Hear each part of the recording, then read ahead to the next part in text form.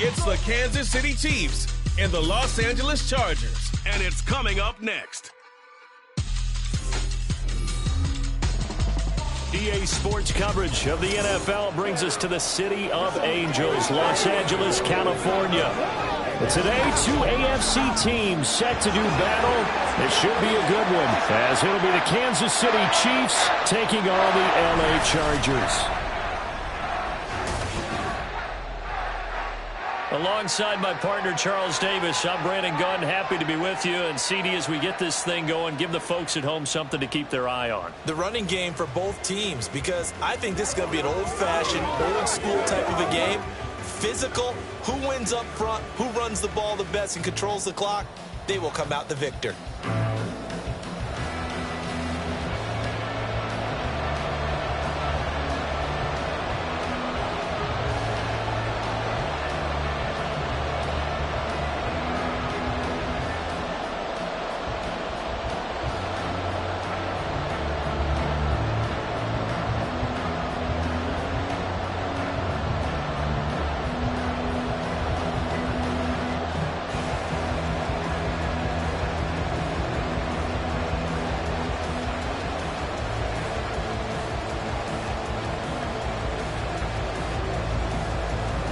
Here's the kicker, Harrison Butker, ready to get this one started. And we are underway here in Los Angeles.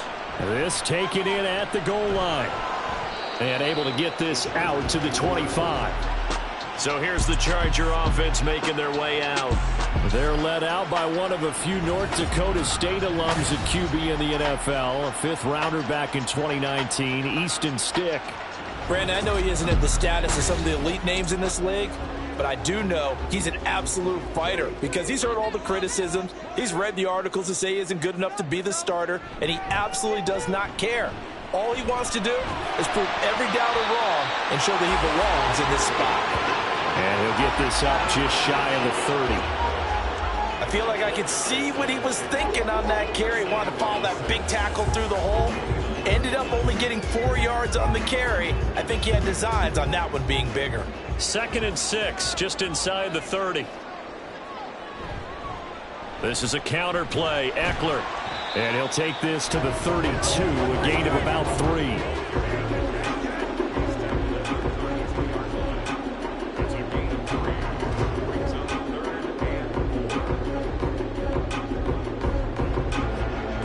And they'll look to avoid an early 3-and-out here on 3rd and 4.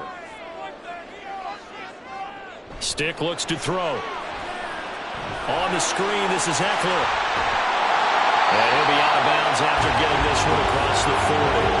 It goes as a gain of 9, and it moves the chains. I like the screen being called here early in the game, especially on the opening drive, because, Brandon, when guys come out of the locker room, especially those pass rushers, they are so amped up to get to the quarterback that you can use that against them, and a screen pass is a great way of doing it. A lot of teams against good pass rushing teams, they want to run the screen 10 to 12 times in a game. 1st and 10, Stick. That's caught by his tight end, Gerald Everett. And that's good for a pickup of 10 yards. And that'll leave him with a second and just a few inches left. Well, first drive here and the first time that we've called a big tight end's name, but I can assure you this, Charles, it won't be the last. No, it won't, because when he gets going, now it opens up opportunities on the perimeter because that'll draw the defense towards him in the middle of the field. Now your wide receivers will get involved as this game goes on. And he'll get it into enemy territory just across midfield at the 49. Only a gain of a yard, but that's all they needed. Sometimes I get almost mesmerized watching these runners who have great vision. You know, those eyes that carry their feet to open spaces, make people miss. I just love watching those guys go to work.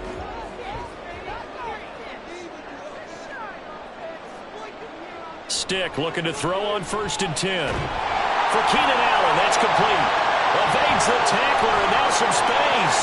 And all the way in for a Charger touchdown. Keenan Allen, 49 yards. And the Chargers are on the board first here this afternoon. You know, as a head coach, you can't hide everything from your team. They know that people think that they're not supposed to be on the field with them. So they designed a heck of a game plan, didn't they? Nice fast start, get out after them, and maybe let everyone know that they're here to compete. And get this home crowd behind him early as well. Yeah, that's a huge part of it, isn't it? Because if you get the home crowd involved, sometimes you can ride that wave, and that gives you a little added pep. Extra point up and good by Dicker. And it's now a 7-0 game. That time a 6-play drive. And it was Keenan Allen who finished it all off with the touchdown reception.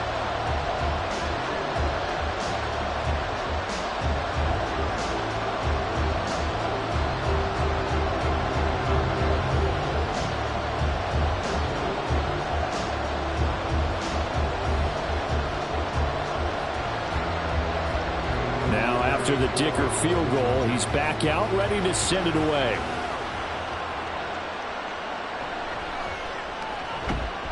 And not much happening on the return as he'll get this to about the 23.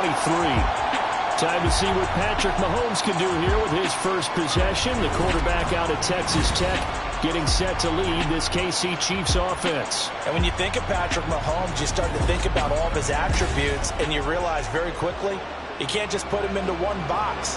No matter how the game proceeds, no matter what is needed, he tends to have an answer for it and plays accordingly.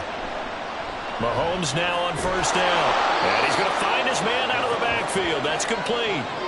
A gain of 8 there on the play. And they'll be left with second and a couple. We'll see what kind of mindset they have here offensively after giving up the touchdown on the opening drive. And based on our time with them, prior to this game, I feel like they've got a good mindset going in. In fact, the discussion that we had with the coaching staff was, we may give up some points in this game, so our offense has to be ready each and every time to either equal or try and get us ahead and try and keep us ahead. This is their chance to respond to that first touchdown given up. My first thought is surprise, because that's one of the better tight ends around, and I've seen him pull in balls like this before. But how about a little credit to the defense forcing that incompletion?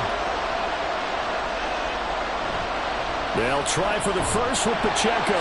And not going to be able to push this forward. He runs into a wall right at the line of scrimmage. That'll bring up fourth. They had the 8-yard gain on first down, but unable to do much from there. An ideal start defensively. They already have the touchdown. Now they get the stop. Just like they drew it up on the chalkboard. Does that sound dated? Right? Am I out of touch a little bit? It's all right. All right, grease board, head, computer, exactly what you want them. Score on your first drive, stop them on the first drive defensively. On is the punter Townsend as he gets this one away. The Chargers get set to go here for their second drive. This could end up being a pretty big drive. I mean, look, yes, it's early in this game, but they scored the touchdown. They got the stop. And now if they could get in the end zone here against CD, they could grab an early stranglehold on this one. Yeah, they certainly can, and that's what you're looking for. Where's the advantage? Can you gain it? Can you press it? Now for them, finishing it off, because right now it's out there for them. They've just got to go seize it.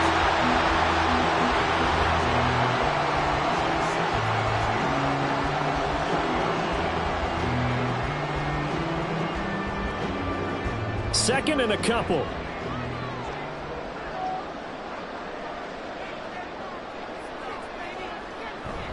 They're going to go play action now with Stick. And a penalty flag comes in as that one winds up incomplete, but the contact is going to move the ball well downfield. So they take a decent shot, CD, and the flag comes out for pass interference. Yeah, a little DPI, as they like to call it in the business, right? And the farther you get downfield, the more frenetic things get, and the more calm and control you have to remain as a defender. That's a little bit of a slip there, and the penalty will go against him. Well, that's just a pile of bodies there, and that's when you kind of find out who's a tough guy, right? Who can stand up and make a play. It was only a 3-yard run, but for both sides, they had to walk away from that feeling like, okay, I can stand up when the going gets tough in here. Eckler going to get it again on second down. And this one goes nowhere. Losing yardage on the play back at the 46. A yard in the wrong direction makes third down tougher. Third down and 9. The running lanes have definitely not been there for him here in the first half, and I don't think it's all been his fault. His offensive line hasn't given him much space. A loss results there. Stick back to pass. And he gets this only to the 44-yard line. Not near enough to keep the drive alive. He opted to go with a scramble, gets 2 yards, and now it's 4th. Nice call on defense, rolling out the nickel package for that big third down play, and they did an excellent job locking down coverage and forcing him to try and run for it, and he doesn't get there, which brings up a big 4th down call. On 4th down, J.K. Scott ready to punt it away. Waiting on it will be Richie James. And that is very well done there, as this will be marked out of bounds at the 5-yard line. Kansas City taking the field for their second drive.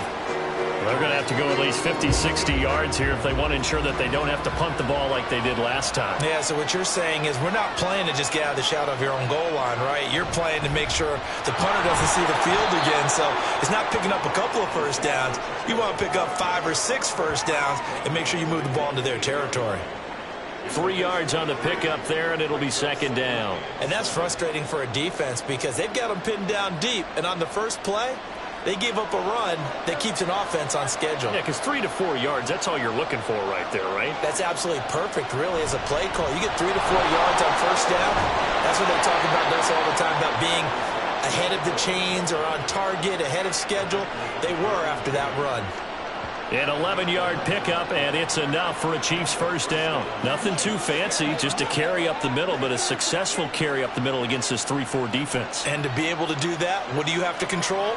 The nose guard, right? Got to be able to move him. Otherwise, you're not getting anything up the middle. Nice job by the center. Well, he's free going down the left side. It's a foot race. How about this? Racing to the end zone. And all the way in for a Kansas City touchdown. Rashee Rice, 81 yards. And the Chiefs are an extra point away now from tying this ball game. Partner, you know what the real key is to stopping a good passing attack? You tell me. Being able to tackle as soon as a guy catches the football. Didn't work out there. No, because when you give up the big run after catch, the rack yardage, that puts your defense in a big-time stressful position. A lot of rack yardage and a touchdown there on the big play. Extra point by Butker is on target, and we are tied at 7. So they only needed 3 plays on that drive. And it's capped off with a Kansas City touchdown.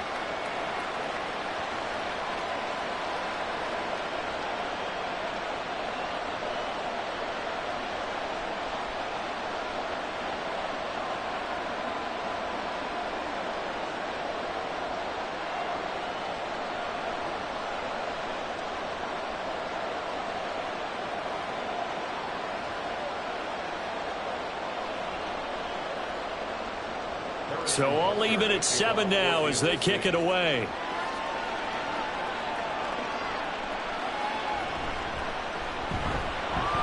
And he will make it to the 20-yard line and no further. And it appears we have a Charger shaken up on that last play. More from L.A. in a moment. The Charger drive about to get going. Defense got the better of them last series, forcing a punt. See if they make a few changes in the game plan here and try to get points out of this drive. 1st and 10. Fights forward for only about a yard up to the 21. Oh, there's plenty of traffic waiting for him up the middle. But give him credit, he tried barreling through anyway. They're fortunate to get a yard out of that one. 2nd and 9 now from the 21.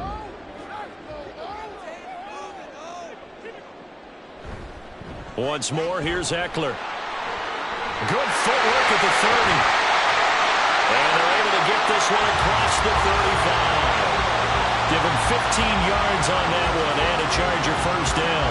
Usually we see runs like this as the defense breaks down later in the game, but this guy set the tone early, running through all types of tackles and put the defense back on its heels. So from the 36 now, 1st and 10. Now Stick. And his throw is incomplete. Josh Palmer, the intended target, and that'll bring up 2nd down.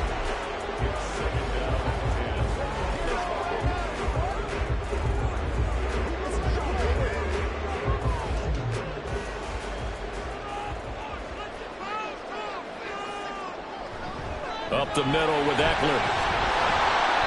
And there just continues to be nowhere to run. He's bottled up again at the line of scrimmage. No gain on that one as it brings up a 3rd and 10. Offensive line really didn't give him any room to maneuver on that play. Things closed pretty quickly, didn't they? And how about the wrap-up at the end of that tackle? Left no doubt there would be no additional yardage to be found. Here's Stick looking to throw. And it's incomplete. Took a shot, couldn't connect. Had to pass there, 3rd and long on your own side of the field. Just couldn't come up with anything. That's why teams always talk about having to win the early downs, meaning you've got to gain yardage and set yourself up for 3rd and short, because when it's 3rd and long, the odds go down significantly trying to pick up the 1st down, even throwing the football. On is the punter Scott here as he gets this one away. We'll call that a punt of 38 yards officially, and it's Chiefs football, 1st and 10. Now this offense back out and set to go for their next drive. And they'll just simply be looking to build off the confidence of the last time out where they scored a touchdown. Then confidence is powerful, isn't it? When you've scored once, you feel like you can go back out there and get it done again. Doesn't matter what the defense throws at them. They feel like they're in a groove right now, and they want to get out there and show it. Yeah, hoping to stay in that groove here this go-around. When you see zone defense and you know you've got a drag route on as your primary call, you've got to be really careful as a passer about how far you let your guy go, because he might wander into some tough coverage. They fake the give. Now Mahomes. Man open. That's Marquez Valdes-Scantling. And he goes down, but not before getting this inside the 25. 36 yards on the play. Despite writing it down on my notes, I never give enough credit to the offensive line, and we have to here. The protection, that's what made this play a success. Quarterback had to wait for his crossing route to develop, and that takes a little bit of extra time. Excellent job by the big fellas up front. So the big play gets them all the way down to the outskirts of the red zone here for 1st and 10. Now Mahomes. That is caught at the 7. And they work this near the 5. He'll be stopped at the 6. They've moved the ball over 50 yards between this play and the last one. How about the way they're moving the ball down the field? They had a big play a moment ago. Followed it up with another nice one here. And before you know it, they're already looking at 1st and goal.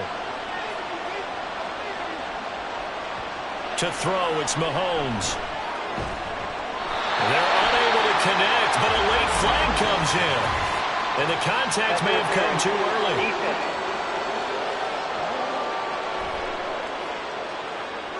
So the ball's moved to about the 1 after the penalty, 1st and goal. Pacheco is into the end zone. Touchdown, Kansas City. So the previous pass interference call put the ball at the 1-yard line, and then they stick it in on the very next play. And I love the play call right there. After you get the pass interference call, you've got a defense that's discombobulated a little bit, right? They're protesting the call, upset about what happened. Go right at them. Run the football, and the defense acquiesces, and the ball ends up in the end zone.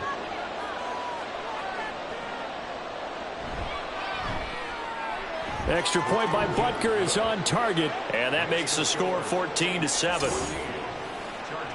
So that drive, 4 plays, and it ends with a 1-yard touchdown run.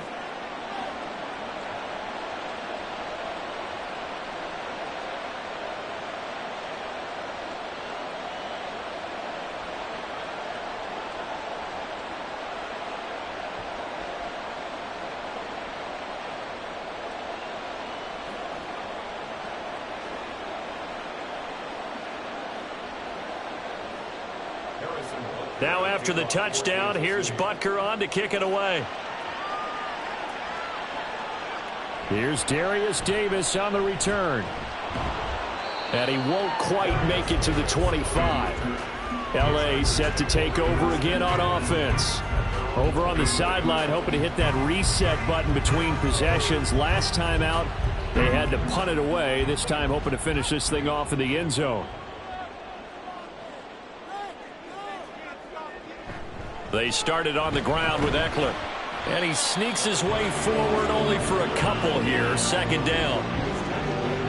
I know we can't hear what's going on in that huddle right now, but I'll guarantee you at least one offensive lineman is saying, my bad, we simply couldn't move them off the line of scrimmage. We've got to do a better job trying to root those guys out of there. They'll break the huddle, come up on 2nd and 8 at the 27-yard line. They're going to look to throw. And he works his way past the line of scrimmage and then slides to a hole. It's just a gain of a couple there on the scramble, and now it's 3rd down. And that's an early scramble that can be viewed positively by either side. From the offensive point of view, it begins to establish him as a possibility to keep it on certain plays. And defensively, they avoided giving up a huge play in one of their first tests in containing a quarterback on the run. And they get him down, but not before he takes it across the 40-yard line. 2nd catch for him today, and it'll wind up a 1st down.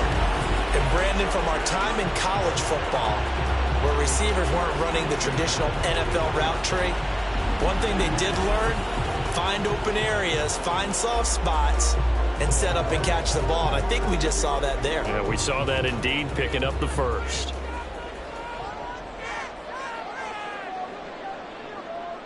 Here's Stick on 1st and 10. And that one's going to be off target and incomplete. It's a tried and true formula, and I don't think it'll change for as long as we play football. If someone's trying to throw the ball and you can put pressure on them and make it tough, that's only going to help your defense. Yeah, he's since being hurried. He got rid of it before taking the hit, but incomplete. On 2nd and 10, it's Stick. And the Chiefs are going to get him. The Mississippi State man, Chris Jones, with a sack there. In every game, we talk about what are going to be the keys as we go into it. Maybe that's a key for their defense today. Pressure the quarterback and make sure you play a good zone defense behind them, and they get their first sack of the contest.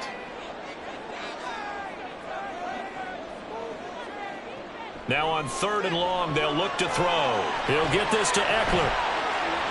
There he goes, left side. And he'll be out of bounds just shy of the 40. Able to convert on 3rd and 14. A terrific play call. Got to give their offensive coordinator credit there. He got right into the head of the defensive coordinator because right on the heels of the sack on 2nd down, he figured they were going to come at him hard again. And so he went ahead and hit a brilliant call. Screen pass works well enough. They're able to pick up a 1st down. That's one way to keep that defense at bay. They'll look to throw here. Throwing middle, but it's incomplete. Nice progress down the field, was halted by that incompletion. They could try for some safe yards here to get things moving again, or keep throwing it and pushing it downfield to try and pick up bigger yardage. Ball on the 42 as they come up 2nd and 10.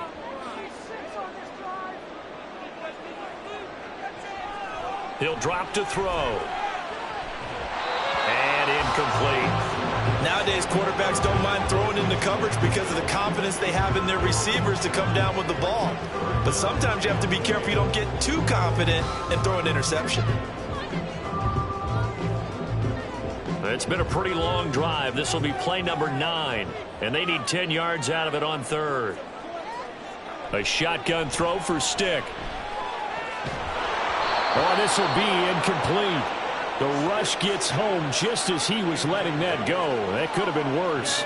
Instead, it's 4th down. They're bringing a lot of pressure here already in the 1st quarter. Already sacked him once. Now they get in there and knock another one away.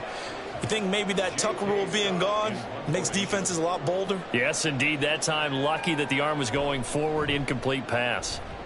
And he's getting a workout here in this 1st quarter as he gets it away. And Kansas City's offense now set, ready to go.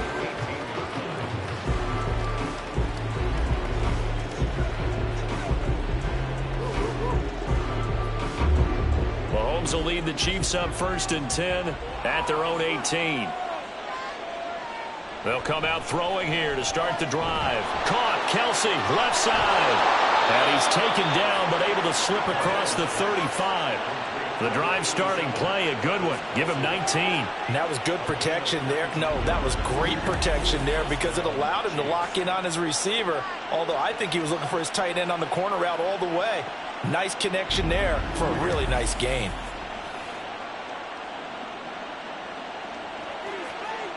So from the 36 now, 1st and 10.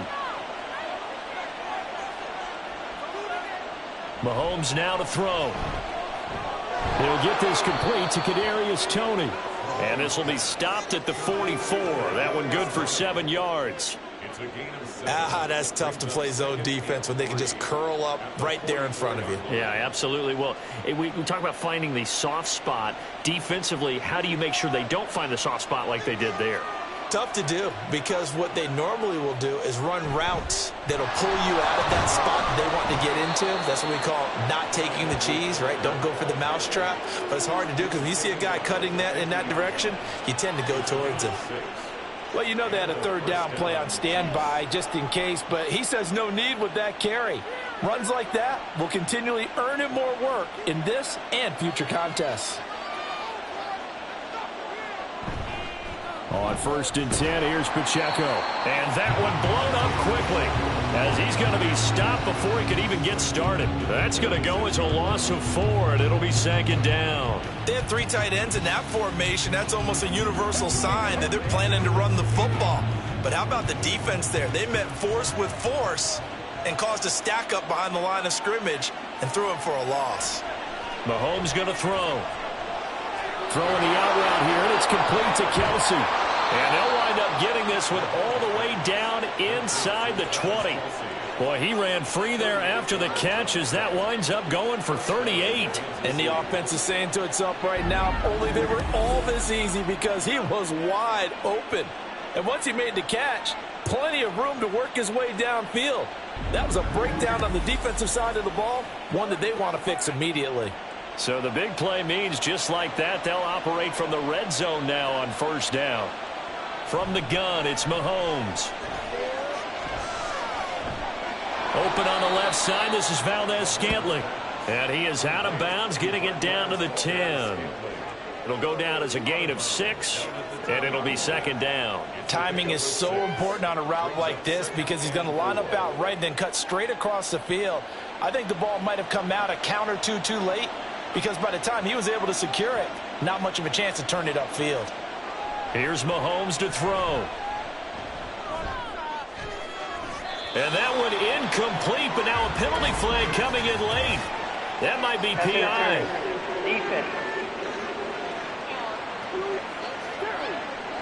And since the penalty occurred in the end zone, move the ball to the 1-yard line. 1st and goal from the 1-yard line. Costly penalty. And that is caught for the touchdown, Kansas City. Marquez Valdez-Scantling bringing in that one from Patrick Mahomes. And the Chiefs have taken a 2-touchdown lead now. Boy, still in the 1st quarter, and look out. I mean, they are on pace for over 80 points in this game. I don't know that they'll get there, CD, but this has been impressive to watch so far. That certainly would be history in the making, wouldn't it, partner? I'm glad we're here to actually watch and see if it actually happens, although, like you, I have my doubts, but they are firmly in control of this game. Extra point by Butker is on target, and it's now 21-7.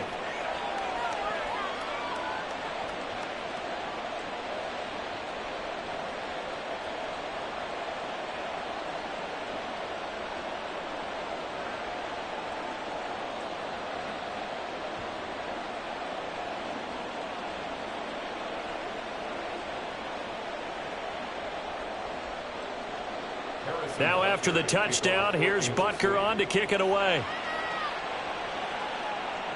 Returnable here for Davis. This taken in right around the goal line. And he'll be brought down right on the chalk of the 20. Here's the Los Angeles offense as they get set to take possession. And right now these guys, they're shuffling a little bit, maybe doubting, because 3 straight drives have ended with them punting the football away. Yeah, so you start pointing fingers at each other a little bit, asking a lot of questions. What are you seeing? What are you getting? Simpler rather than more complex in order to try and fashion together a drive. 2 yards on the carry there. It'll be 2nd down.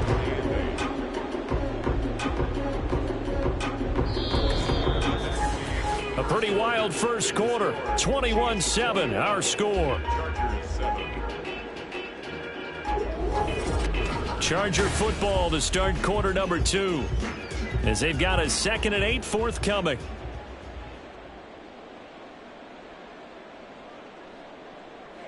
Stick looks to throw. He'll get this out wide to Eckler. And they'll bring him down at the 27-yard line. Give him a gain of 5 on the completion. And now we've got a 3rd down and 3. I know it was a gain, but you have to sense probably a little bit of disappointment there, because when it's out there in open space, I think they expect to get more out of a play, don't you? Especially when you're getting it to your guy out of the backfield. You're expecting him to be able to create something, be a little more shifty. Yeah, no doubt about it. Good open field tackling held it to an okay gain. Now a 3rd down throw, but it misses the target, incomplete. Well, it's looking like another 3 and out here, and at some point, got to be able to put together a drive to keep your defense from having to go right back out on the field. I feel like things are starting to unravel a little bit, and we're not even at halftime. So they're forced to punt on 4th as this one's away. James now to return it. Call that a 41-yard punt, 6 yards on the return. And they will take over 1st and 10. At their own 35-yard line.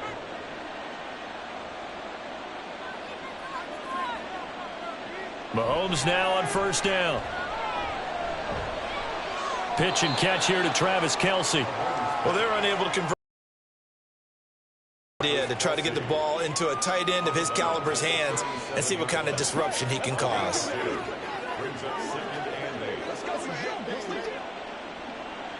So from the 37, here's 2nd down and 8.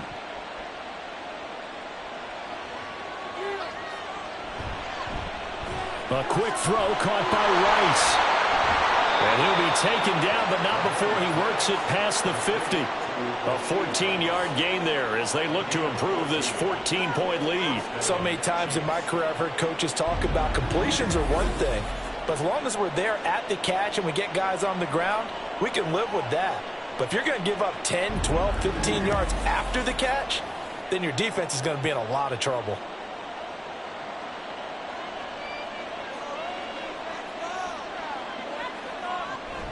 They go play action. Now Mahomes. That's laid out deep for Rice. And he's got it inside the 10. A big play there for KC. 43 yards. This is what happens when you give Patrick Mahomes time to throw. I know people worry about him moving out of the pocket, but if he stays in there and you give him extra time, that big arm, he's going to find someone open downfield.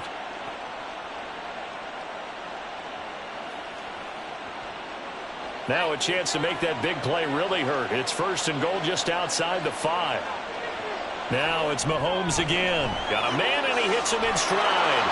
And in for the Chiefs touchdown. Marquez Valdez-Scantling bringing in that one for Patrick Mahomes. And the Chiefs take a 3-touchdown lead. He was on point throwing the ball right there. He had the big play to get him down close, and then he delivers a touchdown pass on 1st and goal. And you mentioned the big play that got him down close. I think that big play left him reeling a little bit. They didn't memory on defense after a big play against you. Looks like their memory was a little too long there.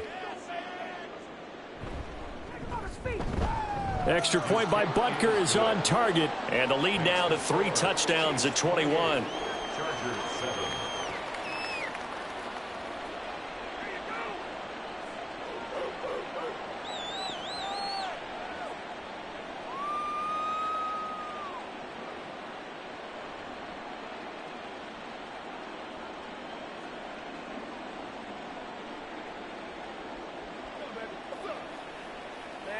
Seen that play a couple of times already.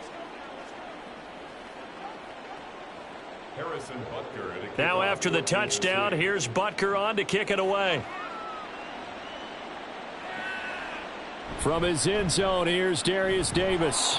And he'll be brought down shy of the 20, so the decision to bring it out of the end zone, not a good one. The Charger offense making their way back out there.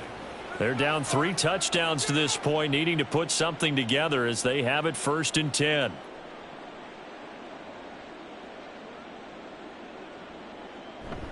Here's Eckler to begin the drive.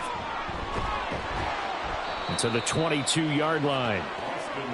End result of that one, a nice 4-yard gain, so you can use that to set up your play-action game, or you can come right back and continue to run the football because As an offensive play caller, you're on schedule and feeling pretty good about your next couple of calls. 2nd down and 6 now. It's Eckler again. And this one goes nowhere. Losing yardage back at the 22. A loss on that play, and now 3rd down gets tougher. 3rd and 6. I like the strategy. Extra tight ends, extra beef. They want to run the football, but that means they probably want to run it inside. If you get strung out on the perimeter, you're in peril. Yeah, we saw the result. Negative yardage. They're going to go play action now with stick. Flushed it. And he can't find a receiver, and he's brought down. Michael Dana with a big-time sack on 3rd down. It's a loss of 7. 3 scores down, not even a halftime yet. They are not getting much generated offensively. They've got to figure it out. It's tough because this defense just seems to be playing with so much confidence right now. They really are. They are on their toes, and they're getting at them. James now to return. It'll be a 39-yard punt, 4 on the return, and out will come the offense as they take over. Another drive coming for KC, and we'll see Marquez Valdez-Scantling once again. We're in the 2nd quarter. He already has 2 touchdowns. We know how good he is. That's well documented. How do you contain it?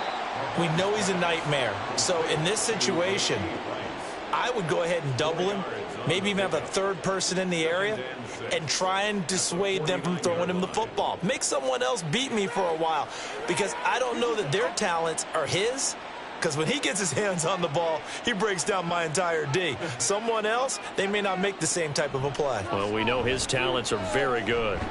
Meanwhile, Mahomes' throw complete there to Rice. They call his number again. It's his 6th catch and a 1st down. The start for them near flawless. Defense gets him a 3 and out. 2 quick pass connections on offense. So that's how a team works together. Just what you described. Get them the ball, give them a little momentum, and they're capitalizing off of that. Thanks a lot, guys. On 1st and 10, here's Mahomes. Throw left side complete. That's Rice. So in the 2nd quarter, he's already up over 100 yards receiving now. And isn't 100 the magic number for a really good game for a receiver? So you got a chance to really shatter that and have a profound effect on this game. Options galore here. 2nd and a few inches. They go play fake. Mahomes finds his man. It's Kelsey on the crossing route here. He's up to 88 yards receiving in the ball game now, and he's got a 1st down. 2nd and short, that's a rundown, so it's definitely a good time to go play action if you're feeling it. And they do so and pick up a 1st down.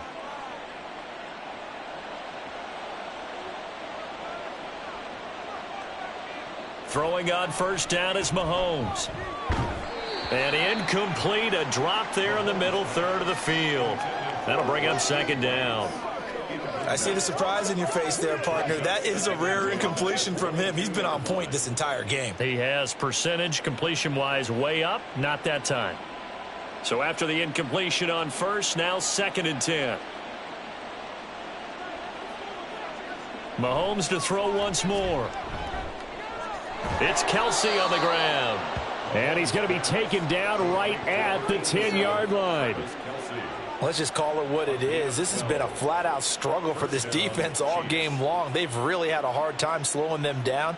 And while I'm not big on speeches and guys jumping up and down, they might need their team leader on defense to get in their face right now and light a fire under these guys. They've got to start playing better assignment football and start getting guys on the ground. And now a throw on 1st down there, but it's incomplete. Well, it hasn't been a banner first half for the defense trying to cover him today, but they'll take that one right there, helping force that incompletion.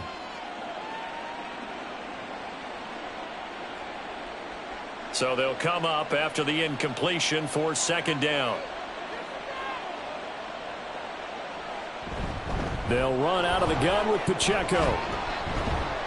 And able to break 1 tackle, but then quickly brought down. But a nice little gain.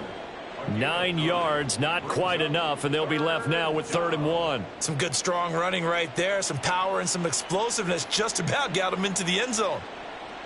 9th play coming up here on this drive. This is 3rd and a yard. Now Gray. And he's going to take it into the end zone for a Chiefs touchdown. Noah Gray punching it in from a yard away. And the Chiefs continue to pull away here in this first half. You know, in golf, they often talk about playing the course and not worrying about what the other players are doing, what their scores are. That's essentially what we're seeing from this offense. They're just having fun and doing what they feel like doing today. Butker on for the PAT.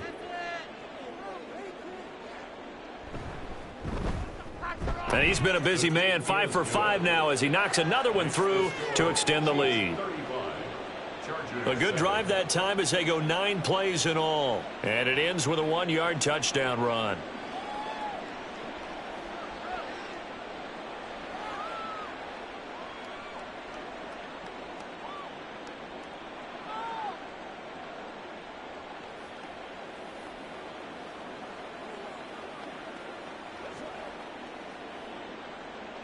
Now after the touchdown, here's Butker on to kick it away. From a yard or two deep, here comes a return. And no chance to get away as they'll get him down at about the 17-yard line. L.A. readies for its next possession. These guys definitely hoping for a better showing than their last appearance. They couldn't really even move the football much beyond the shadows of their own goalpost, Charles. We'll see if they can get a better, more sustained drive going here. Yeah, and every team that we ever talk to says the exact same thing. When you start a drive from that deep in your own territory, the goal is a minimum of at least 2 first downs, because even if you have to punt then, you change the field position, right? You flip the field a little bit. They didn't get that done. This time they want to string together a nice drive and help themselves out. On 2nd and 10, it's Stick. Caught by Allen. And he'll get this up to the 30-yard line. He had the touchdown earlier. This one's going to get him a first down. It's been a very one-sided game so far. They got to change what they're doing right now, don't they? You can't wait till the halftime speech to make an adjustment. No, you can't, because if you're doing it right, you're adjusting from series to series, and they need a big adjustment here to try and put some points on the board. Running on first down, Eckler to about the 35, 2nd down. The defense thought they had that play covered, but it still got driven backward by those blockers. Those types of plays are a key part of any team's offensive game plan. It all starts up front in the trenches. 2nd and 6.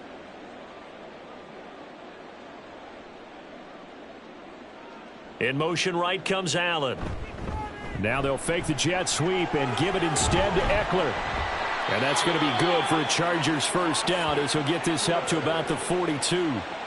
For a lot of guys playing this game, there's no better feeling than running right through a tackle. He's able to lower his center of gravity and churn his legs for a really nice pickup. So 2 first downs, and that moves the ball to the 42 now, 1st and 10. Here's Stick looking to throw. Pass hauled in by Johnston. And he's going to get this down to the 35-yard line. 23 yards, the final tally. It's a gain of 23 yards. That's another Chargers first down. 1st and 10 at the 35-yard line. Stick back to pass.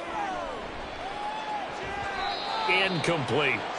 This could be the start of a nice stand from this defense now after getting walked backwards on this drive. Come through with another one here, and you have them staring at a 3rd and long, and that puts the defense in a position to dictate to the offense. An incomplete pass on first down. That leads to a 2nd and 10. They go back to the ground now with Eckler. And a solid run down inside the 30. 51 yards rushing for him now to this point. I think we can safely say that those types of plays are the backbone of this offense. We know not every run's going to be a big hitter, but you know they'll take that type of result on each and every attempt. This offense so far on 3rd down, they've converted 3 times in 8 chances. This is 3rd and 4. Under pressure, and he will go down. Sacked back at the 38. Multiple players getting home there for an 8-yard loss. These sacks now, they're starting to pile up, Charles. And that front 7 defensively, they've had their way with this offensive line. And I think at this stage, we have to start thinking about different play calls. We've got to start helping this quarterback out because the entire game he's been under siege. I don't care what the down and distance. They've got to get the ball out of his hands a lot quicker. For the field goal, a 55-yard attempt. And he has got it from 55 yards away. That was never in doubt. And that drops a deficit from 28 to 25. So as it turns out, that sack doesn't wind up costing them, Charles. They at least get points, get 3 of them. Yeah, that's where your kicker can really come to your rescue because, you know, after the sack, there was a little consternation there. Are we out of field goal range? Are we going to be able to get 3? In this case, he stepped right up and gave them exactly what they needed.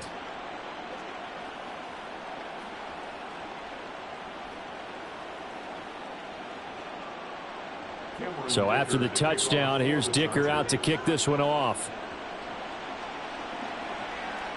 And here comes a return from just beyond the goal line.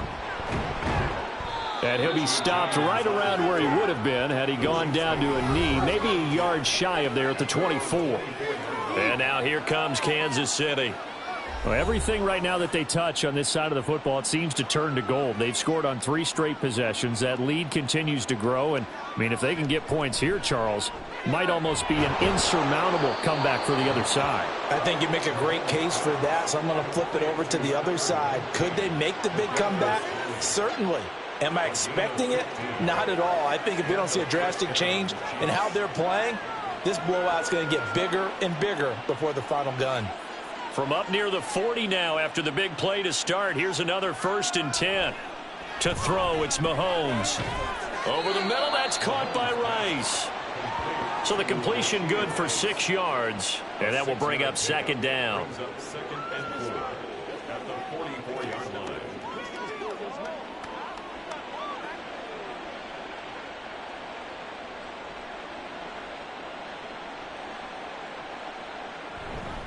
Pacheco gets it and tries the left side. And he's dropped just before the line to gain. 4-yard pickup leaves him with 3rd and 1. When you find that kind of yardage, you couldn't be more confident as a ball carrier. And guess what? You're going to go back and tell your offensive coordinator, I'd like to keep carrying it, thank you. A yard all they need, but it's 3rd down. On play action, it's Mahomes. And he knocks the ball away, and it falls incomplete. That might be the 3rd down stop that they needed because they've had a lot of trouble slowing down this offense in the first half. This might be their opportunity to get off the field. On 4th down, Tommy Townsend to punt for Kansas City. This is away, but boy, headed straight for the sidelines. And the punt over the side in the air, and the spot will be inside the 35. Austin Eckler and the Charger offense reclaim center stage. They're behind in the first half here, CD, but it's not through any fault of their running back. He's had a strong start to this one. And you're right about that, partner, because watching him play, you would think that his team is in the lead. He has been a lot of fun in this contest. Now let's see if they can actually make something happen, put more points on the board behind his efforts. Yeah, I'm curious to see, Charles, if they can play complementary football and get that passing game going as well.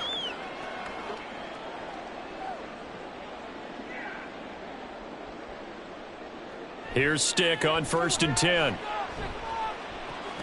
He'll drop this one off to Eckler.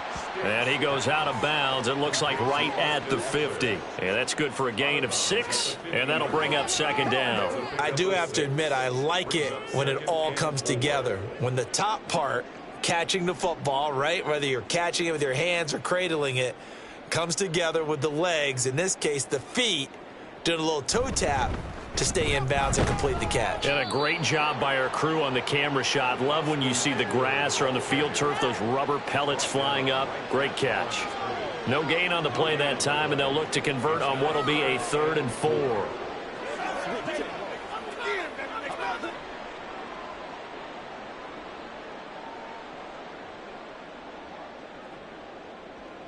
From the midfield stripe, they'll look to throw.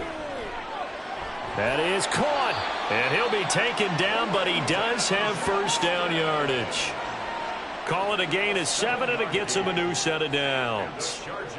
Would it be safe to say that as precise as routes are supposed to be run in the NFL, maybe they're not quite as precise in college ball? That's accurate, yes. And I think we saw a college route in the NFL there. Just find the soft spot, find the dead zone, and find the first down. And that's what he just did. And he's going to take this ahead for right around 3 yards, but no more than that.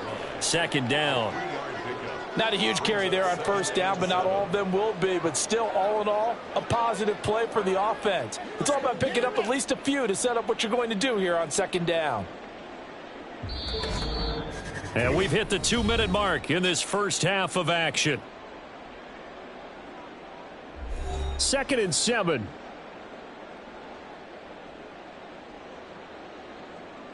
Now Stick. Got an open man. It's Josh Palmer. He's got his first catch here before halftime, and it goes for a first down. That's another Chargers first down. First and 10 at the 32-yard line.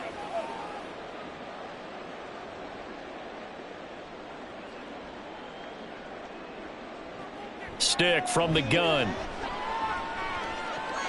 This is swung out to Eckler. And he's able to get it down to the 25-yard line. Just about every quarterback is trained to really look downfield first before you come back and make a nice, safe throw. And in this case, that's exactly what he did. Found his running back, let him create some space, and it turned out to be a nice play for the offense. Stick looks to throw. They'll find Everett there, complete. And they have a first down and well into field goal range also at the 16 now. And the tight end is certainly a position built to move the chains because they can control space underneath. If they've got good hands, then, of course, they're a dynamic target. But one other thing is they're right in the sight lines of a quarterback on just about every play. And that makes it easier for the quarterback to pick him out and deliver. Stick looks to throw it again. And he's going to have to eat this one as down he goes. The Chargers going to signal for the first of their timeouts as they'll stop it with a little over 30 seconds to go in the first half of play. Let's go, man. Sacks, a growing theme in this first half. This is 2nd and long. A shotgun throw for Stick. And he's taken down after a gain of 3 as they move it from the 22 to the 19. Now the Chargers will use the second of their timeouts as they'll stop it with 27 seconds remaining here in the second quarter.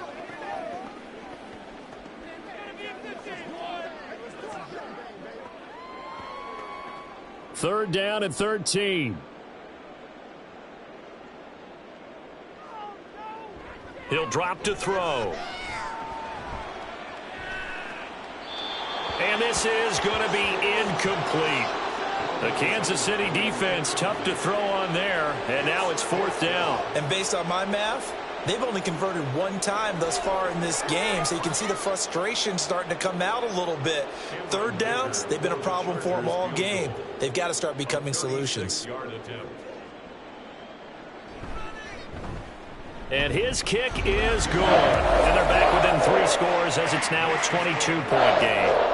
So the 3 points here, they're still down, but they put somewhat of a dent into that lead going into the break. Anything helps when you're trying to chip away at a lead, but they do know that they're going to need a little bit better effort in the second half.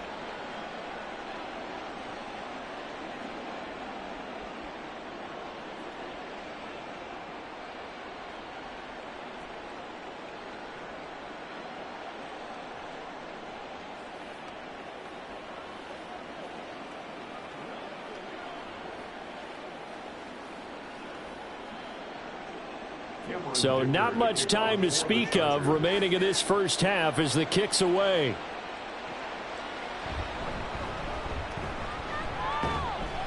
And a nice return sets him up pretty good here right at the 30-yard line.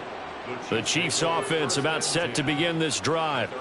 And with a 3-score lead already, this is not time for a momentum change, so I'd imagine they'd be happy to just take this into the locker room. And he'll just push his way forward for a few as the clock will run. There to make the tackle, Khalil Mack. So we reach halftime in what's been a fairly one-sided game so far.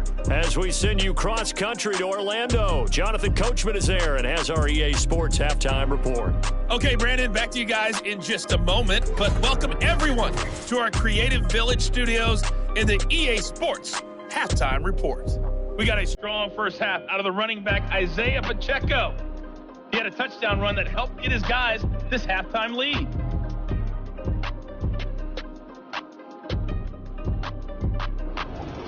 All right, Coach, thanks very much. Fine work as always as we welcome you back for quarter number 3.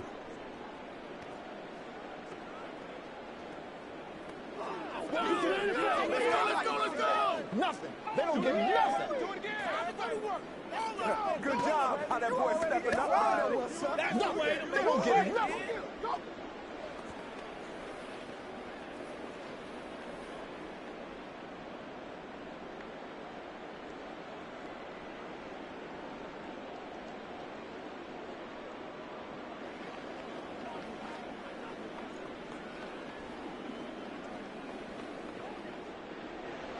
Ready for the start of the third quarter. The Chiefs have the lead and set to receive the football. And we see James. He will not return it, and they'll bring it out to the 25. The Chiefs ready to go on offense to begin quarter number 3. Mahomes will lead the Chiefs up 1st and 10 at their own 25-yard line. On play action, they'll throw. Oh, a first mistake for him in the ball game as it's intercepted. And they will set up shop in enemy territory at the 42-yard line. Not the way you envision things to start out the third quarter. One play and already a turnover. It's interesting. You and I were talking with the coach, and he talked about how at halftime, as a play caller, he wanted to make sure he got a new script going for the second half, not just the one that he operated off of to start the game. Nowhere on that script did it have that result.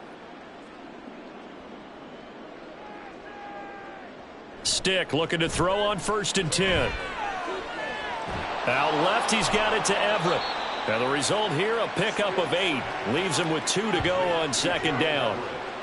And he's the epitome of what we call the move tight end, a guy that you can line up anywhere, in the slot, out wide, in tight, doesn't really matter because he has such great skills. You want to utilize him in all aspects of your passing offense. And there he was in the slot for the catch. On 2nd down, Eckler. And an excellent job of finding the opening as he's got this now all the way down to the 22. 66 yards for him on the ground now on 18 carries. A good run there off right tackle in an old school NFL football. The right side of the offensive line, often known as the nasty side. The left side, usually the technical side. Kind of reminds me of the old Atlanta Falcons 2009, 2010. That's how they constructed their offensive line.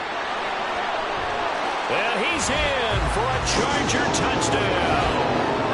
22 yards for Austin Eckler. And the Chargers take the forced turnover on defense and convert it into 6 points. That's the score you felt they had to have here in the third quarter to get back in this game. And you know that there's an emphasis on this. We know where we are, but sometimes that binds you up so much that you try too hard, you don't get the score. A perfect combination of urgency, yet relaxed enough to get it done. They'll try and throw for it. And he's going to get in for the score. And the lead now cut to 14. He hits the big target for the 2-point try. Defenses hate those guys, especially around the goal line. It's hard to decide who you're going to put on him. Are you going to put a smaller corner on him? Or are you going to put a safety who doesn't have maybe the same coverage skills? How about a linebacker? He may have the size, but he's not used to really covering in space. That's why the tight end gives you such a great advantage when you're throwing the football.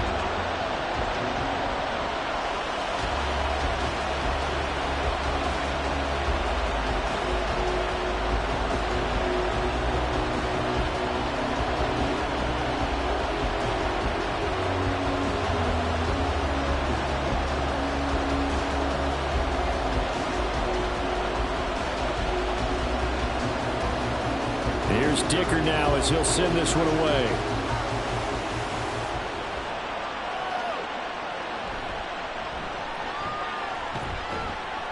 And he'll take it up past the 25 to the 26-yard line. KC's offense ready to take over. Their lead down to 2 scores after the touchdown a moment ago as they start with a 1st and 10.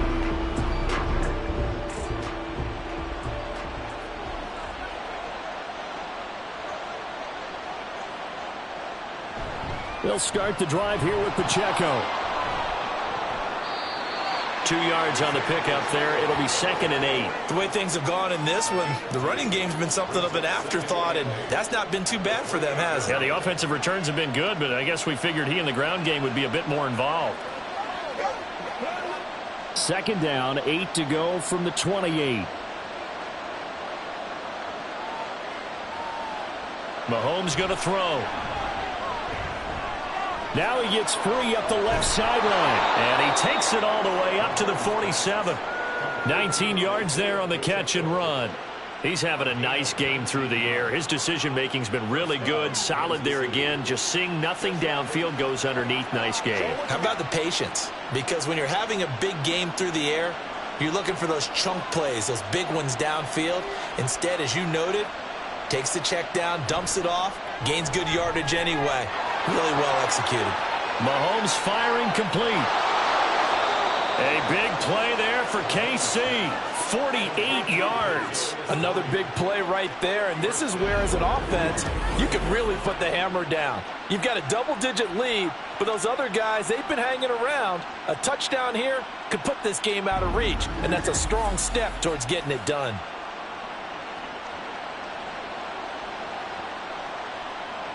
Two big plays in succession. Not sure this D knows what hit him, but now they got to get ready. It's 1st and goal. They'll run here with Pacheco. And he takes this into the end zone for a Chiefs touchdown. Isaiah Pacheco, his 2nd touchdown of the afternoon. And the Chiefs are able to stretch out their lead.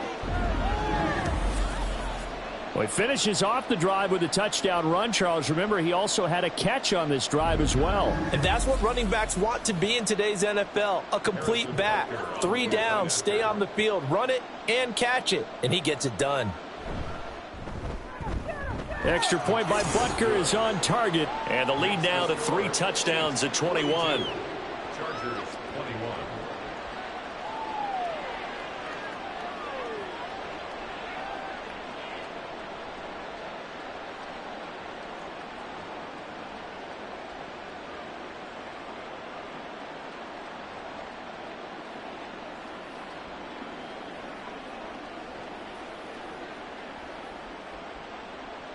Now after the touchdown, here's Butker on to kick it away. From a couple yards deep, he'll bring it out of the end zone.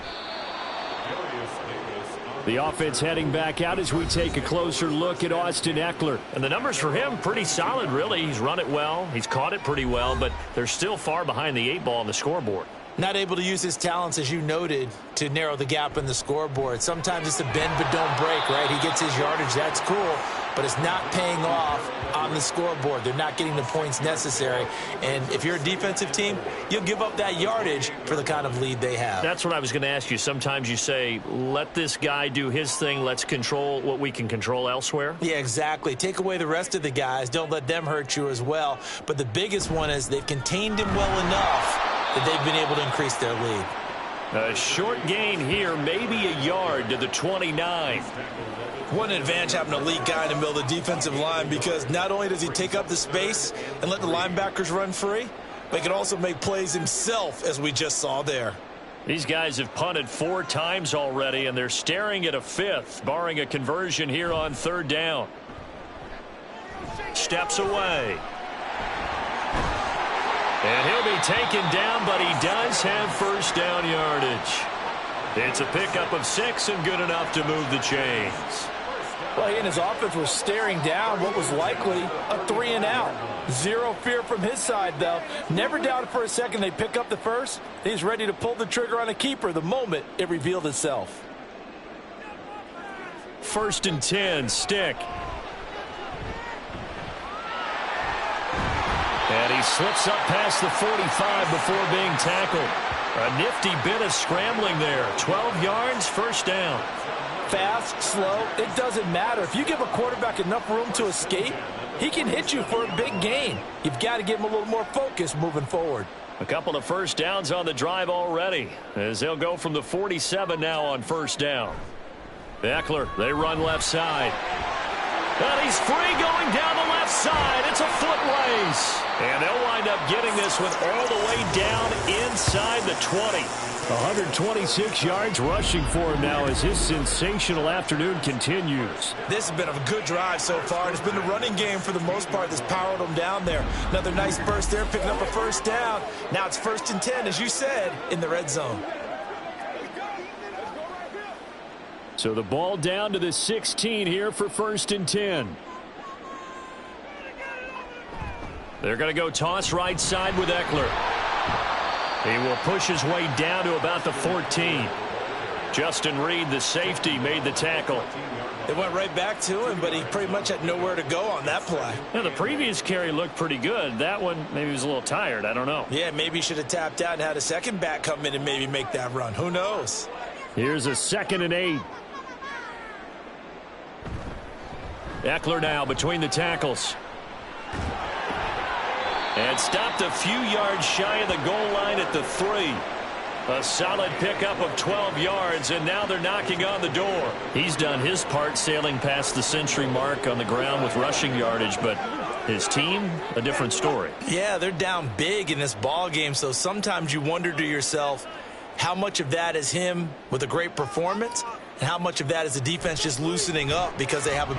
And this will be caught in the end zone for a Chargers touchdown. Josh Palmer from 3 yards out. And the Chargers are able to cut into that deficit. An out route there for the score. A quick out route there for the score. Yeah, you're not really surveying the defense on this one. You're just counting on timing, making this play happen. 1-2, ball's out of his hands. Knows where he's going, just puts it to the outside. Touchdown. Dicker down to tack on the extra point. And the lead will be cut down to 14. So that drive in total 8 plays. And it ends with a touchdown pass to Josh Palmer.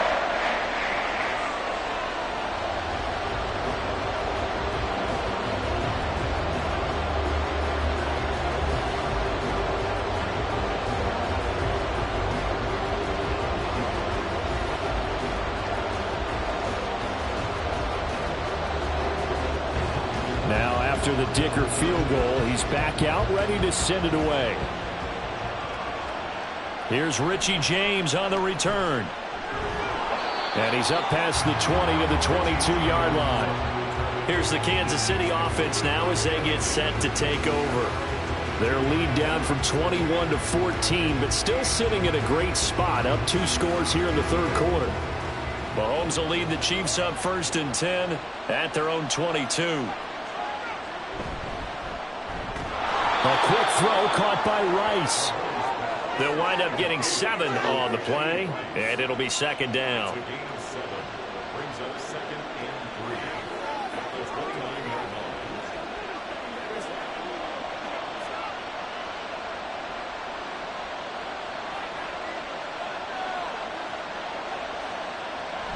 They run it with Pacheco from the gun. And this won't be enough to pick up the first. A gain of 2, 3rd and 1. If they're going to get a first down out of this, they're going to have to earn it because there's been tough going on the interior there. And here we are on 3rd and 1. Be prepared. Brace yourself. Going to be some contact going on. 3rd down and 1.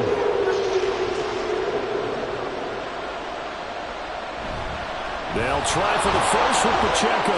And he's able to take this one up to the 35-yard line. A 3-yard gain and enough for the first down.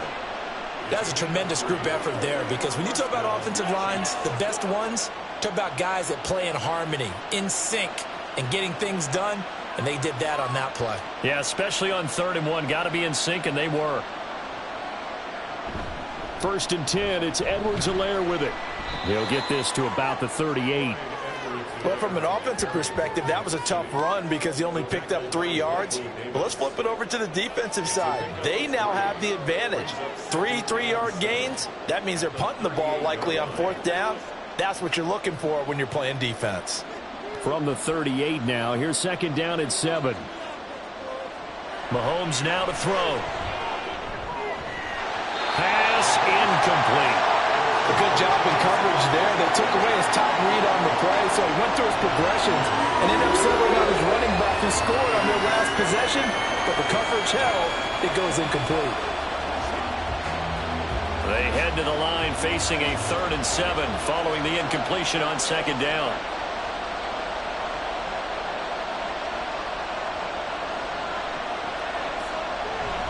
Play action. Now it's Mahomes. He's got his target. That's complete. And he's brought to the ground with another 1st down at the Chargers' 42. That catch, I believe, will put him right at 200 yards for the game. Indeed, it does. 200 yards. He's been incredible. With the kind of game he's had so far, you had to know that on 3rd down that they would be looking his way, and they did, for big yardage and a 1st down. I think the defense fell asleep at the switch on that one. I would have doubled him, tripled him, anything to keep the ball out of his hands. Mahomes' throw complete there to Rice. And he gets it inside the 35 and just shy of the 30. Consecutive catches for him. That good for 11. That's the 3rd time on this drive that these two have connected with each other. They've got a real rapport going. And right now, it's paying off with big chunks of yardage, as shown by that last play. Mahomes to throw once more. And that is incomplete. He couldn't hold on through the contact. Brings up 2nd down. Not his best throw there, but where we sit right now in the 3rd quarter, he's had a pretty good game throwing the football. He certainly has, and it's not exactly at the point where we're doing 4-minute offense yet, but they've got to think about, I'm not going to say milking the clock, but understanding clock management here on out. Mahomes again here on 2nd and 10. Over the middle, and it's incomplete. Nice back-to-back plays defensively. They're stacking momentum now. 1 incompletion, 2 incompletion. They're going for more.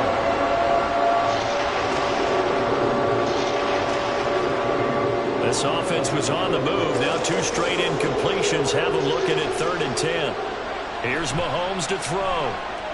Work in the middle of the field, and he's got a man complete. And he's brought to the ground with another 1st down at the Chargers' 14.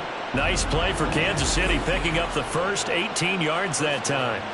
With that last completion, CD's now over 400 yards passing in the game, and quite a few of those have come via some pretty big strikes downfield. Certainly not afraid to challenge this secondary, and it's been successful. I like your observation there, partner, because I agree. This is a group more than capable of torching a secondary any week, as evident. Touchdown! Mahomes hitting his favorite target, Travis Kelce, on the touchdown pass. And the Chiefs had 6 to their lead. Well, we know someone just added to his touchdown passing total, but all he did was get the ball out quickly to his tight end and let him take care of business the rest of the way.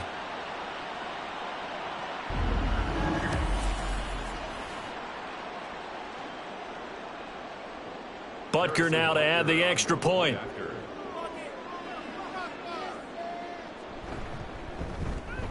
And the lead now to 3 touchdowns at 21 points. So that one a long 11-play drive. And it culminates in a Travis Kelce touchdown.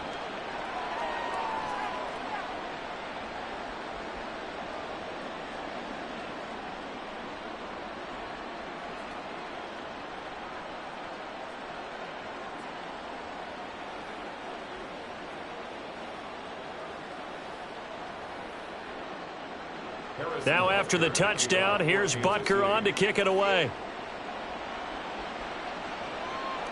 And Davis content just to bring this out to the 25-yard line. And the LA offense ready for this next possession. I kind of feel like they've reached a do-or-die point in this game, Charles. If they're going to try to pull off an impressive comeback, it has to start right here, right now. Yeah, now they've got a final chance to get out of this situation, but they also understand they've got to move the ball and move it fast. In addition, they need to save as much time so they can get 2 more possessions. The result, only 4 yards there on the play, and it's second down. Well, the strategy was evident there. Get it to your tight end and make it a one-on-one play with a cornerback. Who's usually going to win that one? The tight end, but not there. Not in this situation. How about the corner defeating that logic and making a really nice tackle?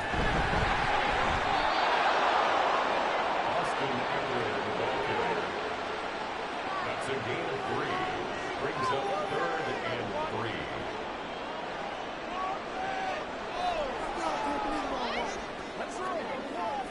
These guys have punted 4 times already, and they're staring at a 5th, barring a conversion here on 3rd down. Here's Stick looking to throw. Able to find the open man. That's complete. And he is going to have the Chargers first down as they're able to get the 3rd down conversion. So he turned to a trusted, familiar face in that 3rd down situation. It paid off. Yeah, you go to your veteran receiver in that spot, so you can't underestimate him when he's on the field. Defensively, make sure you know where he is because he understands how to get open in key situations.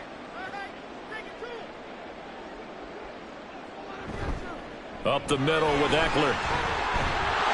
Despite the heavy running, he'll be hit and dropped shy of the 45. Brought down by Willie Gay. You know what really fires up offensive linemen? When the guy that is carrying the ball behind them can create his own space and break a tackle along the way. Here's a 2nd and 5.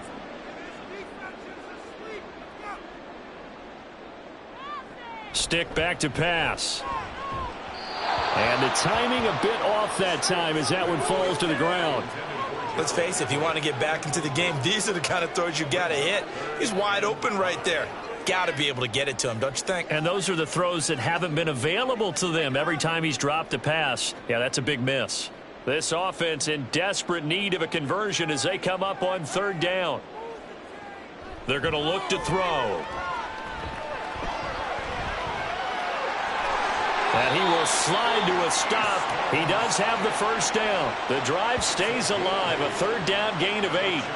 We have so many different terms for 3rd down, 3rd and short, 3rd and long, 3rd and manageable. How about 3rd and medium? Because that's what this one was. The defense looked like they had him hemmed in, but he gets away, evades the rush, and picks up just enough for the first down.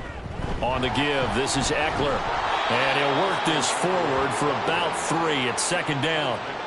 Yeah, I don't know if it's exactly a win-win, but if you're on offense, you'll take that kind of a run, all right? It was kind of stacked up, found a little bit of yardage, and frankly, they're pretty close to staying on schedule on offense. The playbook is still open for the coordinator. 2nd and 7, operating from the 34. Once more, here's Eckler. And he'll get a little over 2, maybe a full 3 down to the 32-yard line. Not too many offenses want to turn down long drives, but when you're down what they are, they've got to pay it off with some points. They'll break the huddle and come up on the 9th play of this drive, needing 5 yards on 3rd down. Back to throw. Ball had his hands on it, couldn't bring it in. Pretty symptomatic of how this game's been going. Well, how about the coverage we just saw him break out on 3rd down? Dime defense, blanketed the field with extra defensive backs and speed, unable to find an open hole to complete that pass. On for the field goal, a 49-yard attempt.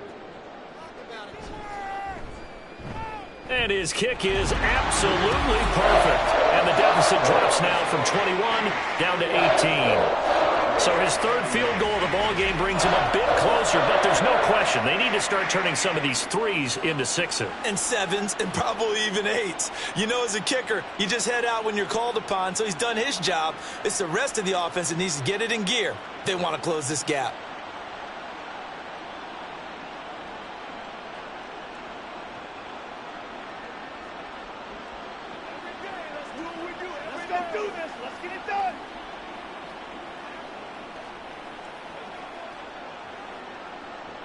So after the touchdown, here's Dicker out to kick this one off. From a yard or 2 deep, here comes a return. Fights off the tackle at the 20. And ultimately, he stopped right where he would have been if he had simply gone down to a knee at the 25. And Kansas City's offense now set and ready to go. And now you've got the clock winding down here in the third quarter. You're 3 scores to the good. What's your approach on this drive? Too early to fully commit to playing the clock game. Yet at the same time, you're also not going pell-mell like you would in 2-minute offense. This is what NFL offenses call 4-minute football. Take the clock out of the game a little bit, wind it down, but at the same time, keep advancing the ball down the field. Now 2nd and 5.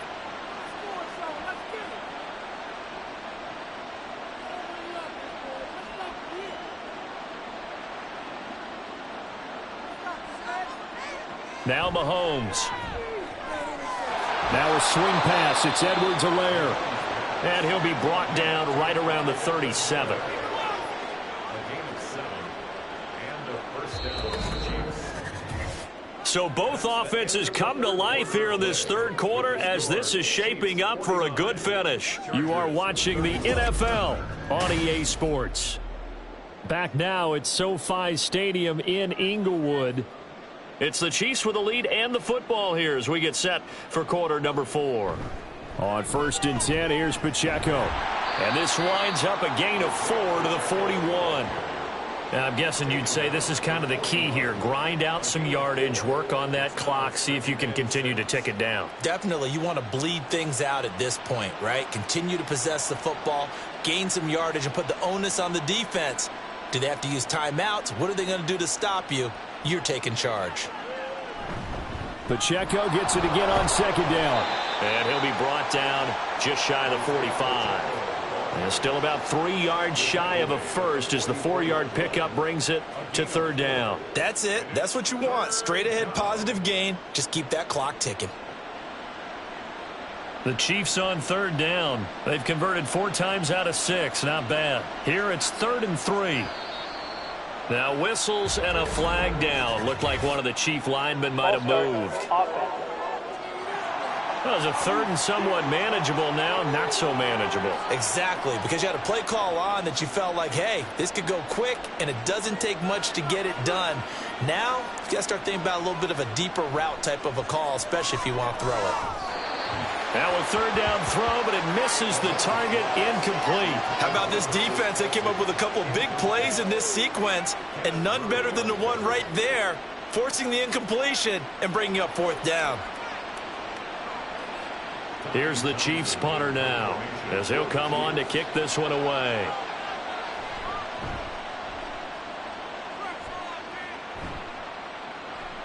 Davis now to return it. It's a 40-yard punt, 4 yards on the return, and it'll be Charger football here as they take over. And now out on the field, here comes Los Angeles. Well, this game, it has had no shortage of offense. They've been able to put up a decent amount of points on this side, Charles. They just have not been able to keep pace with the other offense they're going against here. Yeah, that's a good way of pointing things out because now it's not a total loss because, as you said, they've scored some points, so there's some plays they can build on, moments where the game plan actually worked. But overall, though, they were just out-personnel. They were going up against a team that's playing at an elite level. Ball up to the 35 now as they come up on 1st and 10. Now Stick. And his throw's going to be incomplete. His back has been a dependable safety valve all game, so he went back to him when his first read was covered. Just unable to connect, so the play results in no gain. So now 2nd and 10 after the incompletion on 1st down. Back to throw here. And to the right side here, it's Allen. They get 6. That'll leave them with 3rd and 4. It's a gain of 6. Makes it 3rd and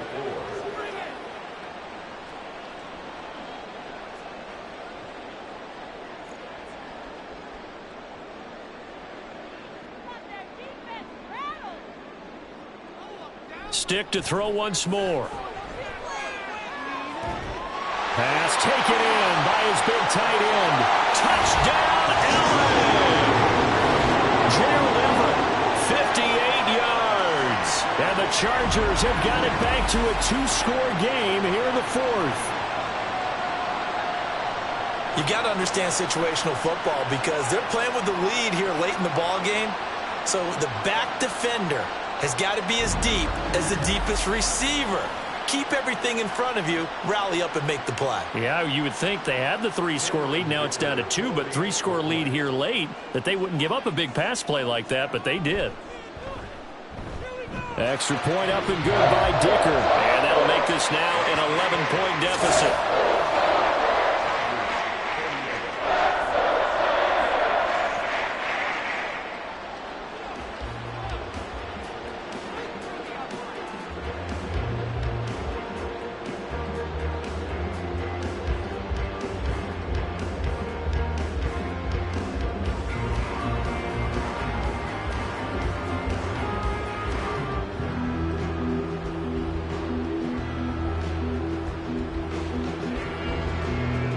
Here's Dicker now as he'll send this one away. And here comes a return from just beyond the goal line. And they'll get him down right at the 25-yard line, so the same result had he opted for the touchback. And out come the Chiefs now. Well, there are 2 scores on the plus side. Still time here in this fourth quarter, but maybe you start thinking about playing keep away? Yeah, I think here's the situation. You're not thinking touchdowns anymore. You're just thinking first downs. To keep up with your theme there, playing keep away, first downs, they can't touch the ball. Throwing on first down, but this one winds up to be incomplete. That's a tough spot for a running back coming out of the backfield because you know he's got to look for the football, knowing full well he's got a man coming his way, full steam, and he broke that one up. Following the incomplete pass, here they go again, 2nd and 10 from the 25. To throw, it's Mahomes, and his throw here's incomplete. Well, you most certainly don't want to go 3 and out here and get the football right back because your friend, Old Momentum, he's wondering if he should change sidelines about right now. And if you don't convert here, guess what? He's going to make the trek to the opposite side, and all of a sudden, you've got a battle on your hands. Throwing is Mahomes on 3rd. And they're able to get this one across the 35. Nothing open downfield. He keeps it himself for 11 and a first down. That is an absolute backbreaker. That was a design passing play, wasn't a draw. You think you got him stopped, good coverage downfield, and he's able to pick up the first with his legs. Defensively, that kicks into your psyche and hurts a little bit, doesn't it? It certainly does, and here's the thing.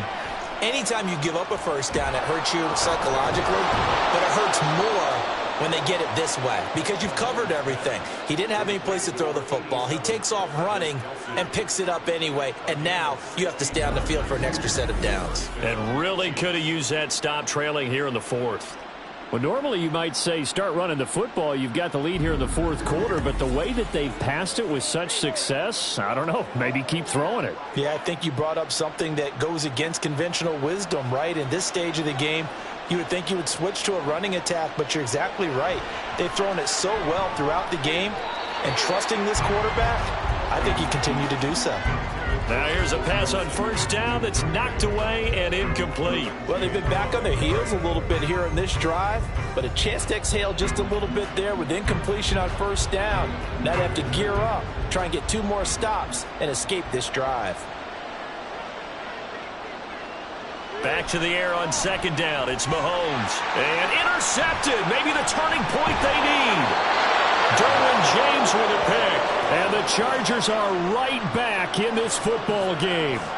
That is the play they needed in a 2-score game here in the 4th quarter. No doubt about it. They did what they had to do to give themselves a chance to get back into the game. They turned it over to the offense. They are now in charge. Now they need to execute. The offense for Los Angeles returns to the field. The interception was a great starting point, but now they need points pretty quickly, down 2 scores. Good starting field position for them as they come up 1st and 10 at their own 46. Stick looks to throw. And his throw's going to be incomplete. Well, that's a defensive coordinator's got to be happy with that result. They took away all options downfield and forced the incompletion.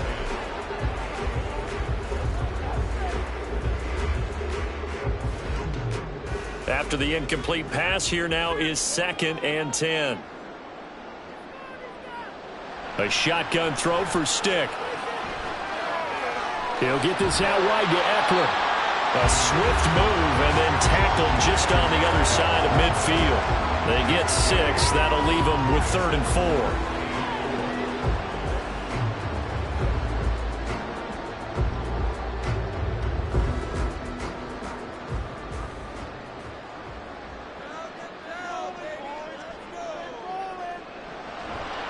Draw play. It's Eckler.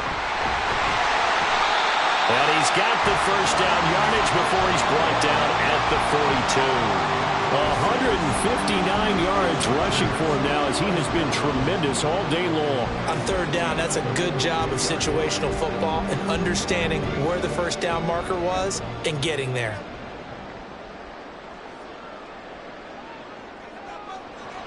First down, and they stick with Eckler.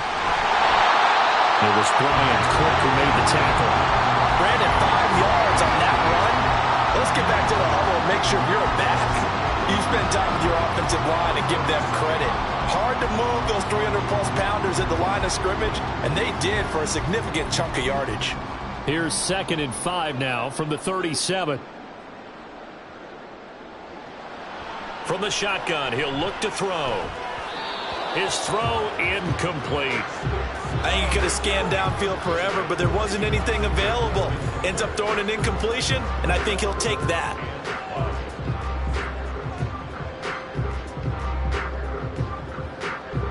They come up now 3rd and 5 following the incomplete pass. They'll set up a throw. And too much juice. It'll be out of bounds, incomplete. When you're leading in the final quarter, your radar has to be up for any potential deep shots. And probably not the last one they're going to see in this game, not as long as they hold this lead. So now on comes the field goal unit, and wow, this is no ordinary try here. This from 54 yards away. And he missed it. It's no good. And they will remain 2 scores down as the difference holds at 11. And that one, an absolute backbreaker. A chance to get back within a score, couldn't do it. Yeah, that one went begging, as they say, right? There's the opportunity, and it was missed. But all hope's not lost just yet.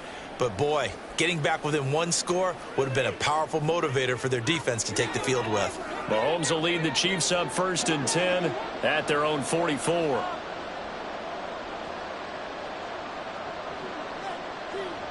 They go back to the air here after the INT on the last drive.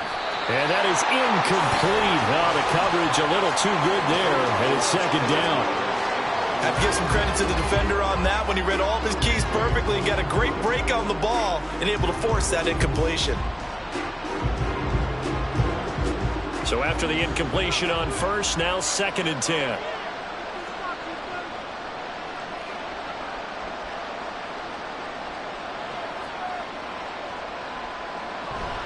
They fake the give. Now Mahomes. Open man right side is Rice.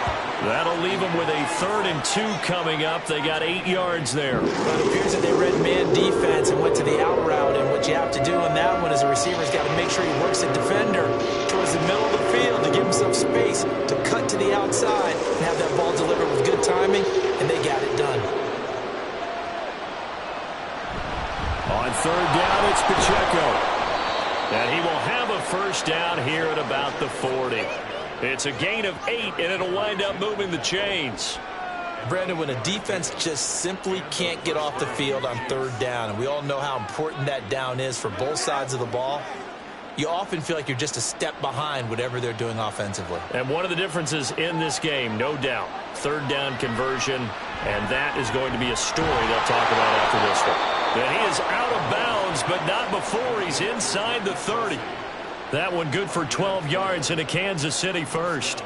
Charles, he's now over 400 yards passing in this one. It feels like he has a zillion completions. Just a very memorable effort from a guy that we thought could be in line for a big game, and he has exceeded our expectations. That he has, and I'm not really surprised at all, because when you look at this offensive unit, they are loaded across the board. And, of course, the guy throwing them, he's a big-time player himself. They brought it from start to finish and really helped get the better of the opposing secondary.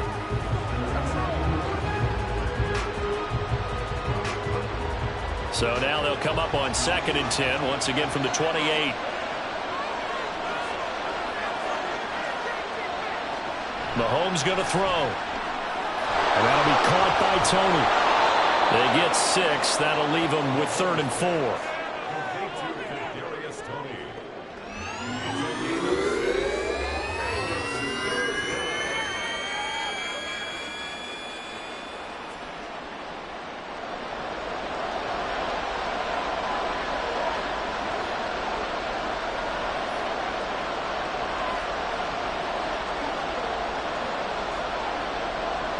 Mahomes to throw once more.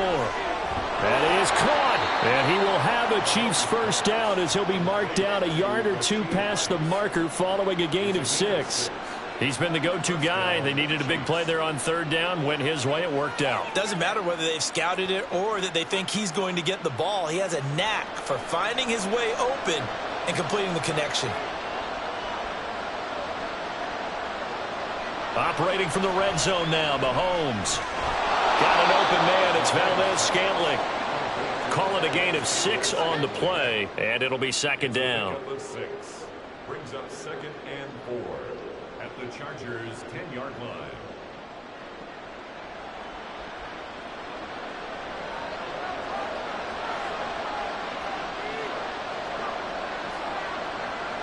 Mahomes now to throw. To the goal line, but it's incomplete. Not too many missteps in the red zone thus far. He was going for his 5th touchdown pass. His man couldn't shake free there, but boy, you know he's going to take another shot before this one's over. Yeah, exactly, because you know 3 is good, 4 is excellent. You get 5. That's a whale of a game. This offense has converted 2 third downs on this drive already. This is 3rd and 4. And that's caught. It's Kelsey. Touchdown, Kansas City. Travis Kelsey, a beast in the red zone with his 2nd touchdown of the game. And the Chiefs have pretty well put it away here in the 4th quarter. Well, it seemed like they were so focused elsewhere they forgot about the tight end spot, and he's the one that burns them there to make this a 3-score game here, Charles, in the 4th quarter. I think there might be a little bit of defensive fatigue from those guys on that side of the ball, partner, because they've been spending their time trying to stop them from all angles. This time the tight end gets them. Extra point by Butker is on target, and the lead is up to 18 now. A 10-play drive that time, and it culminates in a Travis Kelsey touchdown.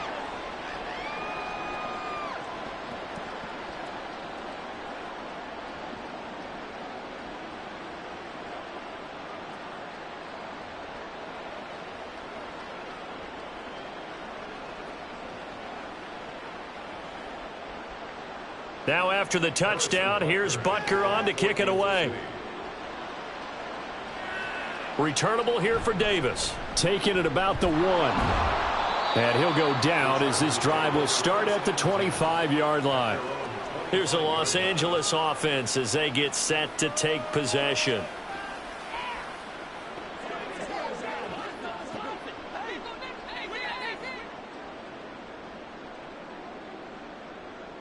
Here's Stick on 1st and 10. Looking for Allen. He's got him on the slant. And he's taken down but able to slip across the 35.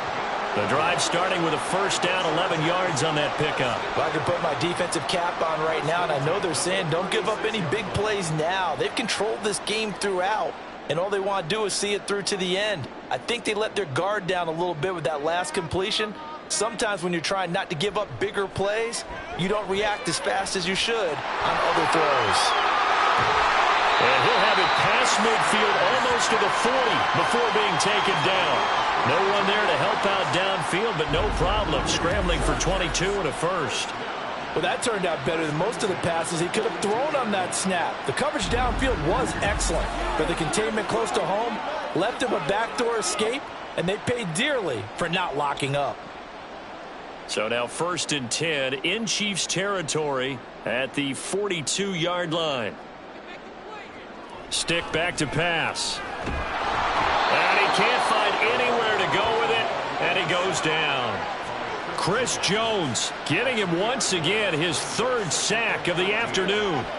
It has been a rough afternoon for him trying to get rid of the football. See, that's now 5 sacks. How'd you like to be the offensive coordinator, the offensive line coach trying to come up with an answer for this pass rush.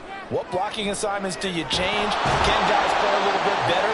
And we're seeing the end result on the scoreboard. Long day in the pocket for their quarterback. It's a game of matchups, and that's why you take your receivers and move them around a bunch, especially your best guys. And when they work out of the slot, you often hear the coaches talk about how great it is because it gives you a two-way go. You can break out or you can break in. That makes it hard to defend. Here's Stick looking to throw. And he'll be brought down with a first down as the tackle's made at the Chiefs' 20-yard line. That one a broken play, but it ends up being a good play. The scramble goes for 20. He's been making himself a weapon as a runner, and the results, they've been welcomed by his offense. My question is about the defense we're watching right now, partner.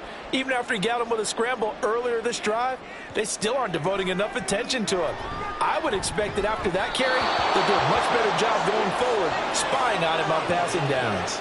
And now a throw on first down there, but it's incomplete. Well, he certainly didn't like what he saw at all from the coverage on his primary reads, and he didn't even have any luck trying to get back to his safety valve. Give defense a credit. Coverage was in lockdown mode everywhere.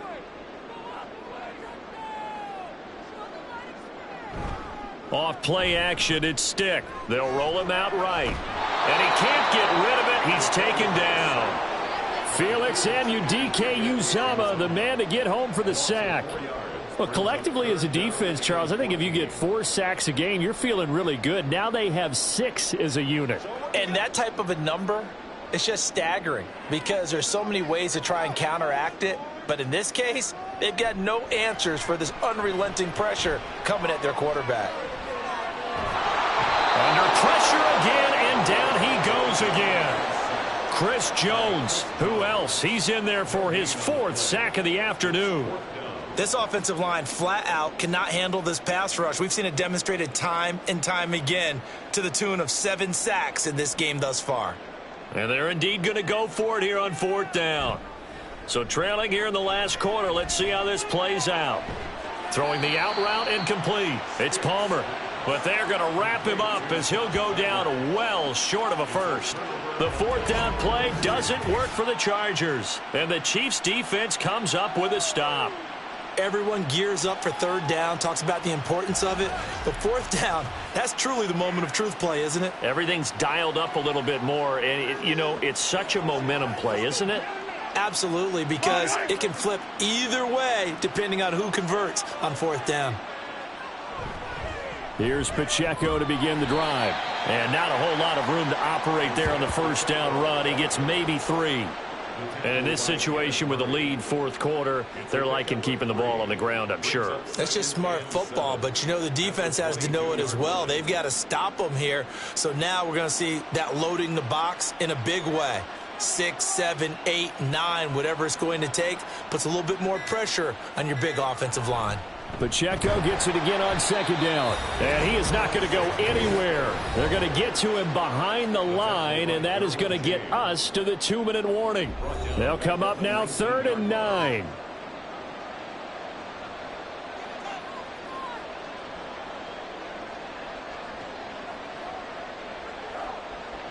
Here's Mahomes to throw.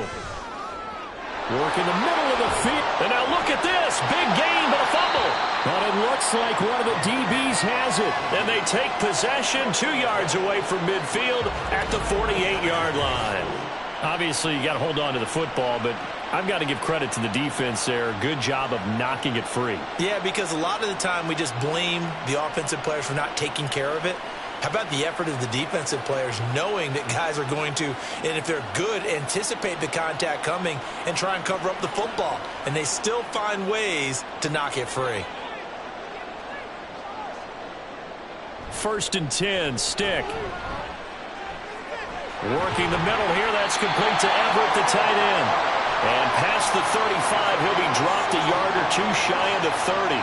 16 yards is the pickup there and a 1st down for L.A. Well, those are the types of plays they probably wish they had made more of in the first 3 quarters. And this deficit going to be tough to overcome here in the 4th. But a nice 1st down and a pickup on that throw. Yeah, and this is where his coaches You're looking for effort and execution, even though the scoreboard is going against you.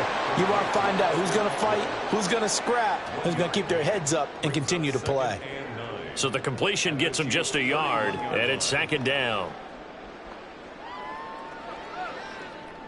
Now you've got to hustle your guys to the line and get them set. Now Stick. It's incomplete. Took a shot, couldn't connect. That's coverage you'd expect to see in a tie game late. Not in a lopsided game like this. They are not letting up.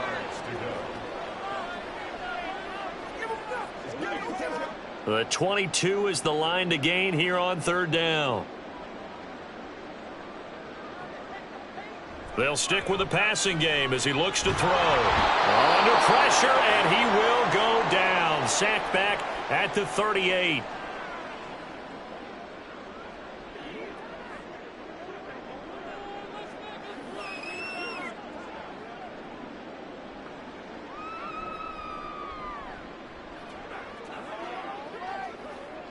No choice but to go. Here's 4th down now. As expected, they're going for it to keep the drive alive. And Evans got it. And he gets it all the way down inside the 10 and mark him at the 5. Now the Chargers will use the 2nd of their timeouts as the clock stops here with 46 seconds left to play.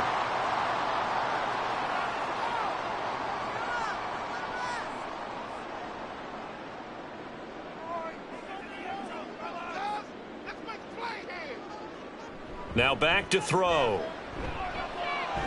This is swung out to Eckler. And I think the ball's out, but this will fortunately wind up out of bounds.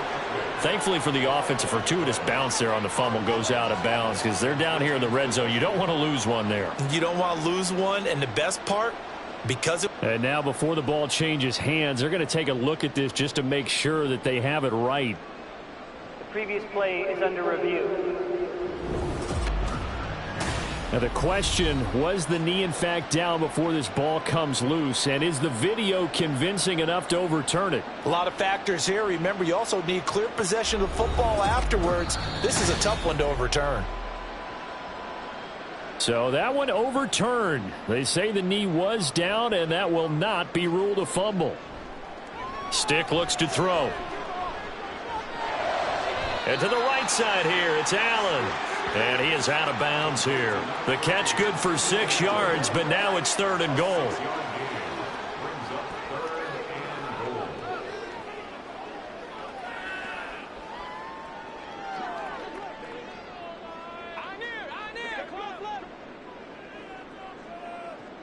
A shotgun throw for Stick.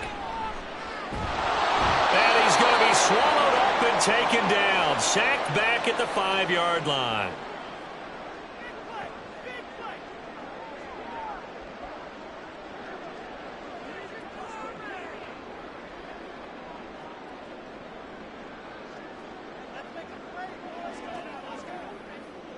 The decision made for them. They've got to go.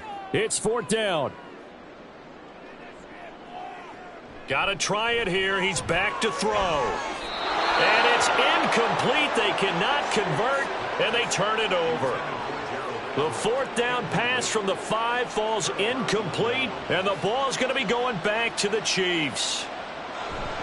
Headed straight, it's Pacheco. And he's going to take this up past the 10 to about the 11. Offside, defense. And that one was relatively easy to see. I noticed that from up here. Yeah, it doesn't take a whole lot, does it? Sometimes you get multiples. What I always love on these offsides is when each side points at the other. Hey, you did it. No, you did it. They deciphered that one correctly.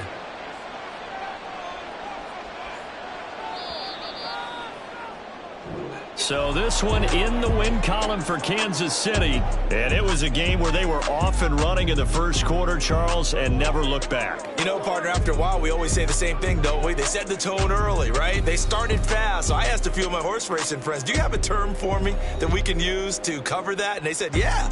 When a horse breaks out like that, you say he caught a flyer out of the gate. And that's exactly what this team did today. I mean, they jumped out there, jumped on them, and we're never headed. So that'll do it for us. For my partner, Charles Davis, and all the hard-working men and women on our crew, I'm Brandon Gaudin. You've been watching the NFL right here on EA Sports. From Southern California, so long, everybody.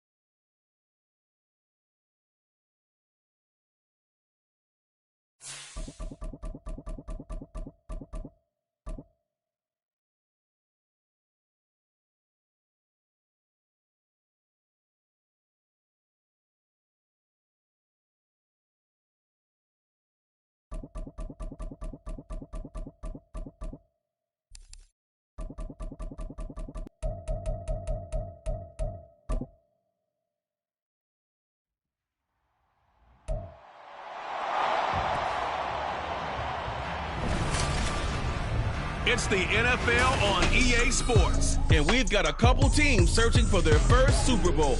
It's the Jacksonville Jaguars and the Tennessee Titans on Sunday night.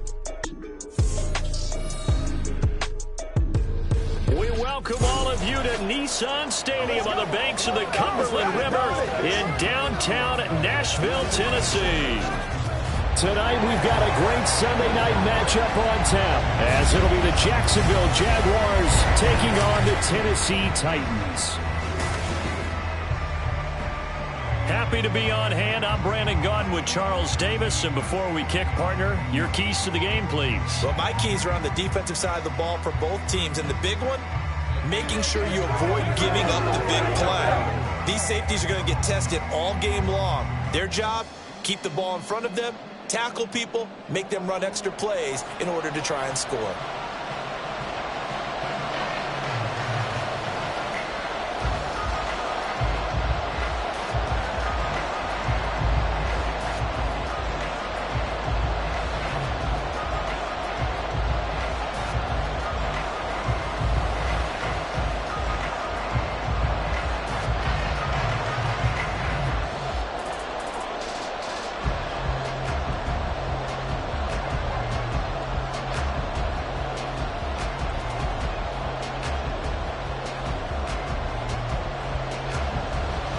is the kickoff unit as they run up and send this one away.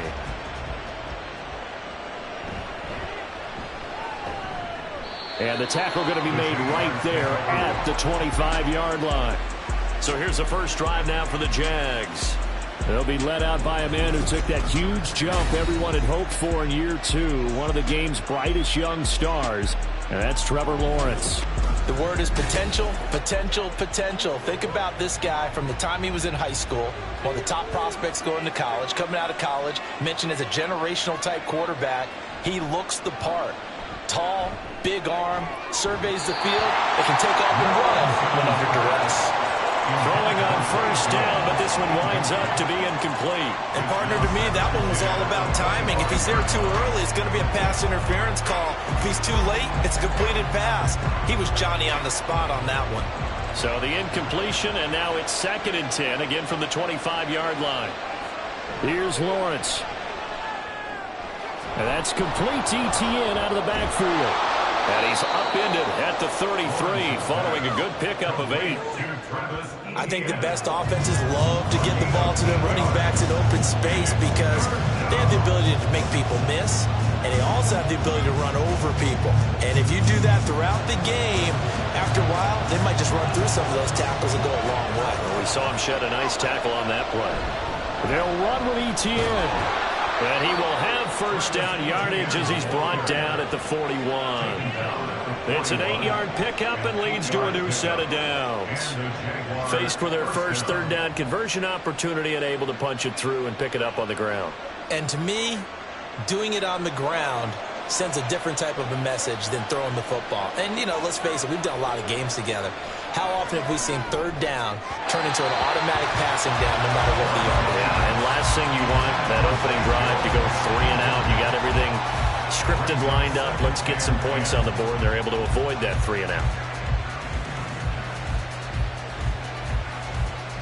Here's 2nd and 10.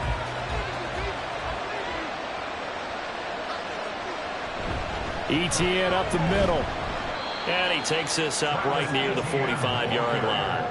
4 yards the gain, and it'll bring up a 3rd down. That 2nd down play call was not to pick up the first down. It was to accomplish what they did to get them into a manageable 3rd down because they had incompletion on first down, so they were behind the sticks, so to speak. They needed to make up some ground, and they did.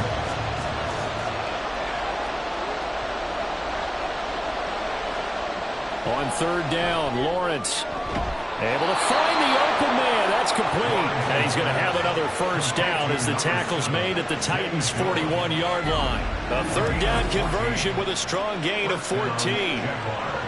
We got to like what you're seeing from this offense here on the first drive. A nice, sustained series to begin the game, and it will continue after picking up another first there. Would you say the word methodical comes to mind? I love the execution. I love what they're doing on this drive. They're controlling the ball, controlling the game, controlling the clock. He lets this one fly toward the back of the end zone. And incomplete on the deep ball. And that might have been a situation where even though you don't hit on the deep throw, you at least put in the defenders' minds early in the game that we're going to press the ball deep against your secondary. And that can have a ripple effect on how they function throughout. 2nd and 10. Here's Lawrence to throw. Completes it to Evan Ingram. And he's going to have another first down as the tackle's made at the Titans' 18. 23 yards the pickup there. Well, from an offense's perspective, that sure was pretty because the corner route, it's extremely difficult to defend from my perspective. What we just saw there, is that sort of the evolution of the tight end position? Yeah, I think it is because more and more, tight ends are being treated like wide receivers. These are some agile players who can make a play in any spot on the field. Officially, it's a 1-yard loss. That's going to bring up 2nd and 11. Well, as a wideout, when you take that handoff and you're coming around the edge, you're expecting to see nothing but empty space in front of you. But if not... Well, things can go south in a hurry, and that's exactly what we saw on that play with a loss. Touchdown, Jaguars! Calvin Ridley, an 18-yard touchdown grab. And the Jaguars put the Knights' first points on the board as they take the early lead. on paper coming in, you'd say that these guys are the better team by far, and they sort of showed their superiority there on the opening drive. Yeah, they came in the heavy favorite in this game, and even though they're on the road, they just wiped it away, didn't they? They've just said to everyone, we're the better team. We just showed it to you on this opening drive, and we expect to do it all game long. McManus's point after is good, and that makes the score 7-0. Titans, nothing.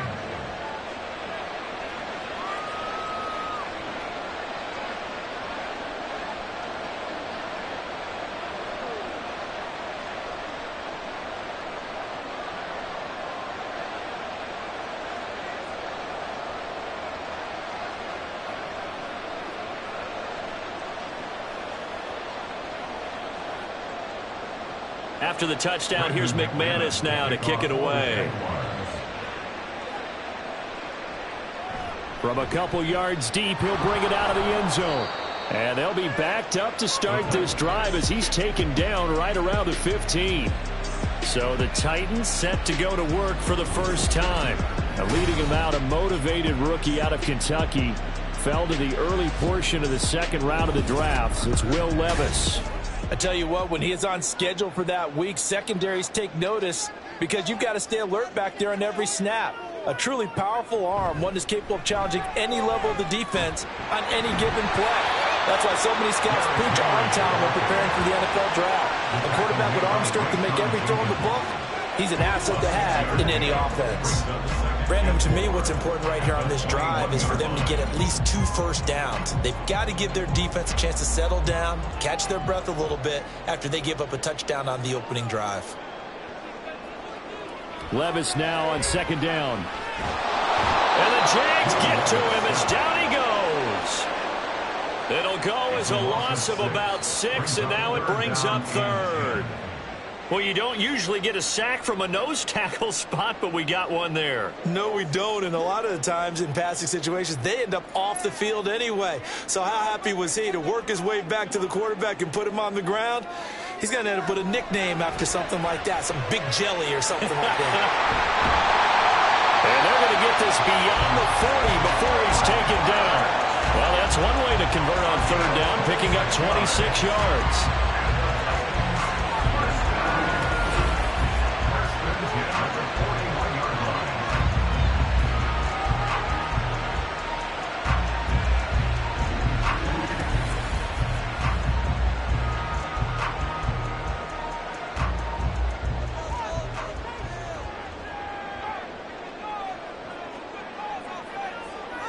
Levis to throw on 1st and 10 here.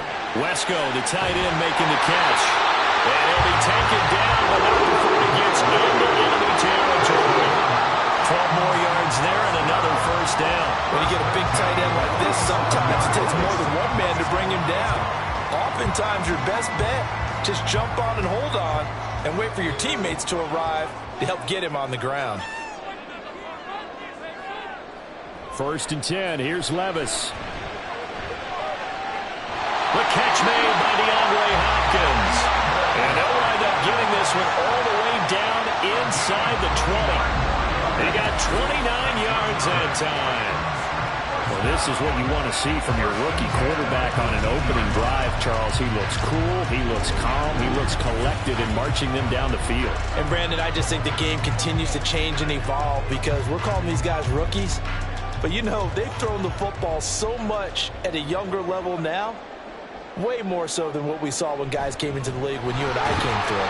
And also just the way, in particular to him, Charles, how he handles himself in meetings, just so professional, mature. Looks like he's been in the league 5 years. Yeah, he cares about the game. He cares about his performance, and it's showing. Ball at the 14 for 2nd and 5. They'll run it again with Henry. And all the way down inside the 5 to the 4. They picked up 5 yards last time. Now they double it and get 10 here. A couple of nice carries back-to-back here, establishing the ground game a bit. Yeah, these aren't bare-bones runs now. I mean, they're getting substantial yardage, the kind of yards you're looking for, right? Let's go ahead and use a cliche. Stay ahead of the change, right? 5 or more yards each time. That's what you're looking for in setting a tone and getting your offensive line going. Good sign on the opening drive. And he's maybe going to get this back to the 4, but that's about all. No gain on the play that time, and it sets up 2nd and goal. He can rack up those tackles in bunches in the run game from that middle linebacker spot. And what he has to do is make sure he congratulates the guys in front and tells them thanks a lot, because as the guy in the middle, the Mike linebacker, you're counting. And he gets in. Touchdown, Tennessee. Will Levis, a 4-yard touchdown scamper. And the Titans respond to that opening drive touchdown with one of their own. Yeah, this is pretty similar to the Wildcat plays that were bouncing around the league circa 2008 or so. The idea here, just snap it right to the guy you want to run with it. In theory, you're getting yourself an extra blocker. And here, that Wildcat runner is your quarterback. And he takes it into the end zone. Folk connects on the extra point, and we are tied at 7. So that drive consumes 9 plays all told. And the drive is capped off with a touchdown run by Will Levis.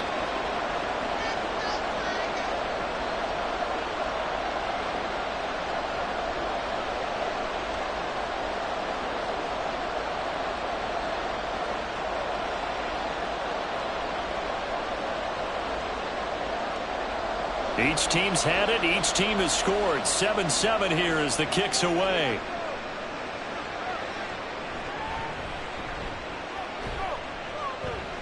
And he'll get it up past the 20 to about the 22. So time to see Jacksonville again on offense for the 2nd time here in this game. A lot of time for this unit to game plan on the sideline after that drive that they watched the other side just score. But remember, last time they were out, they scored as well. We'll see if they can seize that momentum right back. And they have had a lot of time to cool off from reaching the end zone the last time. So have they been able to keep themselves mentally sharp and into this game, even though they haven't been on the field? And you and I both know, one big play, though, gets them right back up to that level. Clock rolling as we hit the midway point of this first quarter. Play action. It's Lawrence. And he will slide to a stop. He does have the first down. They get 9 out of that one, and as a result, the drive continues. As he came to the line of scrimmage, he knew he didn't need much to reset the chain, so when he saw the space he needed, no hesitation. He went to the marker and got his guys a first down. Back-to-back good plays have him on the move on first down. Straight ahead, Etienne. Pushing his way through. And he has a big gain inside the 40 before being dropped. 43 yards rushing for him now, and he's only carried the ball 4 times. They had a chance to limit his yardage, but he was able to fight off that tackle. So it's not just the responsibility of the guys who missed the tackles along the way. It's all 11 on defense, able to stop this guy, unable to do it on that play. They've got to find a way. How about his ability to break through and gain that yardage? So operating from Tennessee territory now. Here's 1st and 10 at the 38. And they'll go again with Etienne. Yeah, maybe a little over-pursuit there as he's able to take this down to the 25-yard line. Another nice gain, 13 yards that time, and another first down. Well, they're making an effort to get the ground game going tonight. So far, it's working. I like what we're seeing from the offensive line. They seem to have the leverage going and are controlling things and reestablishing the line of scrimmage, moving that defensive front backwards. But also like what the runner's giving us, too. It appears that he's been waiting all day long to get out here and take off. And brought down, but not before they get it inside the 10 to the 7. Another big gainer that time. This one goes for 19 yards. Well, this is a defense that's definitely on their heels now because they gave up the running play for good yardage one play ago. Now the pass here sets this offense up 1st and goal. They're going to have to dig in strong now because they've been in retreat so far in this drive. This offense on the march. To the sideline and complete to Ridley. And he takes this down to about the 2 before going out of bounds. That'll bring up 2nd and goal after the gain of 5. At the 2-yard line.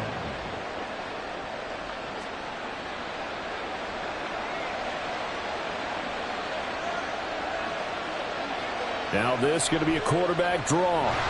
And this will result in him losing yardage back to the 3. That'll be a loss of a yard, and it leads to a third down. Well, that's going to bring up a big call now because he's unable to make the play himself on second down. Now you just have to wonder, will they keep the ball in his hands on third down? 3 tight ends up front here, third and goal.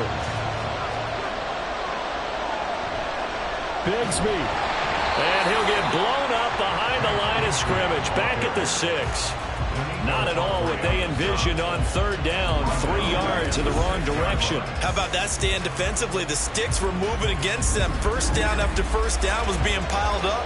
They had driven all the way down the field, and then they ran into a wall on third and goal. Nice job regrouping. Very impressive.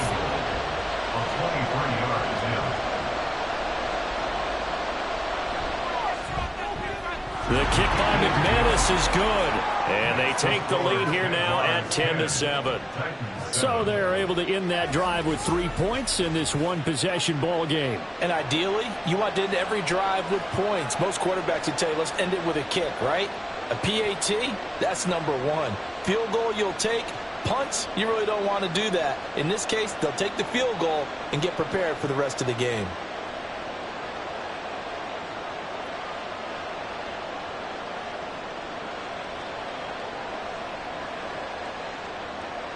After splitting the uprights, McManus to kick it away.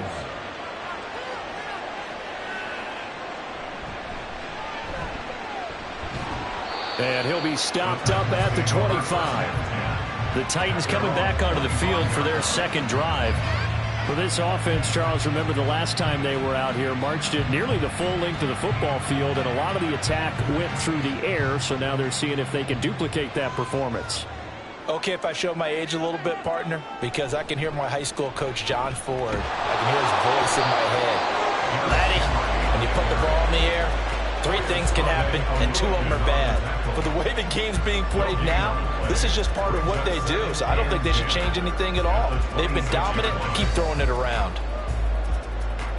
Now a 2nd and 10.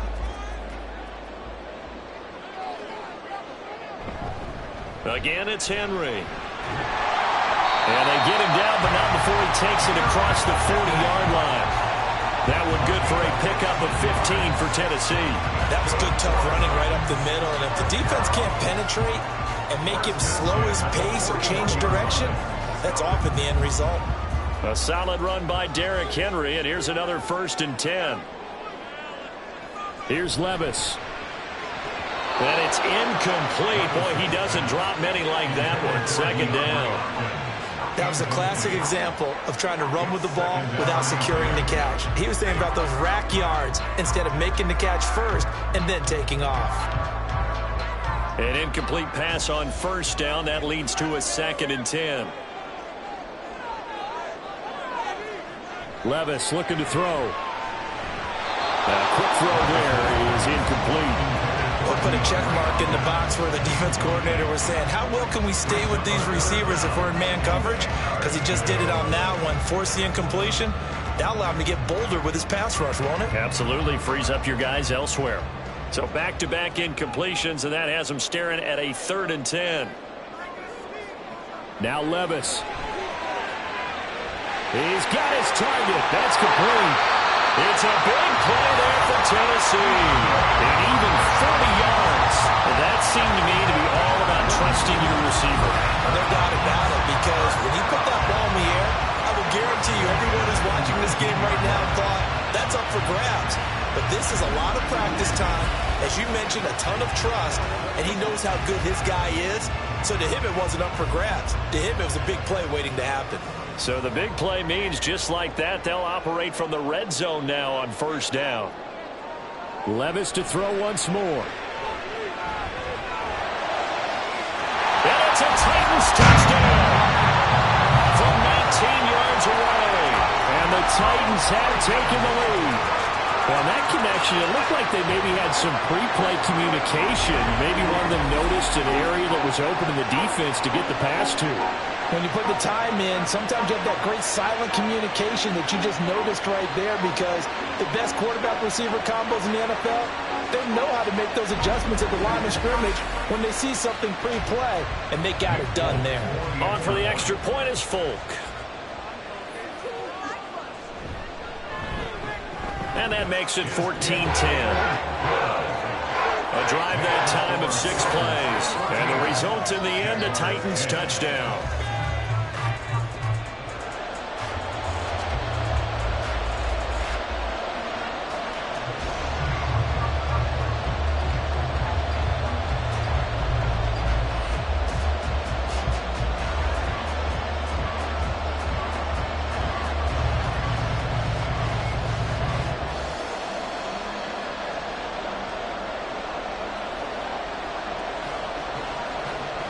There's the Titan kick team as they run up and send this one away.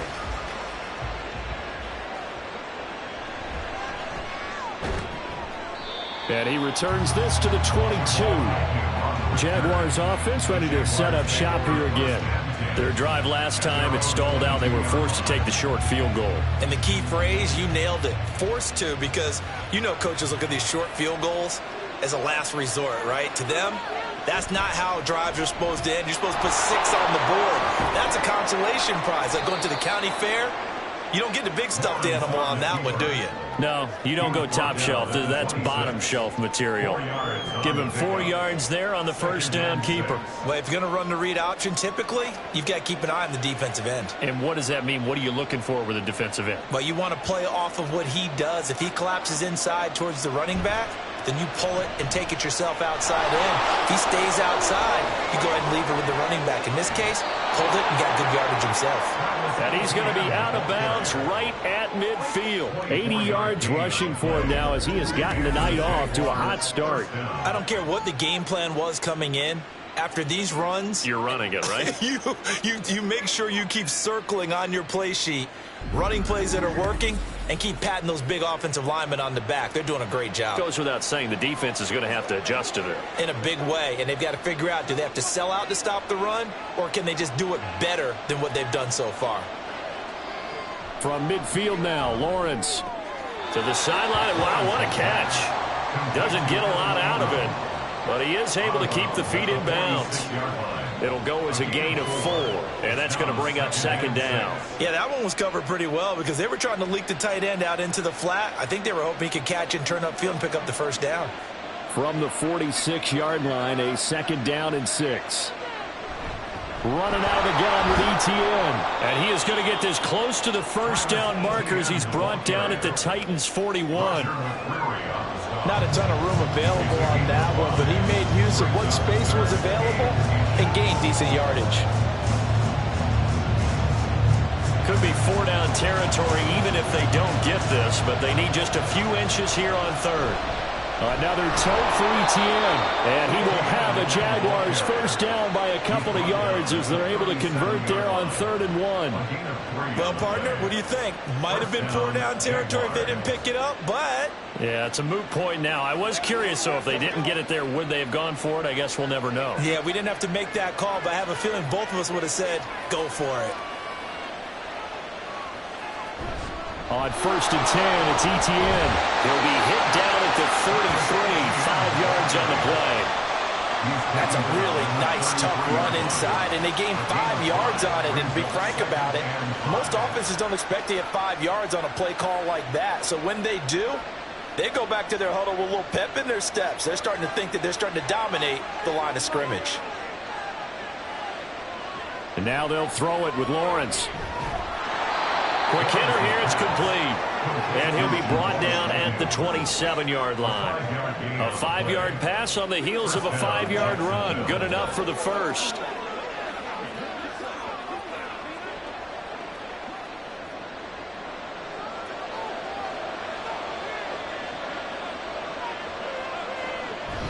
A handoff running left is Etienne.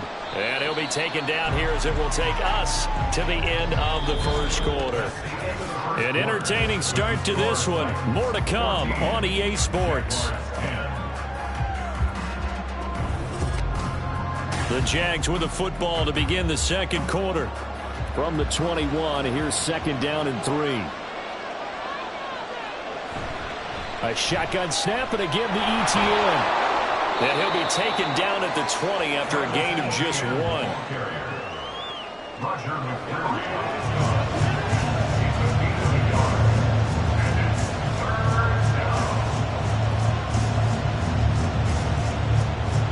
The Jaguars on third down.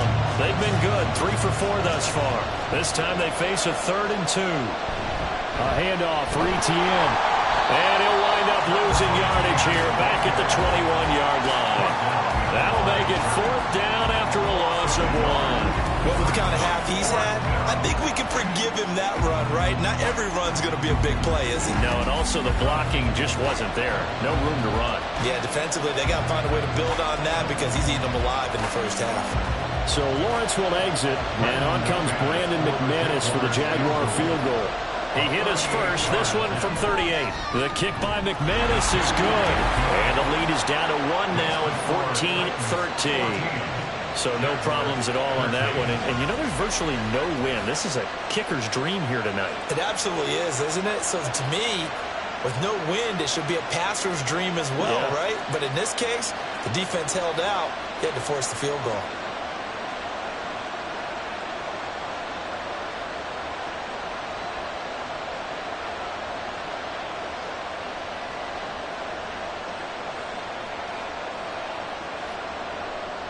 After splitting the uprights, McManus to kick it away. And this will be a touchback, so they'll bring it out to the 25. The Titans now just about ready to take over.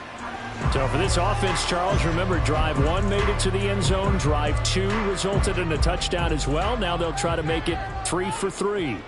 Yeah, and you know, they told us all week that this was the plan and this is what they wanted to execute, but did they really believe it would happen this well, this efficiently?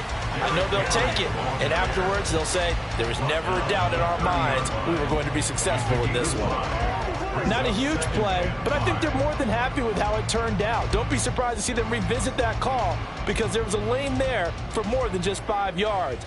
Put it in your back pocket and break it out when you need it later. Levis to throw it. Phillips has it running the out route.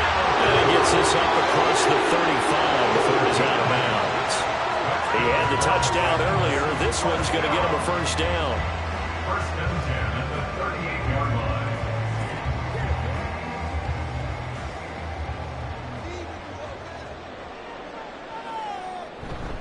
Inside handoff, Henry.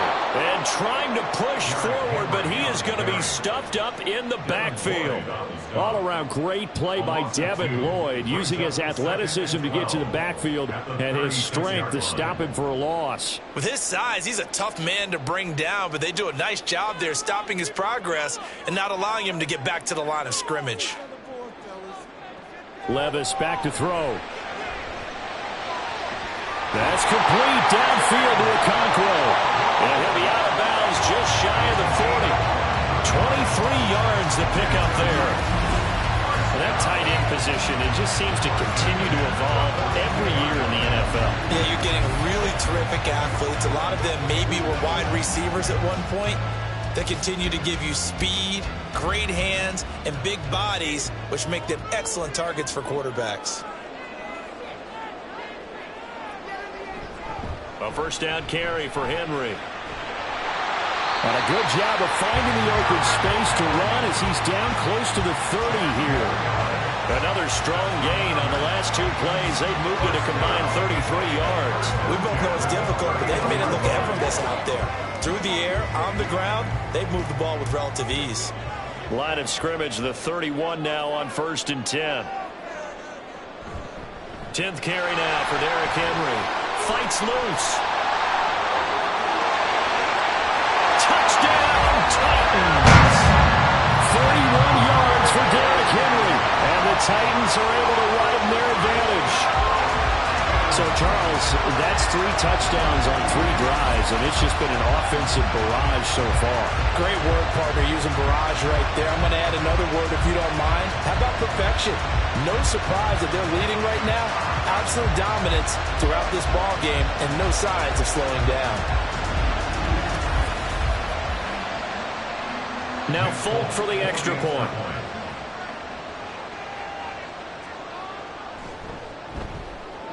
And with that, the lead is up to 8. So that drives 6 plays, 75 yards. And Derrick Henry able to finish it off with a touchdown run.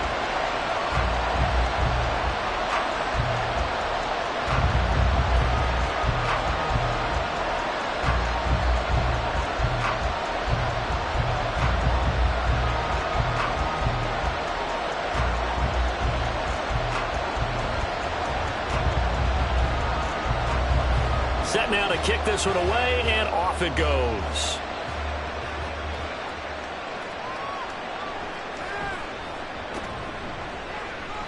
And he'll get it up just past the 20 as his guys will go to work at the 21-yard line.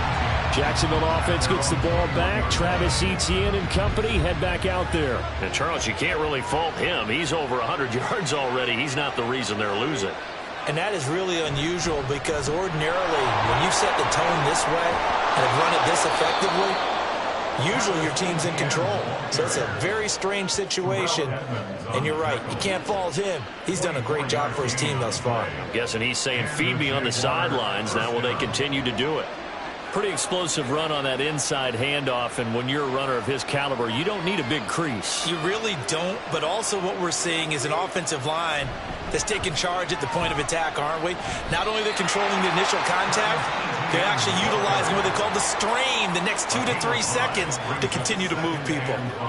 Give him 5 on the carry there, and it'll be second down. Consecutive positive runs for him on the last 2 snaps. He certainly appears to be trying to put the offense on his back and just move them down the field when his number is called. The way he's running it, I keep going back to him.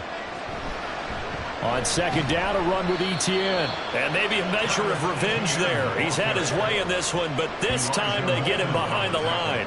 Call that a loss of a yard, and things get a little more difficult here, 3rd and 5. I'd say the staff that's up in the booth watching the game, they may want to file that one away. See how fast the free safety closed to make that play? I want to check it to a throw the next time. From the shotgun, Lawrence Being chased out left. And he'll even avoid the contact in the end as he will finally slide to a home. Big yardage there on the scramble. It gets him a first down. Certainly not a positive sign if you're the D coordinator and you see your guys give up that space so early in the game. 3rd down, that's when the clamps are supposed to come out. But his ability to create things with his legs makes things difficult.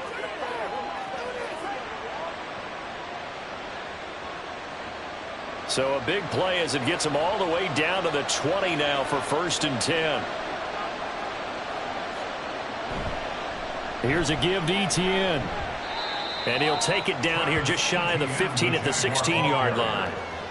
And give him 4 yards there. It'll be 2nd and 6. I don't care what the emphasis is in the NFL at any given time. Every defense is still going to say their #1 goal every game is stop the run. And right now, they're not doing that. And that really chips away at your confidence. Man in motion is Agnew.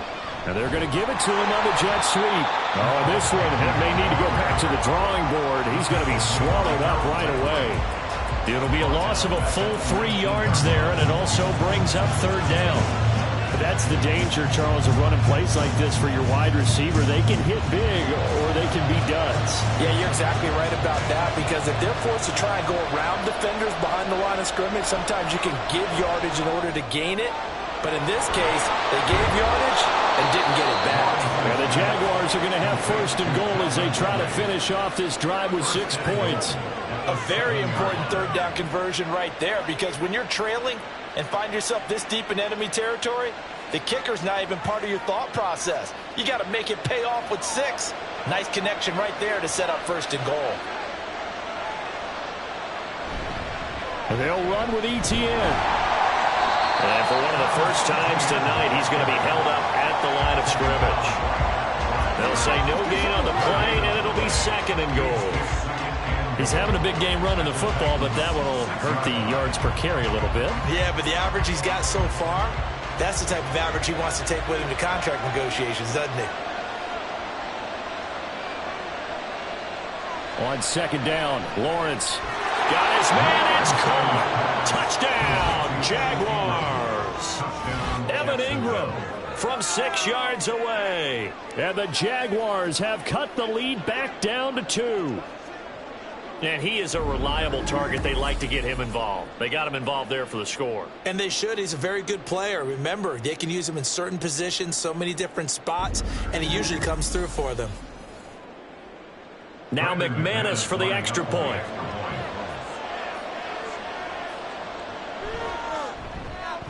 And this is now a 1-point game. That time a 9-play drive. And Evan Ingram able to finish it off with a touchdown reception.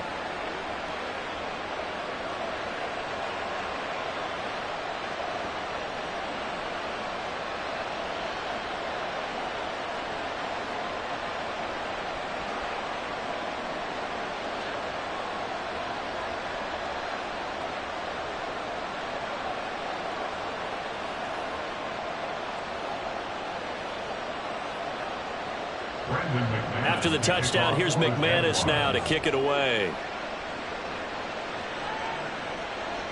And no effort to bring this one out. It's a touchback. Derrick Henry and the rest of the Titans offense about ready to roll again. They'll be looking to get in the end zone again. Had the touchdown, as you see, last drive on 4 carries. And during the break, we were looking at some of the replays from the previous drive. Really good holes created, great space. Yeah, I like the observation you had, though, during that break about, okay, they've got to do something to slow down their runners. So is it bringing in more defensive linemen? Is it dropping in extra linebackers? What are you going to do?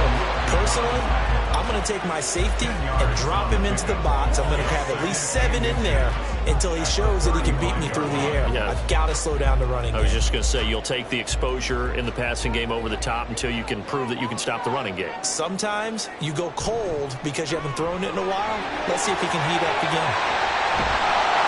And able to get this one across the 45 before he's brought down. When you get blocking the offense.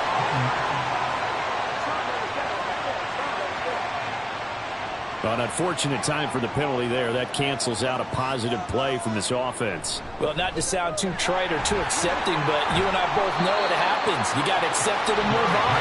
Yardage, you got to get back. Focus on the next play and move on.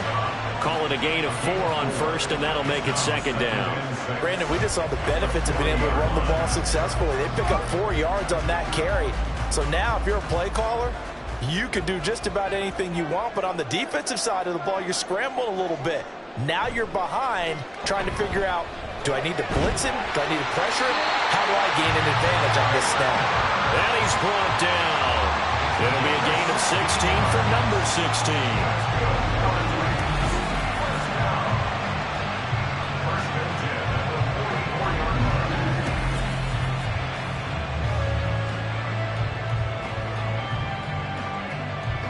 So in Jacksonville territory now. Here's a 1st and 10 at the 44-yard line.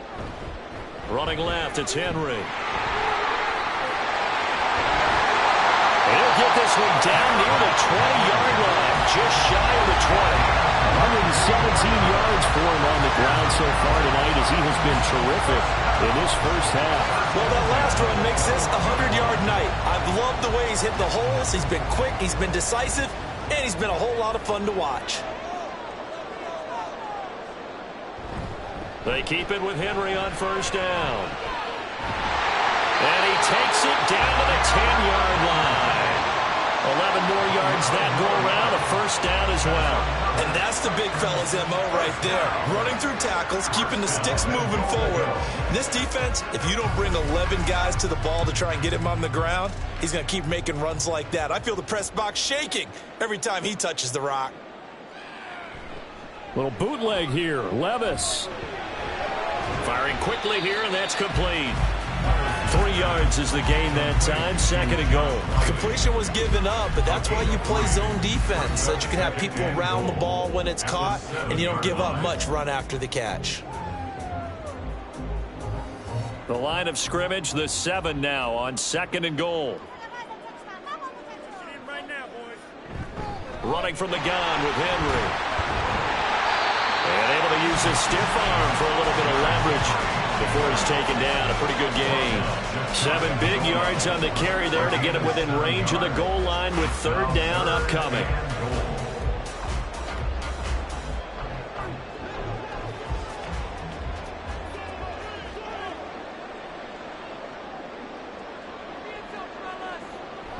Henry again. And he will take this one in for a Titans touchdown.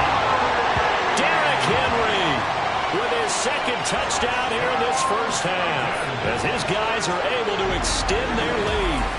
You think back to some of the great goal line bruisers of the past, the Earl Campbells, the John Riggins, the Marshawn Lynches, and then you can put Derrick Henry right in that group as he scores there with another patented Derrick Henry run.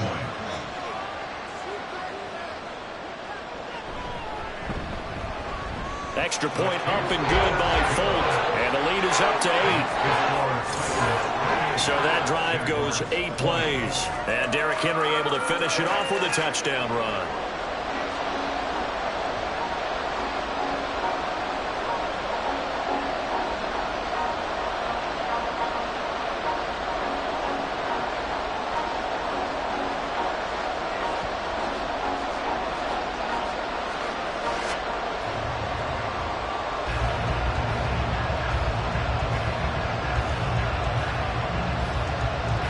The kickoff unit is out on the field, and they will send this one away.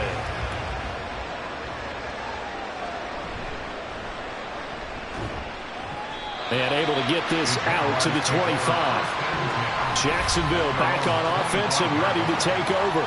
And right now, we've got a little bit of an offensive masterpiece going on both sides, moving the football, scoring points. It's almost like somebody put the defense on rookie mode in this one.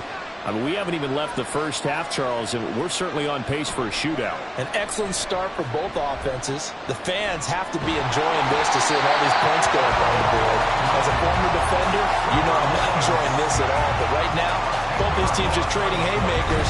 Let's see if anyone slips up first. Can anyone counter with a nice little jab and get things going in their direction?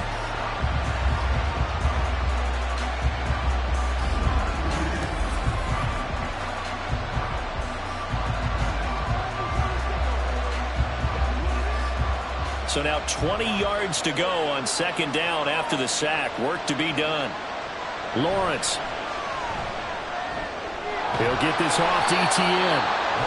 They'll wind up getting just a yard. And they're going to be staring at a 3rd and long here.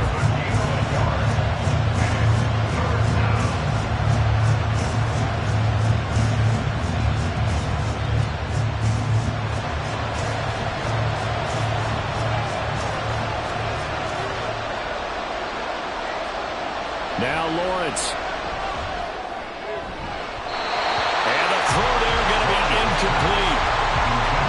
As a corner, you have to be able to run with guys step for step downfield in man coverage and make up ground quickly in zone. You have to put yourself in position to make plays, just like that one we saw there. On 4th down, on is Logan Cook to punt.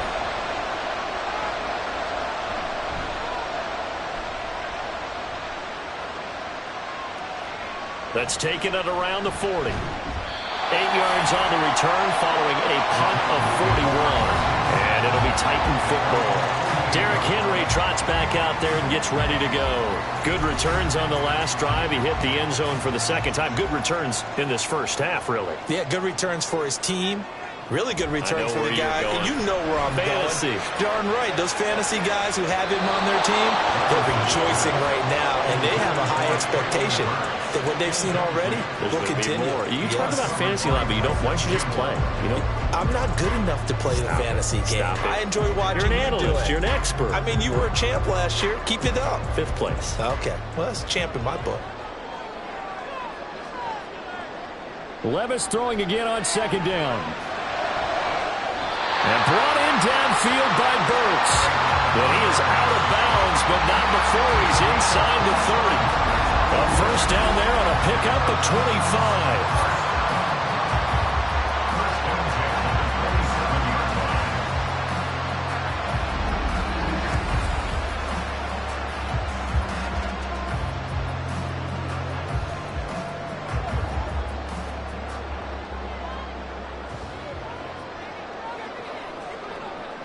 Levis. Over the middle, he has a Cockrell. And they've got it inside the 10 at the 8. Add the gain here to the previous play, and it's better than 40 yards total. Well, certainly as a fan, you get a little bit nervous when you see him make those kind of throws. But they work on that in practice more than we know. And most of them now know their limits and know what they can get away with. And there's a completion right there. Now again, it's Levis looking to throw it. Touchdown! DeAndre Hopkins from 8 yards out. And the Titans go up by 2 touchdowns. Okay, we need to double check here with Marvin because he keeps all of our good stats. But what I've got is 5 drives, 5 touchdowns, and they've got a nice healthy lead. Well, after the first drive, we thought things might be clicking. They're really clicking at this point. They're clicking about as much as they can click. And right I just said click a lot. Yes, you did, but that's okay because the guy who's coordinating the defense, trying to slow them down, good luck. He's going to have hair that looks like mine very soon. Not much of it.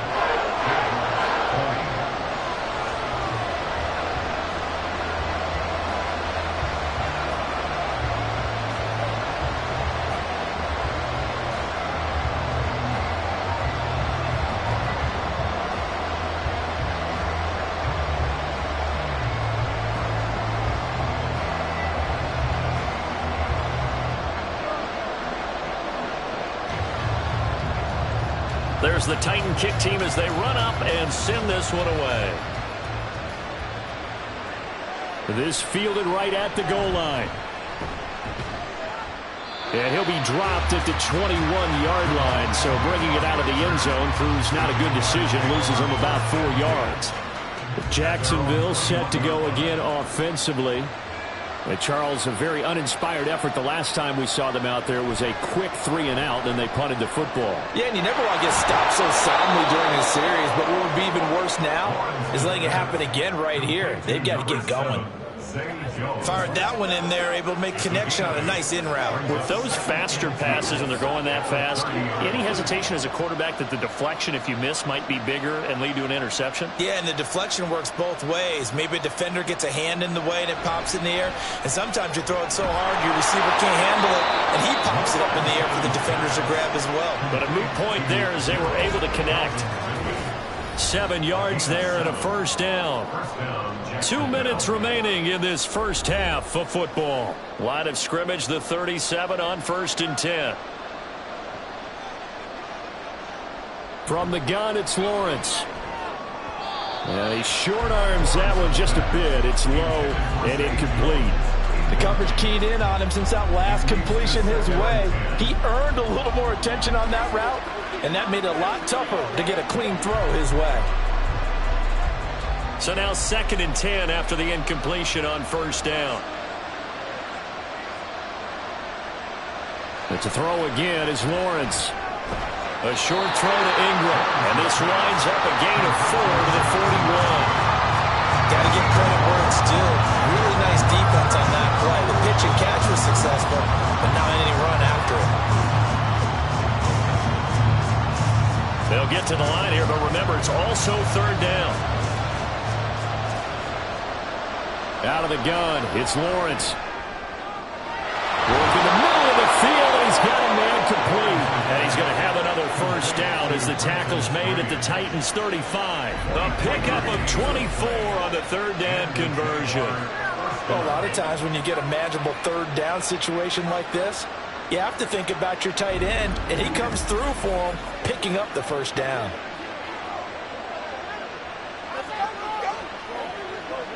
Creeping up on a minute to play in this first half.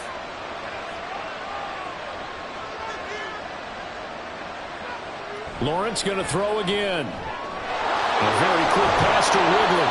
And they are going to have a first down, and they're in field goal range as well as they're down inside the 20. Well, these guys have definitely been outplayed in the first half, but I like their countenance. I like the way that they haven't panicked out there, the way they're carrying themselves. They're starting to move the ball, and what you have to do, maintain your poise and start to put together some drives. Throwing now, Lawrence on first down. And that one will fall incomplete. Clock here now, just under 30 seconds to go in this first half. He didn't just deny a big throw there. He broke that one up in the red zone. An excellent play, one that may help save points on the board when this drive is over. So they'll come up after the incompletion for 2nd down. Looking to throw, Lawrence. And that is caught. Touchdown, Jacksonville. Zay Jones, an 18-yard touchdown grab. And the Jags get a late score here in the final minute of the first half. I think everyone in the league talks about finishing, don't they? Doesn't matter whether it's a quarter, a half, a game, a series, whatever. But they're finishing the first half in fine style, putting that one in the end zone. They did, and they didn't leave much time on the clock either. Well done. McManus now for the extra point.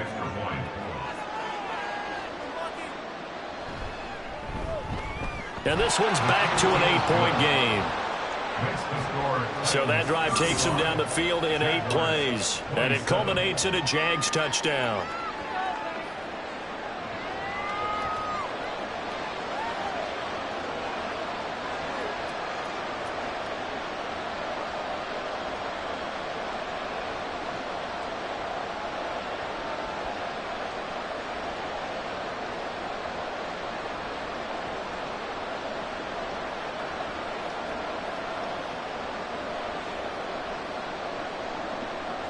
After the touchdown, here's McManus now to kick it away.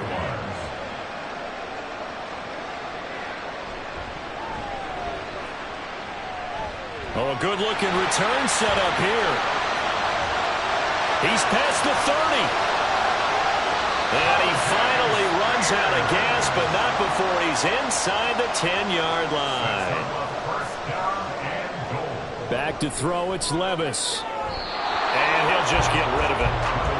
The way he's been slinging in the first half, you expect everything he throws to go for a touchdown, but I guess he's going to have to wait to try and pick up that third, isn't he? Yeah, I thought he had him for a second, but you're right, not to be. They'll try again here from the 7 on 2nd and goal. Working from the gun, here's Levis. And he's got it. And it's a Titans touchdown. Chigacancro in the final seconds of the first half. And the Titans will extend their lead here just before halftime. Remember, partner, that's a rookie quarterback back there. Apparently, he's getting the hang of this NFL thing pretty quickly. Had 3 touchdown passes. You're right, he looks comfortable. What are they doing? Anything in particular? Well, they keep talking about making sure they're giving him plays that fit his talents and also maybe shrinking the playbook a little bit. They did tell us that. Bottom line, he's really good. Fulk connects on the extra point, and the lead is up to 15 now.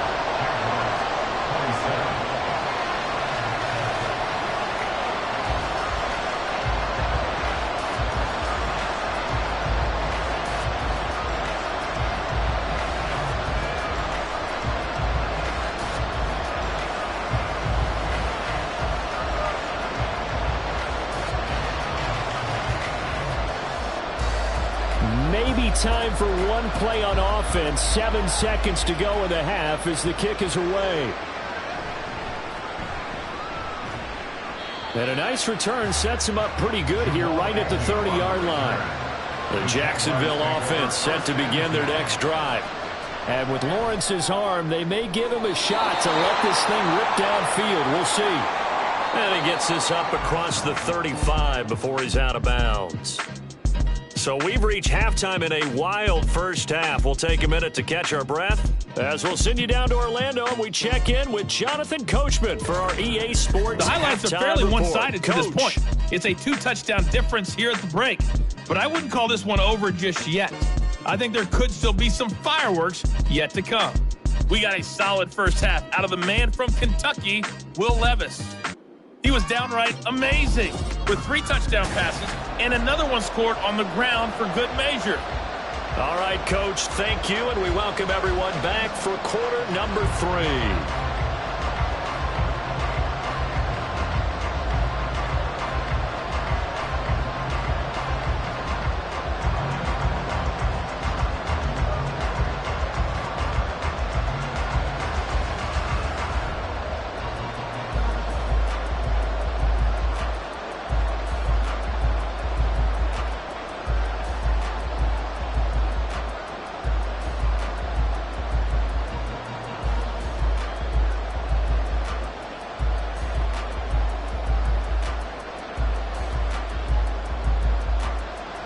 The Titans hold the lead, and they'll get the football first as the third quarter gets underway. From a yard or 2 deep, here comes a return. And the decision to come out of the end zone is going to cost him 5 yards as he's taken down right at the 20. Out come the Titans now. They'll have it first on offense to start the third. And they've got the lead, CD. What do you expect from them in this second half? Well, I like what they were able to do on the ground in the first half because they had a lot of success running the ball, and I certainly think we'll see more of that. But I keep an eye on that defense, and I think their coaches up in the box will do the exact same thing. If they start to see 1 or 2 guys start to creep towards the line of scrimmage, that'll be licensed to take some shots downfield. After the incompletion, they'll try once more from the 20-yard line on 2nd and 10. Levis looking to throw. Over the middle, complete. It's Hopkins. And they're able to get this one across the 35. It's a first down, his 4th catch of the game after having 3 in the first half.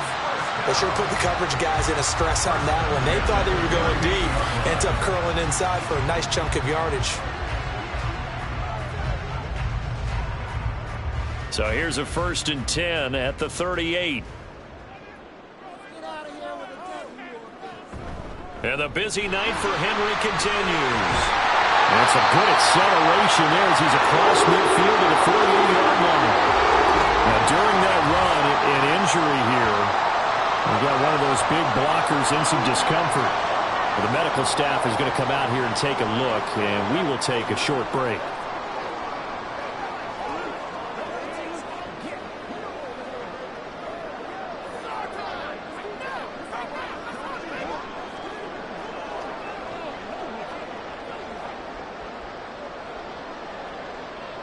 So in Jacksonville territory now. Here's a 1st and 10 at the 48-yard line. Now Levis. Jaguar pressure and a Jaguar sack. He couldn't get rid of it. He takes a sack for a loss of 6 to bring up 2nd down. Tell you what, he did not have much time there to scan the field before he was ducking and covering. Did it appear to you, as it did to me, that the defensive front won their play really quickly? Meaning the guys in front of them had almost no chance to block them. They were on him in a hurry. They'll bring the tight end in motion right. On 2nd down, here's Henry. Pushing forward for 3 up to the 48. If you're looking for glory, looking to get your name in the headlines, you do not want to play nose tackle. But how about what we just saw there? The ability to hold people up, take on extra blocks, and actually slip them and make a tackle on that play. That's big time.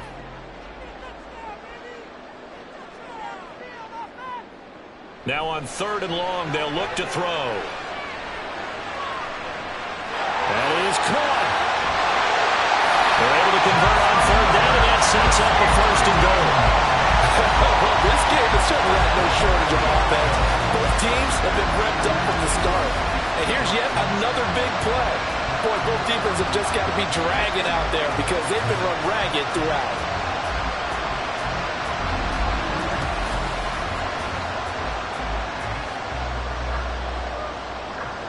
So now, following the big play, they've got a 1st and goal all the way down at the 10. Here's Levis.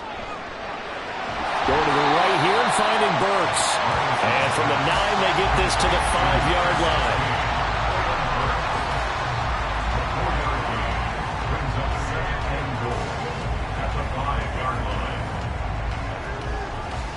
And the ball smack dab on the 5-yard line. Here's 2nd and goal. They give it off here to the tight end. And he's going to press this one forward as they stop him right around the 1. It'll be a gain of 5, and it's going to set up a 3rd and goal. It's a bit of a dangerous part of the field for them to break into their bag of tricks, but for a minute there, I thought it was going to set up perfectly for them. Instead, they don't get into the end zone, but they do pick up positive yardage.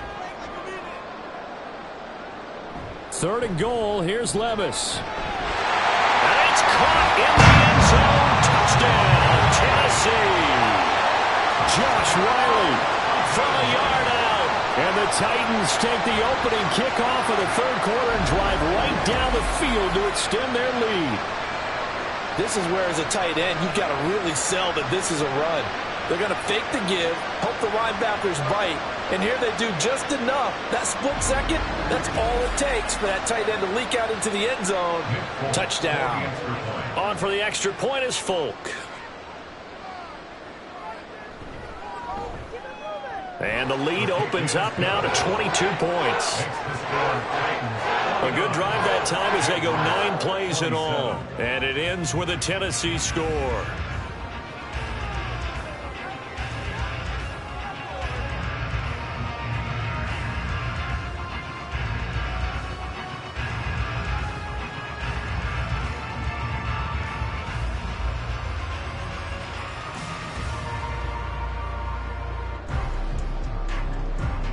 The kickoff team on the field now as they will send this one away.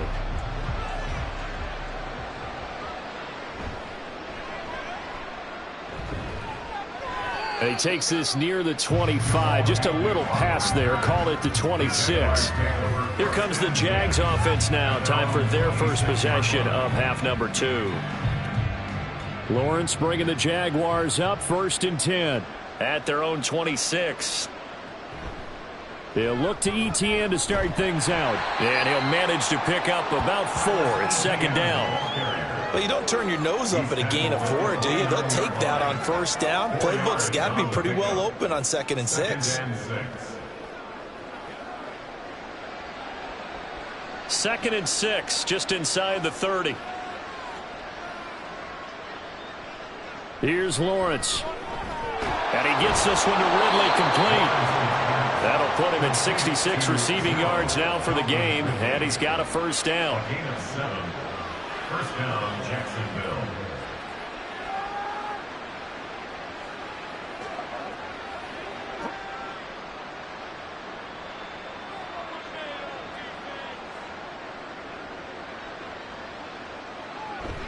Straight ahead, ETN. This will be stopped about 2 yards shy of the marker. 8-yard gain, 2nd and 2. They've been running it well all game, and why not? The big guys up front, they're just having a ball, creating monster holes for their guys to run through. Now a 2nd and 2.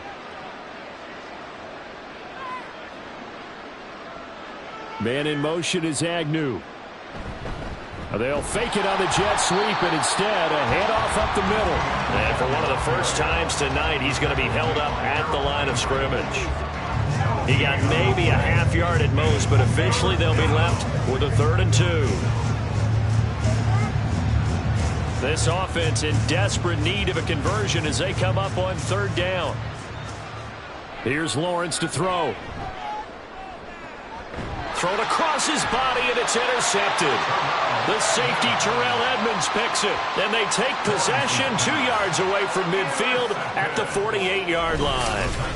Partner, I think this one went awry very simply because he overestimated his arm strength and his ability to fit it anywhere he wants to. A lot of quarterbacks do that and often pay the price. And here comes Tennessee as they get set to take the field.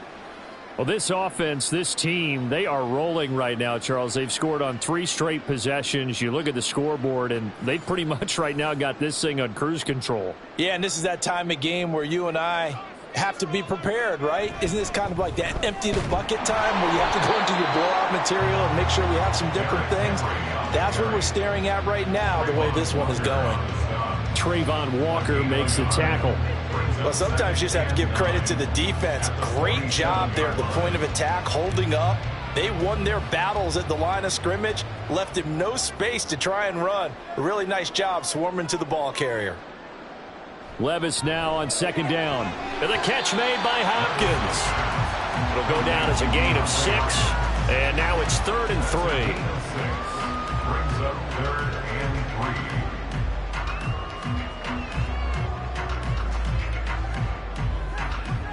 Coming up here looking for 3 yards to pick up the first.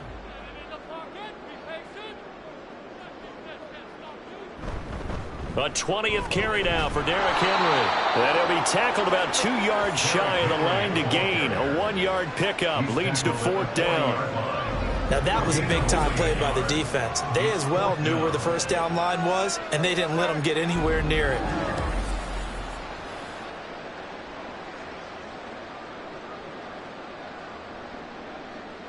On now is the Titans punter, as he should be able to pin him back deep here with his first punt.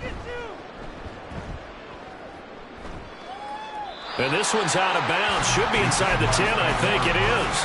At the 6-yard line. Out comes the Jacksonville offense as they get set to take over here. And we'll see if they can bounce back from that last drive. In particular, if they can bounce back at the quarterback position, Charles, after throwing their first interception of the ballgame. Yeah, some guys, you know they're going to want to try and get a big play right away and take control back. Others, they're going to want to look to hit a couple shorter passes and get a little momentum back that way. But for the defense, that goal's not changing a bit. They want another pick. You're exactly right about that. In fact, you've got to watch them a little bit because in coverage, they may cut down their gaps a little bit, maybe their splits a little bit in order to try and get to the ball even faster. He's tackled a yard short of the marker. Good gain of 9 on first down. Well, if you like the guys who run the ball, you're enjoying watching this. But the other guys, especially the defense coordinator, trying to figure out an answer on how to slow down the running game, I think maybe starts to call more blitzes, because you can call run blitzes in order to try and get more people to the point of attack. Another tote for Etienne. And he slips up past the 45 before being tackled. Boy, 184 yards for him on the ground now. He has been a tough man to bring down all night. Most of their damage has been done through the air. I mean, they've rung the bell 3 times with passing touchdowns, but guess what? Ground game has not been neglected. Nice little burst right there. And now they'll throw it with Lawrence. And he can't find a receiver, and he's brought down. That's sacked by the DN, Danico Autry. Hindsight is 20/20, partner. Maybe they should have kept it on the ground again. Well, it almost looked like the O-line was run blocking again. I mean, they opened up a big hole last time. This time they opened up a hole, and the quarterback got sacked. And Lawrence will throw. They'll get this out to the flat for Etienne. So the completion good for just 3. And that's going to lead to a 3rd and 11.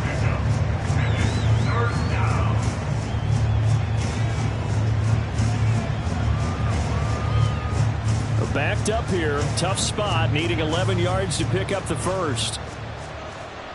On 3rd down, Lawrence.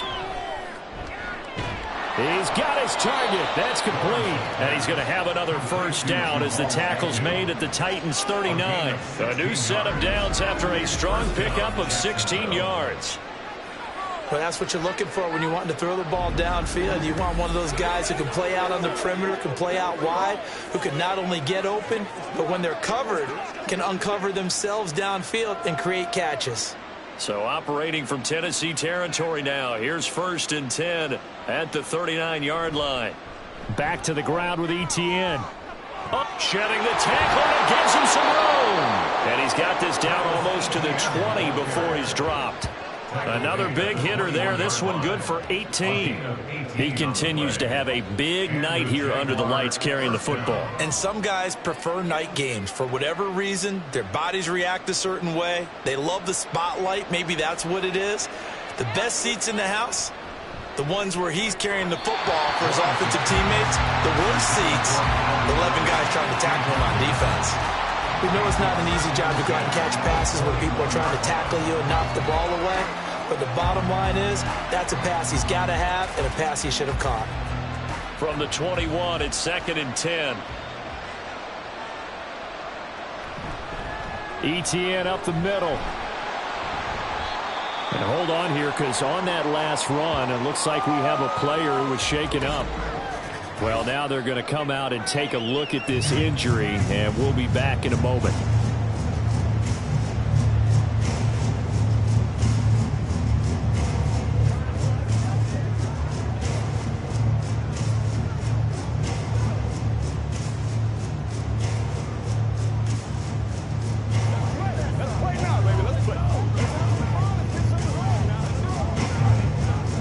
This now a 3rd and 4.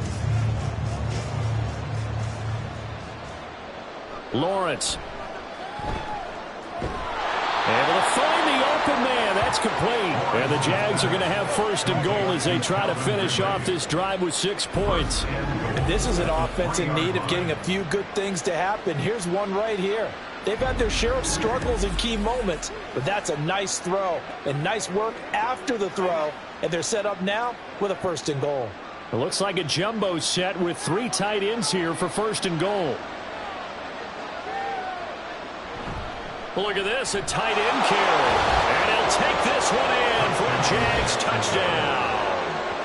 Brenton Strange, a 3-yard touchdown run. And the Jaguars go coast to coast and finish the drive off with 6 points. And remember, that drive started back at the 2, 98 yards into the end zone to finish with that run. And what do you think the guy who punts the ball was doing? I mean, when that drive started, he was thinking about, okay, catch it, get rid of it, right? When he's warming up in the net, don't step backwards and create a safety, because he was counting on worst-case scenario. And as the drive went on, he turned that net into a hammock. Exactly. Give me a drink of water and let me just relax. So they go with a pass, and it works there on the two-point try. Charles, just in general, what are your thoughts passing versus running on two-point conversion? Situational? It is situational, and you have to know your team. What is your strength? Because so many people think you have to throw the ball in a two-point conversion, but the stats will tell you that running it is about as proficient. So know your team and go to your strength.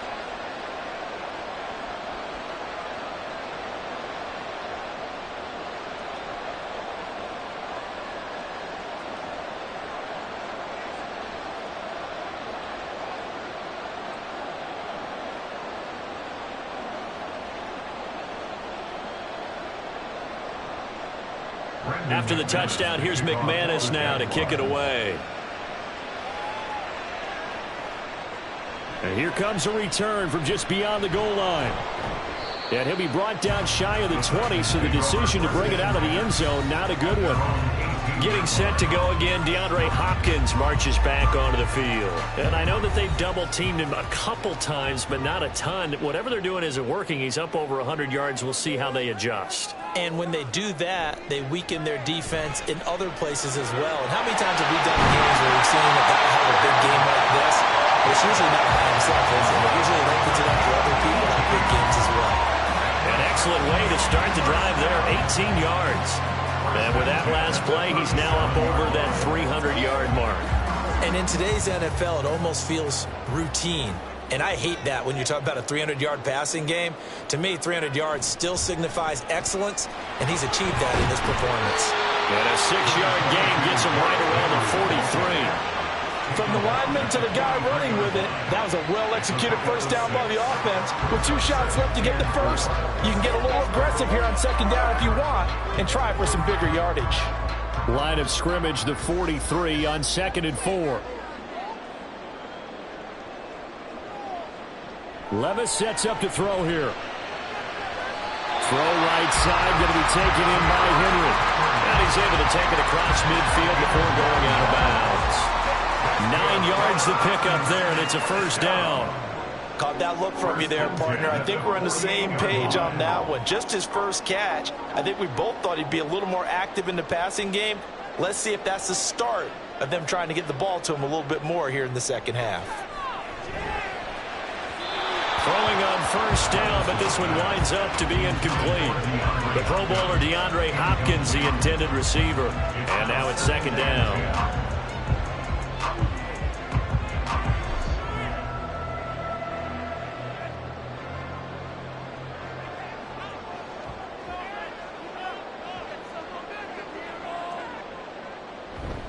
Inside handoff, Henry. And maybe a measure of revenge there. He's had his way in this one, but this time they get him behind the line. It'll go as a loss of a yard, so now they deal with 3rd and 11. With his size, it often takes more than one guy to get him down, but if you can at least slow him up and the reinforcements arrive, you have a chance to get him on the ground, and that they did that time for a loss. Levis on 3rd down. And that is incomplete. Nice call by the defense there on 3rd down. Just flood the field with extra defensive backs in their dime package. Nowhere to go with the football. Forces the incompletion. On now is the Titans punter, as he'll punt it away for the second time.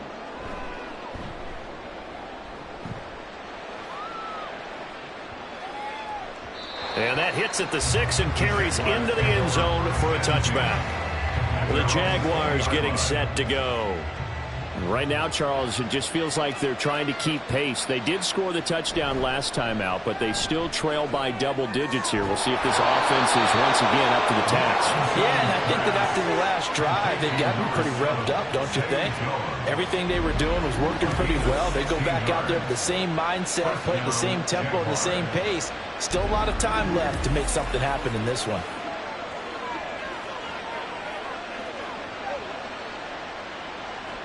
So from the 36 now, 1st and 10. On 1st and 10, it's ETN. And he'll grab a gain of 5 out of this up to the 41-yard line. That's a really good gain right there. They pick up 5 yards halfway to a first down. The only problem now in the huddle, everyone's going to want to touch the football. Be a lot of chatter right now because they've seen that they can move the line of scrimmage. From the 41, here's 2nd and 5. Now Lawrence to throw. Over the middle, he's got his tight end Ingram. They call his number again. It's his 6th catch and a first down. When an offense reads blitz, doesn't matter where it's coming from, tight ends know that they become a big part of the passing game because they should be an easy outlet when all those extra bodies are trying to get to the quarterback. A hot route, so to speak.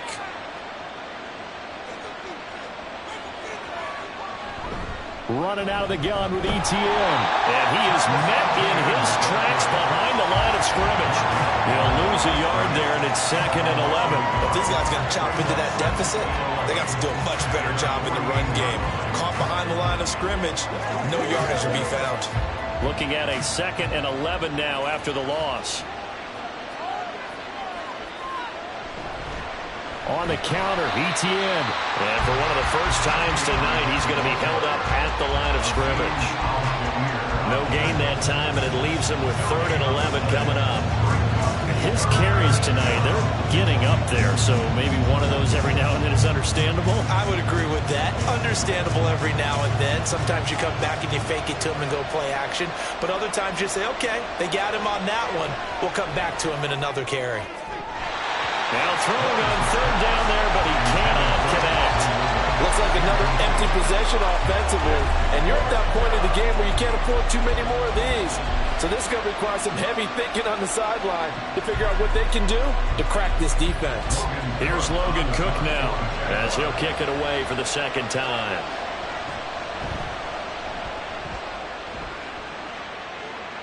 And the fair catch is taken at about the 13-yard line here.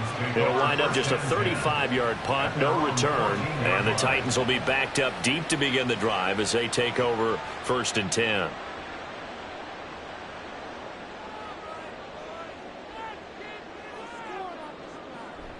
They'll start on the ground. It's Derrick Henry. And he's taken down, but not before he gets this across the 25-yard line. First down, Titans, gain of 12. He's turning in a pretty impressive performance running the football and a big reason why they have this nice lead.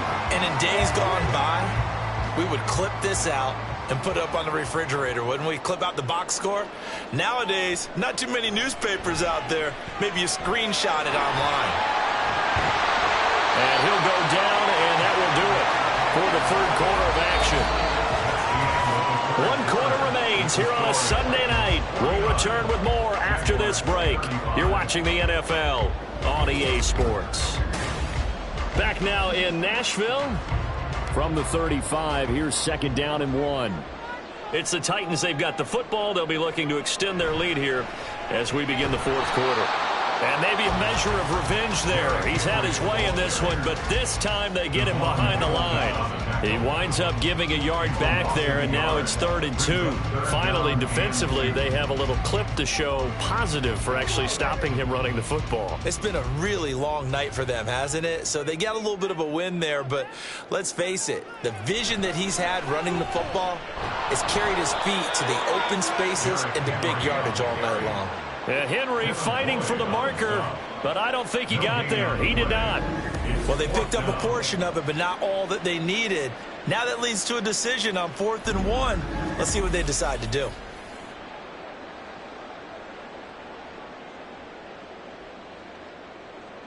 On now is the Titans punter as he's on to kick it away.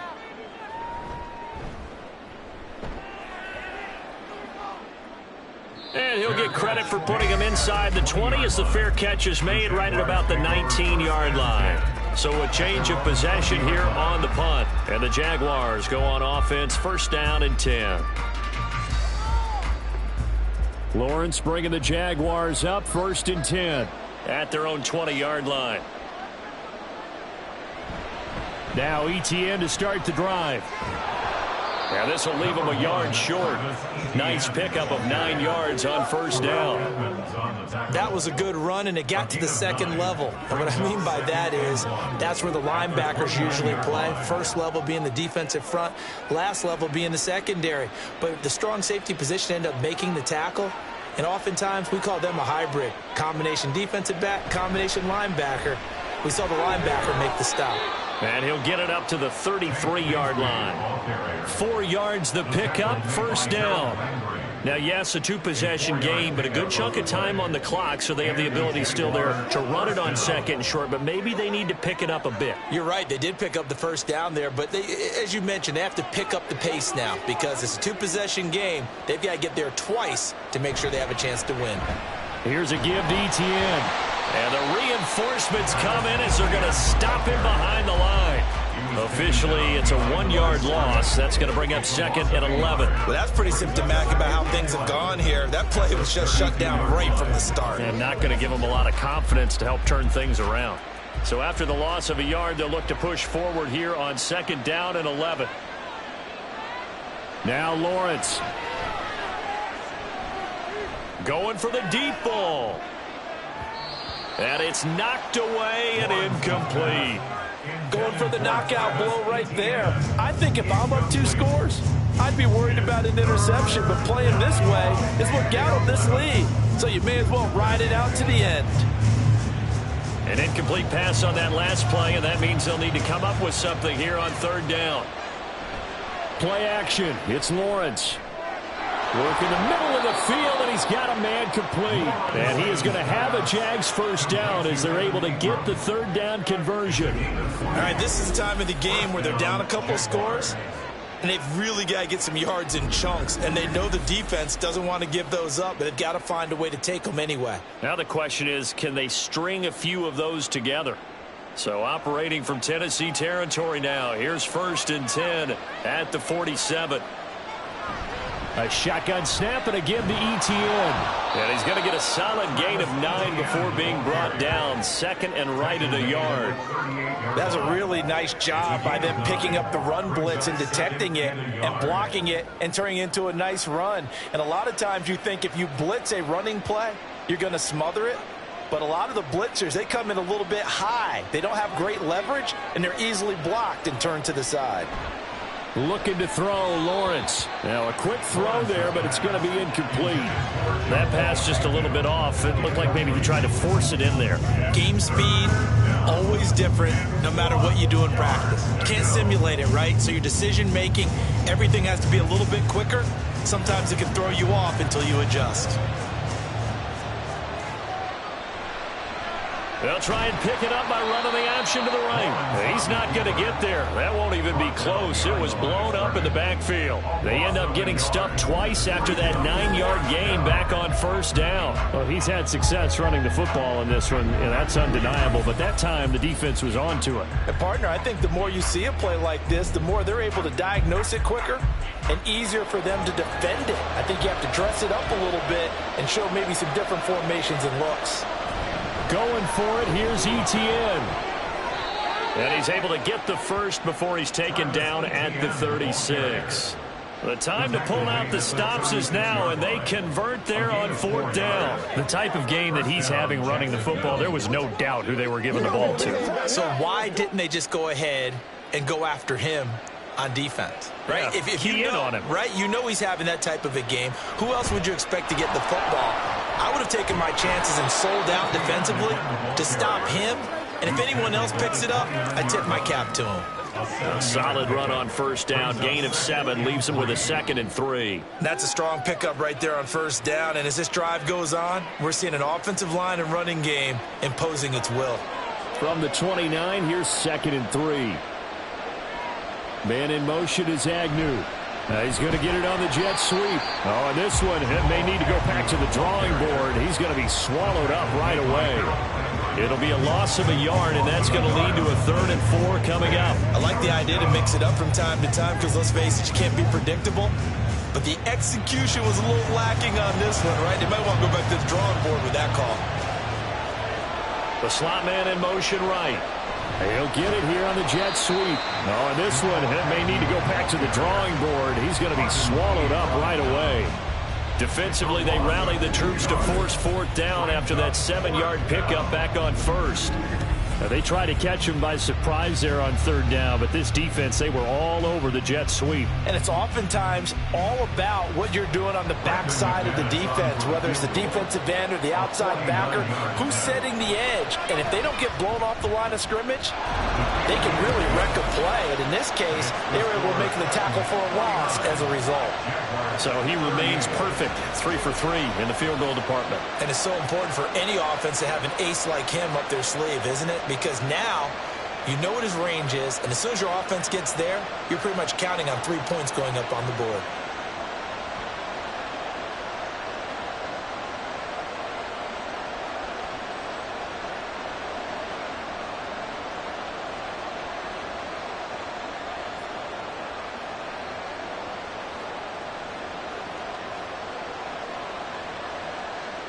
After splitting the uprights, McManus to kick it away. This taken in right around the goal line. And his guys will get the football right at the 20-yard line. Now the Titans getting set to go. Obviously not the intended goal last drive. They had to punt the football, but still they've got the lead here, and now a chance to add on to that lead if they can get points on this drive. 1st and 10 upcoming. And he is brought down at the 22 after a gain of 2, and it brings up 2nd down. He was close to flirting with that sideline, but able to stay in bounds like you know his coach wants him to do and keep that clock moving. Isn't it funny that we're watching this play when we had that discussion just yesterday about this? What do you do in this scenario? What do you know, what's your mindset? It appeared to me that he'd totally forgotten that he needed to stay in bounds, and then at the last second, oh no, I better get down. And he ended up doing the right thing. But at that point, maybe close to letting it slip away. One thing I have learned, receivers don't mind high throws so much to the sideline, but do that over the middle to them, and not only are the DBs going to throw a little verbal trash their way, when they get back to the huddle, they're going to have a few words to say to their QB, aren't they? Yeah, hung out to dry a little bit there on the high. And intercepted, maybe the turning point they need. And he will take this one home. It's a touchdown. Well, don't change that channel just yet. This one may have gotten a bit more interesting. Put down the remote, put down the clicker. This one looked like it was over. It looked like they were ready to seal the deal. But in doing so, by pitching it around a little bit, it cost them. We could have a great finish.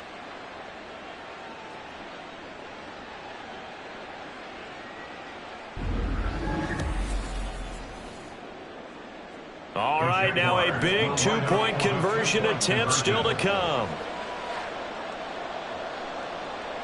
Lawrence going to look to throw for it. And this is caught. They got it. And that could be an important 2 points. It gets them back within a field goal. I guess the coach looked at the 2-point cheat sheet, said go for it, get it to a 3-point game, and they did it. Yeah, and sometimes you just throw out time of game. You don't worry about that. There's just a feel sometimes in making that call, and he felt good about what he had for a 2-point conversion, and now they're only down 3 and feeling great about themselves.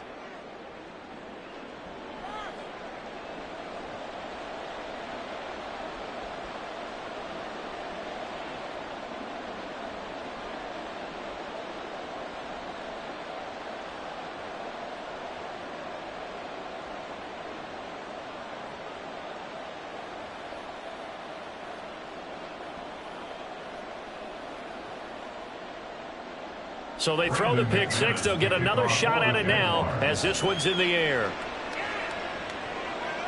From a couple yards deep, he'll bring it out of the end zone. And ultimately cannot get this out to the 25-yard line as he's dropped it to 23. Here's Tennessee ready to begin this drive offensively. And now this fourth quarter becoming very interesting. That pick six makes this a one-score game. Still plenty of time on the clock. We'll see how aggressive they choose to be. They begin with Henry. And he'll be taken down, but not before they work it across midfield. That one 28 yards on the ground. And carries like that, that's how they're going to continue to salt this thing away here, Charles, in the fourth quarter. Yeah, how about that? A new set of downs. Clock continues to move. No better way to close out a game than to tap those mastodons you have up front and say, guys, keep pounding them. Let's keep the ball, keep their offense on the sidelines, and let's close this one out. And he's able to break through one tackle, but it slowed him down enough that he could only manage getting back to the line of scrimmage. It's rare that a man his size can't at least push forward for a yard, but they stopped him there for nothing. You're talking about tiny? You're talking about the little guy back Tiny. there? That monster. Yeah, you're exactly right. And it takes a group effort to get a guy like that down and not let him find some space. The first guy in, he's got to take one for the team, right? Because he's just waiting there and holding on for everyone else to help him out. Now, obviously, that's some good work there defensively, being able to stop them and bringing up a key third down. But if you're on the offensive side of the ball, there's an opportunity, because I know what defensive guys are thinking right now. Just stop them, get to the ball. That means they might not be sound defensively. There could be some opportunities. And you said key third down. Highlight that word, put it in bold. Here we go.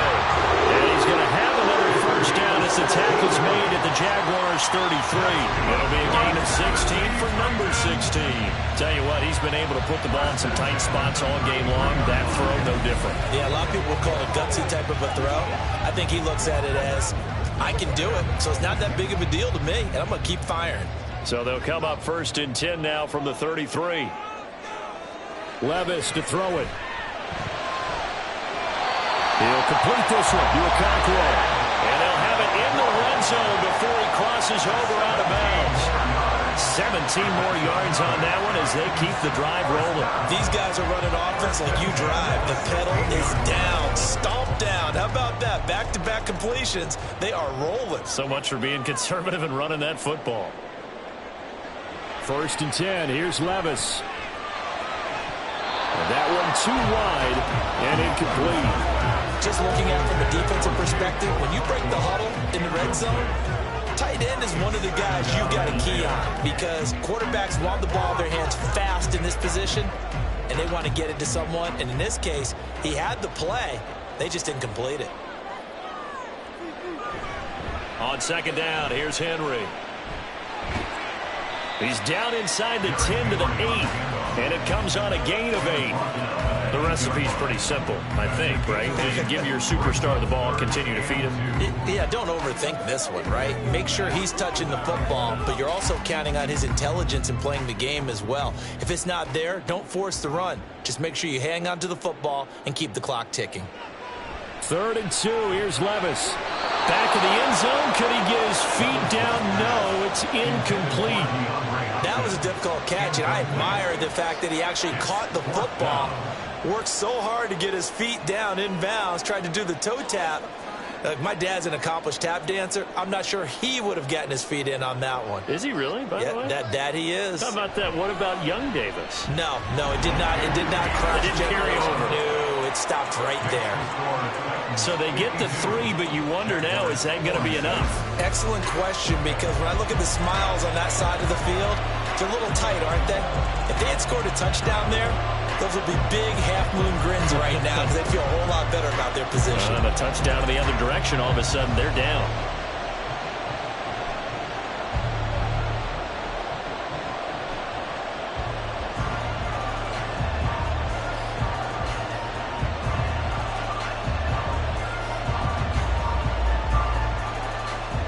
Out is the kickoff unit as they run up and send this one away.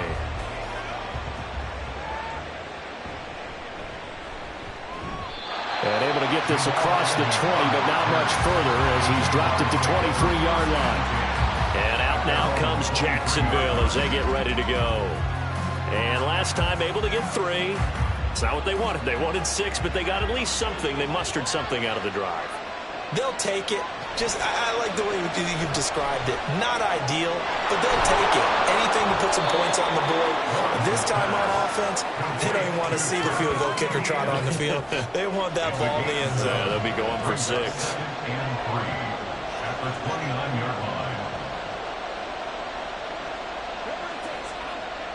Now 2nd and 3.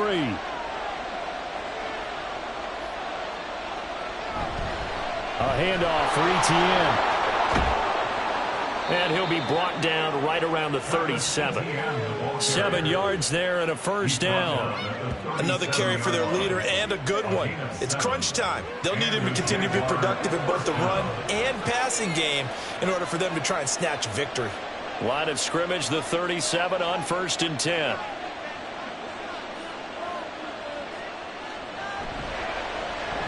On the slant, he'll get it to Jones. And that'll be good for 8 yards to the 45. Was that a design pass, or what was that? It was built into the play call. He had the opportunity to either hand it inside, keep it himself to run it, or do what he just did. Throw that pass inside, hitting a receiver on the run. More muscle up front for this 2nd and 2. They've got 3 tight ends out there. Straight ahead, Etienne. And he'll get it out a couple yards shy of midfield at the 48. They'll get 3 as the drive continues. It's a first down. Not too many more ideal situations at 2nd and 2 in order to try and pick up a first down. They ran it and picked it up. 2 first downs have them up near midfield now on 1st and 10.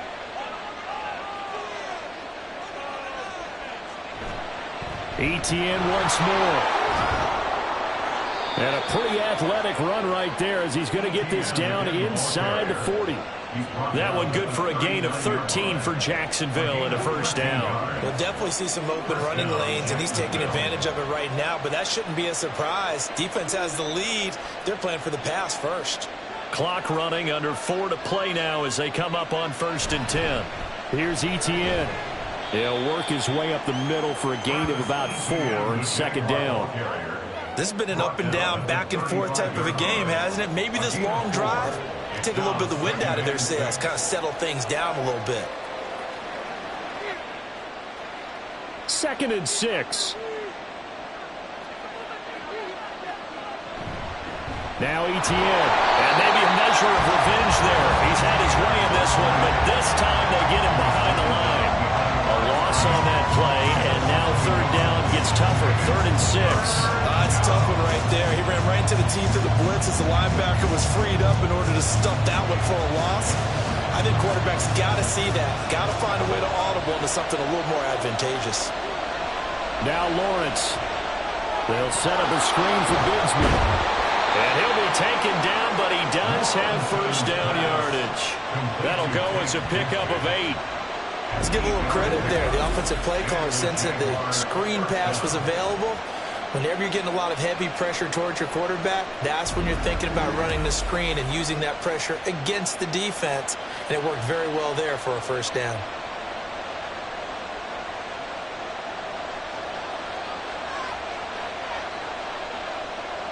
On 1st and 10, it's Lawrence. And his throw is incomplete. Not sure what happened there, but he just didn't get the right read on the coverage that time. Pass wasn't where it needed to be, and that will send them back to the drawing board.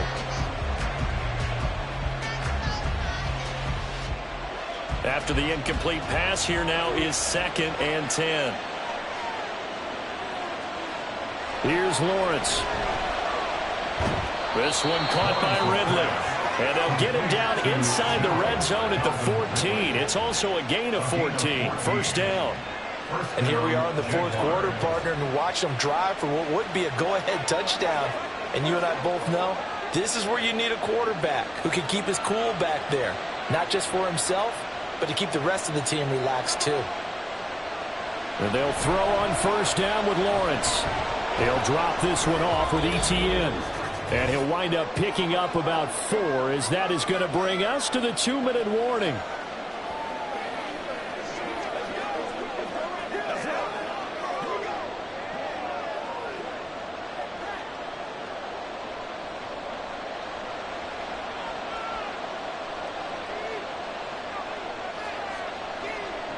Throwing now, Lawrence.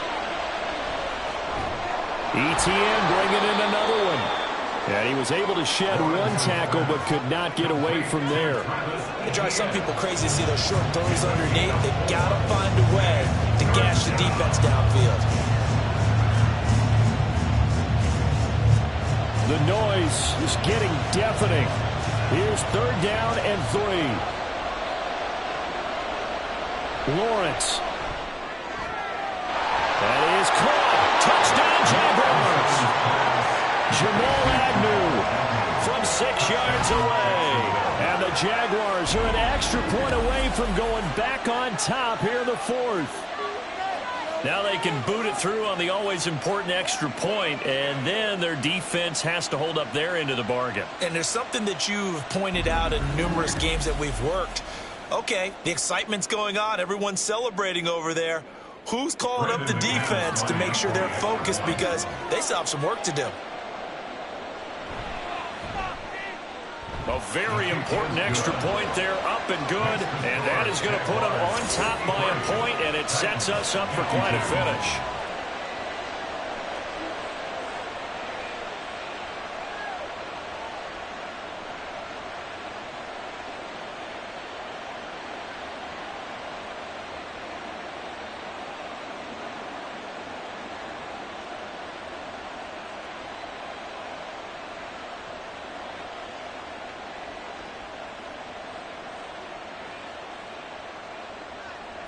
After the touchdown, here's McManus now to kick it away. Taken at the goal line. And they'll get him down inside the 30 at the 27. So Levis and the Titans now down by 1. A little over 80 ticks to go. And they need about 35 yards to get in range for a winner as they come up on first down. Here's Levis. And that'll be off the mark, too far out in front, and it's incomplete. The way he's throwing the football today, almost a surprise when he doesn't complete a pass like happened there, but he needs a few more to get his guys downfield. Well, the way he's thrown it leads him to believe that he's going to get those completions, and that means the guys going out for passes, they'll run even harder because they expect it as well. Levis, he'll look to throw it. They set up the screen for Henry.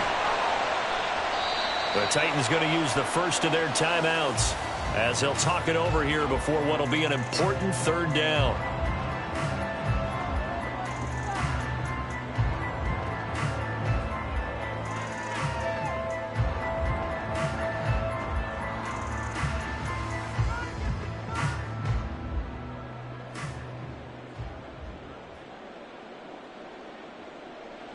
Levis to throw.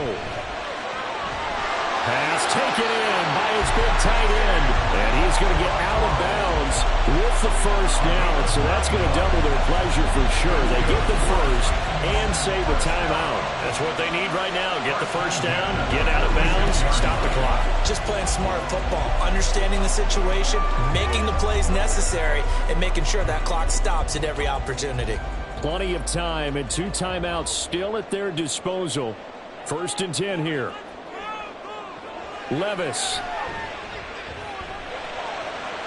Phillips has it running the out route. They're making steady progress, but I see your face. You're worried about that clock. I'm worried about the clock, and at some point you have to have a splash play in there as well. At the Jaguars' 45-yard line.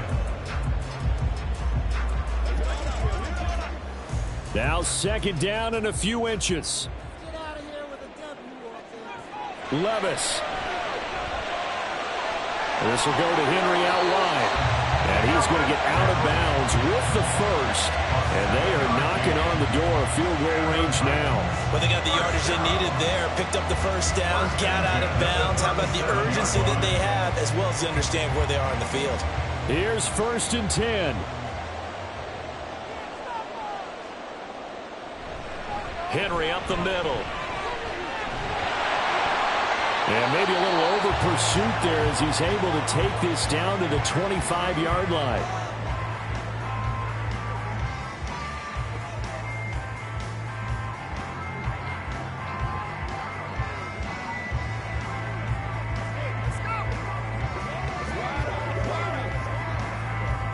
Here's 1st down.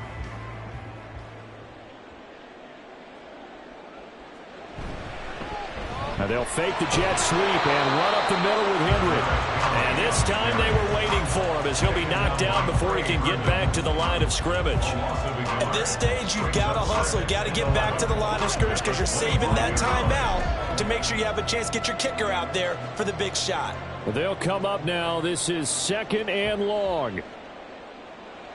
Throwing now. Here's Levis. On the out route, he's got Burks. And he'll go out of bounds in the red zone just inside the 20. It didn't check off every box, but the most important one. Got the clock stopped, getting out of bounds. They may be a little short of the first down, but I thought that was the key. So here now is the kicker, Nick Folk.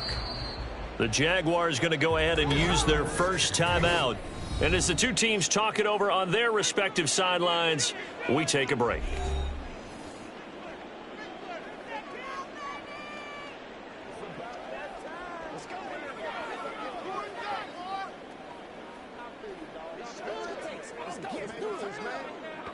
And now this game's going to come down to the right leg of their kicker. With 3 seconds to go, this for the win. And in his 15th season, he's able to get this one to go. And it'll be a hot time across the Cumberland tonight. The Titans have won it. Charles, normally when you see a group score this many points, it's a complete blowout. But instead, they needed every single one of those in this close, high-scoring affair. And Brandon, I'm still on the edge of my seat after that one, because when you have that much scoring and it still comes down to a one-possession game at the end, that's not something we see very often. And in this case, these offenses, they brought it. The defenses, they're going to need some work going forward. That'll do it for us. For Charles Davis and all our hardworking crew, I'm Brandon Gaudin. You've been watching the NFL on EA Sports. For more, find us on Twitter at EA Madden NFL. The Titans are winners here as we say so long from Nashville.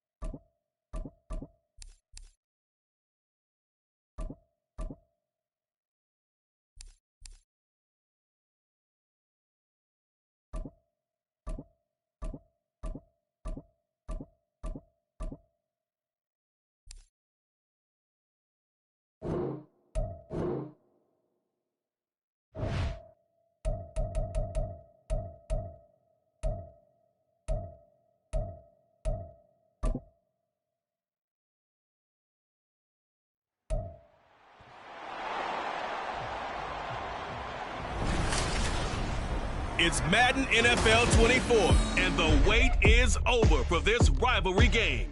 It's the Buffalo Bills and the Miami Dolphins on Sunday night primetime. From beautiful South Florida, there's a look at Hard Rock Stadium in Miami. Tonight, we've got a great Sunday night matchup on tap, as it'll be the Buffalo Bills taking on the Miami Dolphins.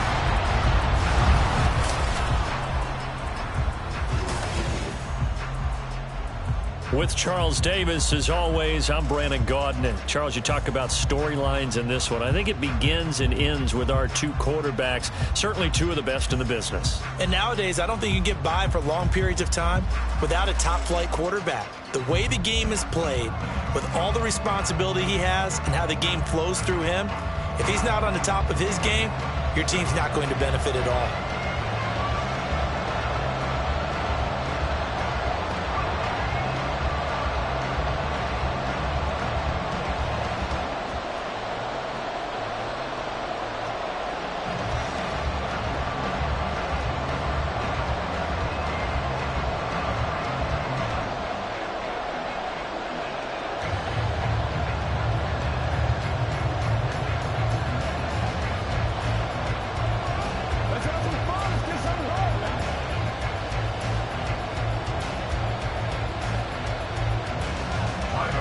Tyler Bass about ready to get us going. And we are underway from Miami.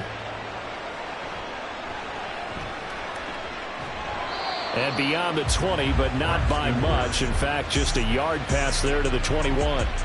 The Dolphins take the field with Tua Tagovailoa, their quarterback from Alabama, at the helm. If you ask coaches at any level to design their ideal leader of a team, I think they're going to check every box with this guy. He's got the poise to handle responsibility. He stays calm under any kind of pressure, and he brings out the best of his teammates each and every week. They'll run here with Raheem Mostert. There's a nice move, and down he goes, but he takes it up to the 40. First play of the drive, a success, 19 yards. So much for staying ahead of the chains with a 3- or 4-yard gain on first down. They moved the chains with a nice little run. Yeah, they're making the chain gang hustle a little bit to try and keep up, aren't they? Because a lot of the first series of games are scripted, many times to probe and find some holes in the defense. Sometimes you attack with some big-time runs, too. On first down, they look downfield, and it's complete. And he'll be out just a yard or two shy of the 30. Another big play as they get 28 out of that one. Oh, I like that play call there. After a run for good yards, you get a defense thinking they'll go back to the well. So that's a great time to call play action and give your receivers a little extra edge. And they complete the pass there for another first down. So 1st and 10 now in Buffalo territory at the 32-yard line. Now a give to Mostert running right. And they'll get him down after a pickup of 8, 2nd and 2. A nice run here early on. It doesn't take a great play caller to realize you want to establish a guy of his caliber with runs like this early because they will pay dividends as the game progresses. 2nd and a couple.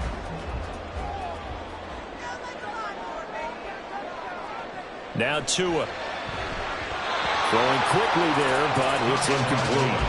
I will see more of them trying to get him the football out of the backfield. They love what he can do in open space, and they believe that he creates mismatches they can exploit.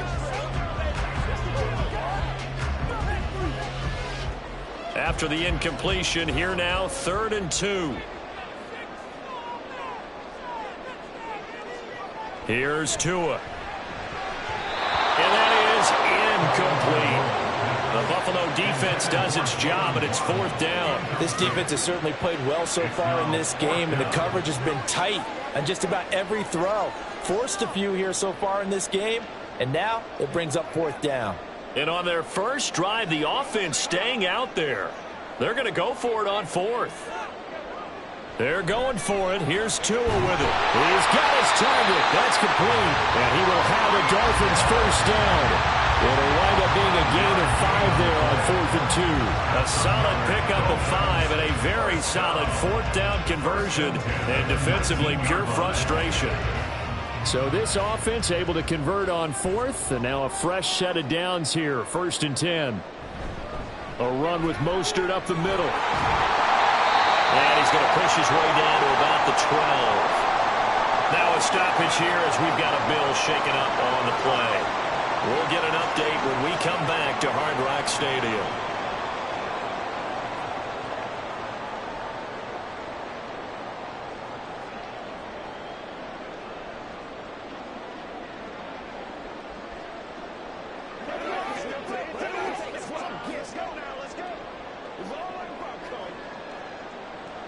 Second down and 3.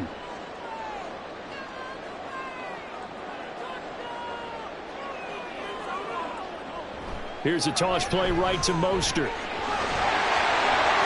he'll take this into the end zone for a Dolphins touchdown. Raheem Mostert, a 12-yard touchdown run. And the Dolphins will claim the early lead as they're on the board first here tonight. First quarter, maybe too early to talk about statement drives, Charles, but that sure seemed like a statement drive right there. Well, if we're going to talk about statement drives, I think what they're saying is we're going to establish the run. They gave it to him early and often on this drive, and he wound up taking it into the end zone. Extra point up and good by Sanders, and it's now a 7-0 game.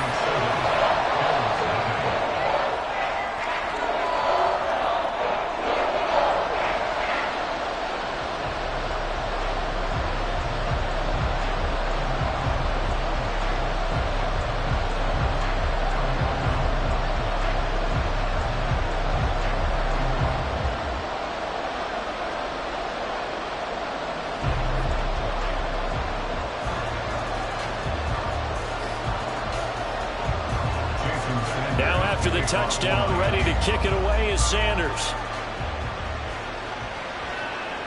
This taken in at the goal line. And he's up past the 20 to the 22-yard line.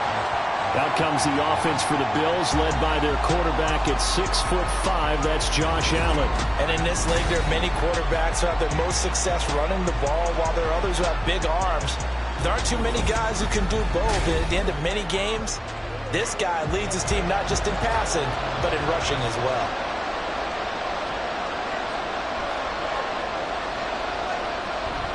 On play action, Allen. Finding Knox there, complete. So give him 5 yards there on the pitch and catch, and that'll make it 2nd down. Nice rhythm throw there on 1st down. He located his tight end, made a nice easy pitch and catch. Hoping he can break a tackle or two. Wasn't able to do that there, but still good yardage. Here's a 2nd and 5.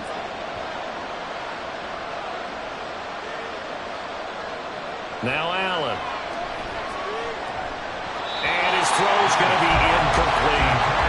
so many offenses want to include their running backs into their passing offense and be able to swing the ball out or check it down to them.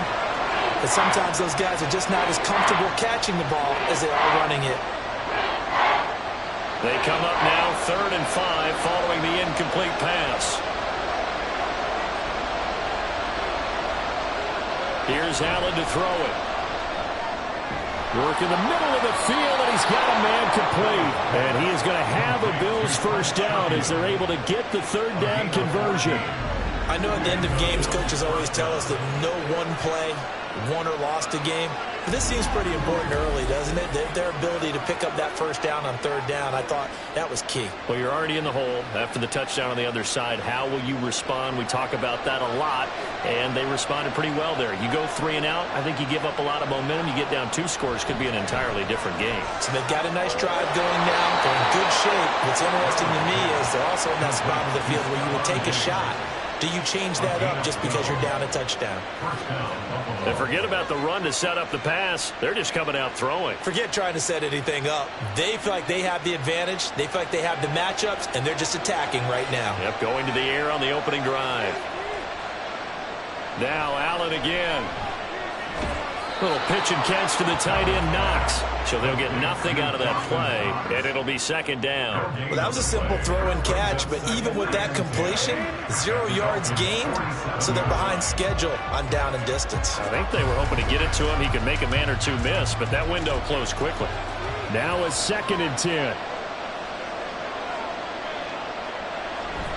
Now a guy who played his high school ball at Miami Central, it's James Cook. And he's going to be met at about the 43. Give him 3 yards, and now they're left needing a conversion here on 3rd and 6.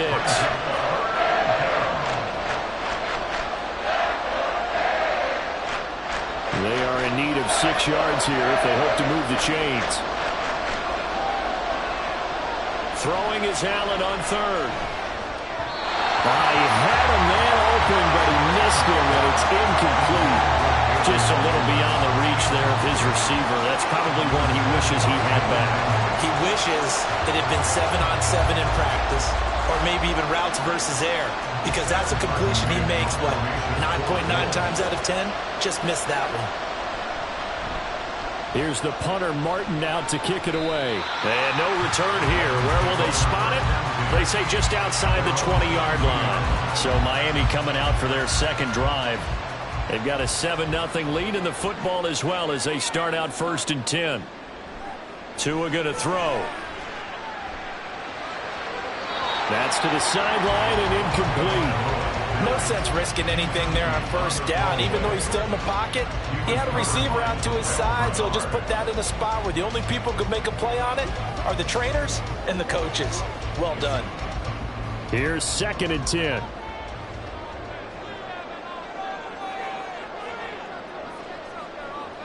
Looking to pass. Tua.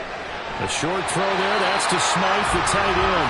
9 yards, not quite enough, and they'll be left now with 3rd and 1. Let's not quibble about the gain there on 2nd down. That was a positive play because that was a take-what-you-can-get situation. Got out to the tight end. Now it gives them a much better opportunity to convert on 3rd down. Here now, 3rd and a yard.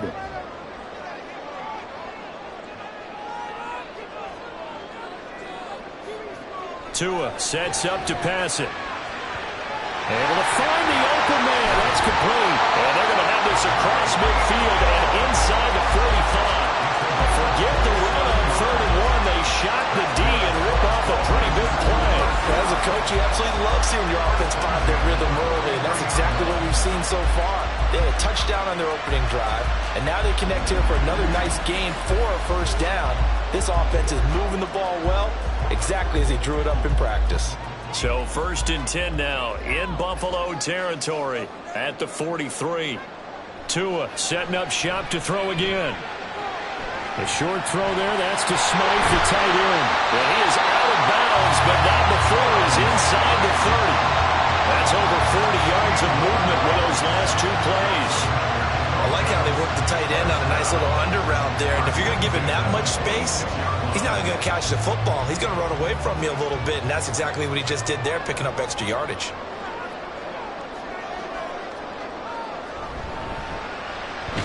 A short throw there, that's to Smythe, the tight end. So 5 yards here, 5 on the play. And that will bring up second down. If you're these receivers, you got to be ready, because when he's going to throw it quick on that RPO, he's going to throw it quick. And this is why you spend time with your guy either in the offseason, during the week, the whole bundle. Because sometimes it's just telepathy. You both see the same thing, and he knows get the ball to him right away. They try to throw on second down, but this one is incomplete. I don't want to blow it too out of proportion, but maybe circle this play, because if they get the stop and hold him to a field goal here, that's a pretty good job. They're already down on the scoreboard. A stop now would be vital for them, because it could save them from having to do it multiple times later in the game in order to either get back into it or maybe have a chance to win. Out of the gun on third down, here's Tua. And he's unable to haul it in, so it falls incomplete over the middle third of the field, and that brings up fourth. I wonder, Brandon, I just wonder, you think maybe he was worried about where he was on the field? Was he far enough? Was he close enough to the first down sticks? Absolutely. He was right there by him, and I think he was thinking first down before he caught that football. Yeah, got to catch it first, because if you don't catch it, there's no chance of picking up a first down. The kick by Sanders is good. So another scoring drive there, Charles, and an early 2-score lead. You'd like the 6 there, partner, but you'll take the 3, and I think they have to be happy about the way they moved the ball in these first 2 drives. They have to feel good about their opportunities the rest of the game.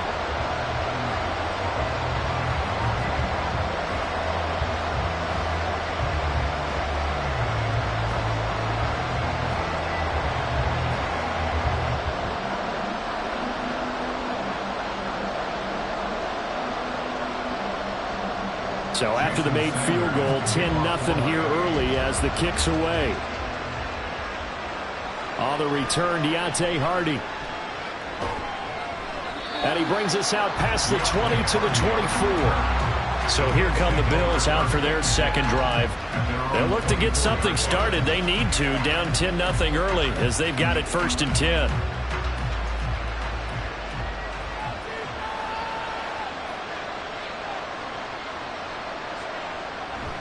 They start the drive with Cook.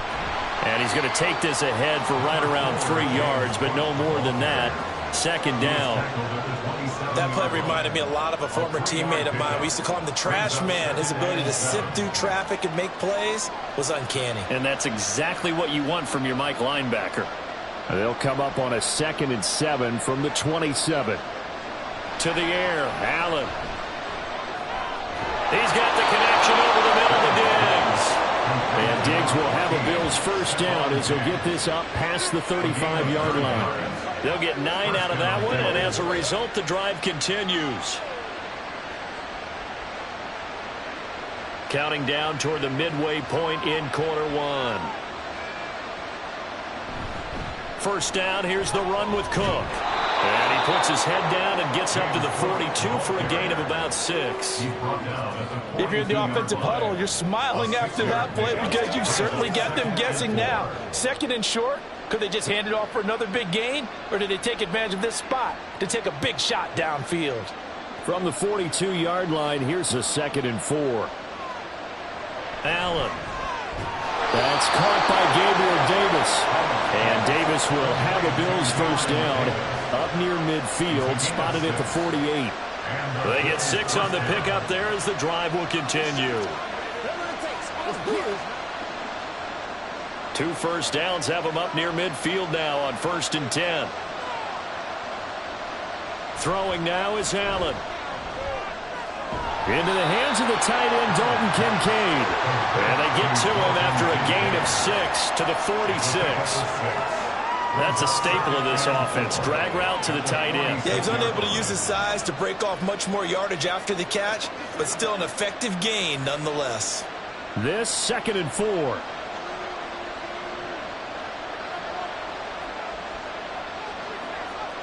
Here's Allen. He's got this one complete to Sherfield.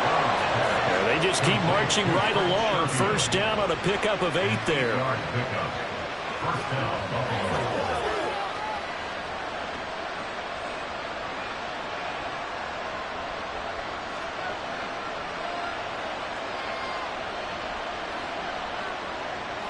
Now Allen. Setting up the screen for Cook. And he works it past the 30, almost to the 25. The Bills' passing game getting them down the field. They've got another first down. You can almost hear the sigh of relief coming from their sideline and from their point on the field, because this has been a tough start for them thus far. A much-needed first down there. They needed something good to happen. Plays like that will continue to help them dig out of this hole. They'll try the middle with Cook. And that one blown up quickly, as he's going to be stopped before he could even get started. Bradley Chubb came in and got him. An interesting and intriguing decision there defensively, because they kept extra DBs on the field despite seeing the multiple tight end look that came out for the offense. I thought they were going to switch out of it. I didn't know if they felt they didn't have time or what the case was. Well, in any event, the extra speed allowed for great penetration as they stuffed that one behind the line of scrimmage. Now, meanwhile, here's a second down throw that's knocked away and incomplete. Anytime he reads man coverage, I don't think it's going to be the only time he'll try and hit that route to the outside in this game. He'll test the perimeter, but that time, they were up to the challenge. Now on 3rd and long, they'll look to throw. And that will be incomplete as well. The Dolphins do the job defensively there, and now it brings up 4th. Sometimes the game is pretty simple. Put a few extra defensive backs on the field, give them nowhere to throw the football, force the incompletion, and get off the field on 3rd down.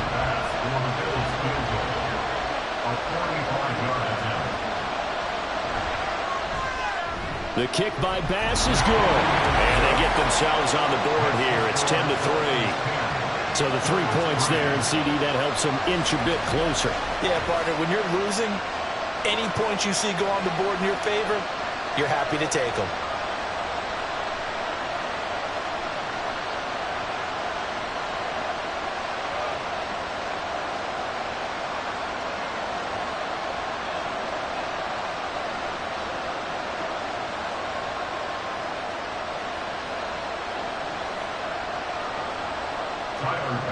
So after knocking through the field goal, here's Bass to kick it away. And this will be a touchback. Barrios deciding not to bring it out. The Dolphins ready to take over on offense. And they split the uprights last time for 3. They've got the lead. They're not going to play this conservative. They're not hoping for another field goal. They're hoping for a touchdown. I'm with you on that one. I like where your head is. I like the way you're thinking, because you're exactly right. Trying to sit on a lead and play that way, that doesn't work too well for most teams. Run your offense. Run what you do best. Exactly. Put it all the way down and try to increase your lead in a big way. The best way to do it, touchdowns. They're making a real first-quarter statement with a run game, no doubt. For those who remember old-school football, running it, establishing things, seeing backs find holes, get through them, they've got to like what they're seeing from this unit so far. Right now, they've decided to, as you've said, establish the run game, and they've been successful doing it. Tua's throw is taken in by Water. And he'll be taken down, but not before he works it past the 50. It'll be a pickup of 16 and a Dolphin first down. And a good quarterback facing zone coverage. If he has just a little bit of time to survey the scene, that's what's going to happen. No doubt about it. If there's no pressure, he's going to continue to pick them apart, because he'll have all that time to find someone open downfield. He can only cover for so long. So maybe they want to go to a zone blitz scheme, get a little bit more pressure. Remember when Carolina did that against Denver? They lost the game ultimately. They dropped the defensive end out, and he ended up with an interception in that game in Super Bowl 50. Maybe some sort of scheme like that to try and get more pressure at the passer. 2nd and 9. Here's Tagovailoa to throw. And this throw incomplete.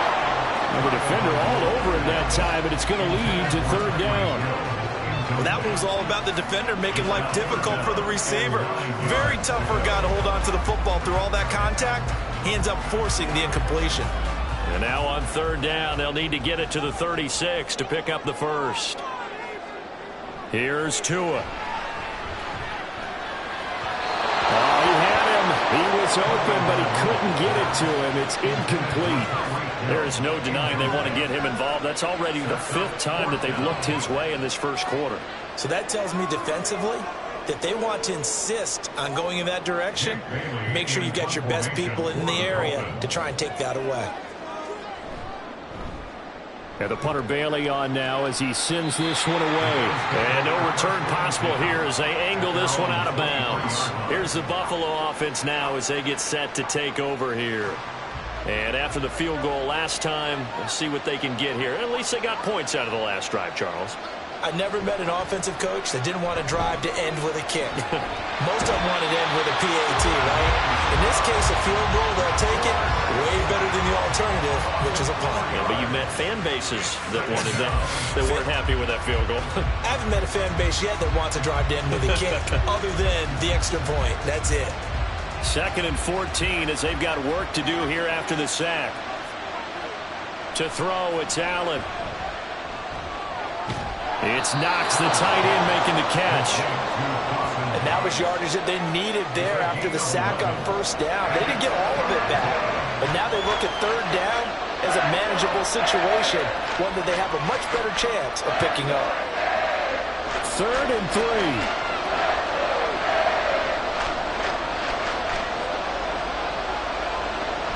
Going to throw. And this is Cook with the ground. And he'll be taken down, but he does have 1st down yardage. Able to get what they need to keep the drive going with a 6-yard pickup on 3rd down. And that's a gutsy call there on 3rd and short, because that's a play that's got a good chance of being blown up in the backfield for a big loss of yardage. But nice job out wide to gather in that screen pass, use his blockers well, and pick up the 1st down. Oh, he tried to fit it in on the slant, and it's intercepted. Brandon Jones picking it off. And he'll get this back to the 32-yard line.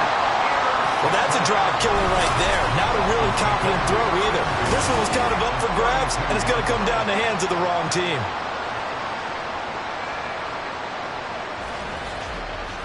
The Dolphins offense now heads back on the field. And they'll have good field position here following the interception and a chance to build on their lead as they start with a 1st and 10. From the 32 now, here's 1st and 10. Up the middle they go with Mostert. 67 yards rushing for him now in the ball game. Someone's looking fresh, and his O-line is definitely licking their chops. Everyone likes to run block. If you're an offensive lineman, nice early burst, nice gain too. From the 24 now, here's 2nd and a couple. Going to the air, Tagovailoa completes it to the tight end Smythe. His 4th catch already in this 1st quarter. It's a 1st down.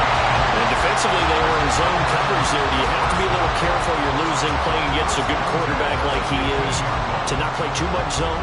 Yeah, you have to be careful about how much time you're giving up. I think it's a good point you just brought up. So maybe if you still want to play zone, you go to a zone blitz scheme. And you can drop anyone out of your defensive front. Defensive end, defensive tackle. It doesn't matter. You just exchange someone to bring more pressure towards the quarterback and still try and cover downfield. They'll give him 4 yards there, and that'll bring up 2nd down. At the 11-yard line.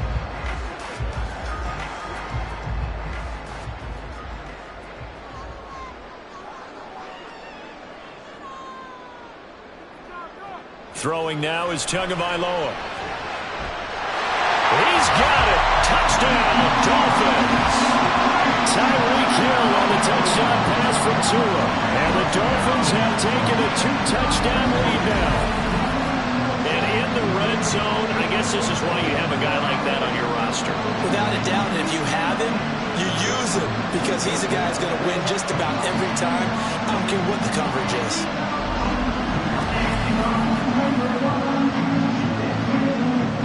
Sanders on for the extra point.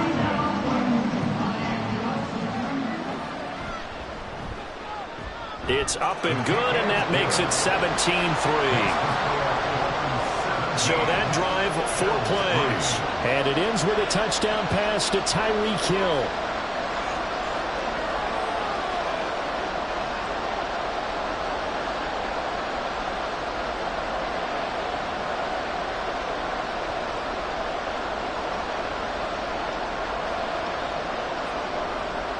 Now after the touchdown, ready to kick it away is Sanders.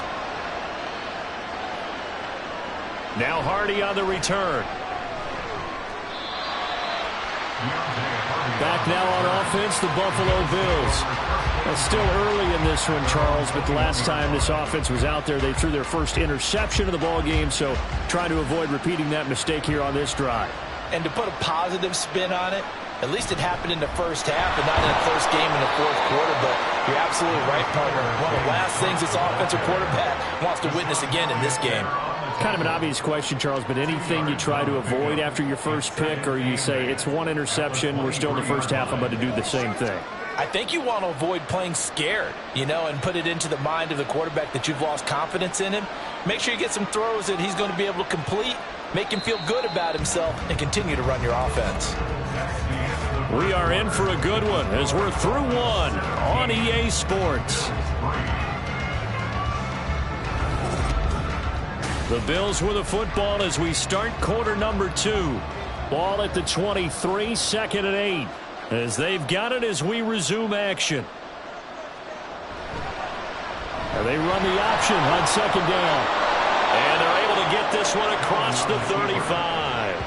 And that one will go for 13 yards on the keeper and a first down. It looked like almost a miscommunication defensively because once he decided to keep it, he had pretty smooth sailing. Yeah, it became a question of, wait a minute, who's got the quarterback? And when you talk about miscommunication, it's supposed to be called assignment football on the defensive side of the ball, but the assignment gets mixed up. That's the end result. And he maneuvers up the middle for 3, and it's 2nd down. It may be only a gain of 3 yards, but that back, he deserves a lot more credit on the play. That could have easily been stopped at the line, but his vision and his determination found some space to turn it into that modest gain. On 2nd down, Cook. And he still has yet to get on track in this first half as they're going to stop him behind the line. It'll go down as a 2-yard loss, and it brings up a 3rd down. Partner, you mind if I take off this headset and put on a coaching headset? You want to get this running game going? I want to get this running game going. I'm going down there and saying, gentlemen, we have got to run the football. We've got to get it going right now. Yeah, to this point in the second quarter, it has been a struggle. Now Allen. It's caught inside the 25.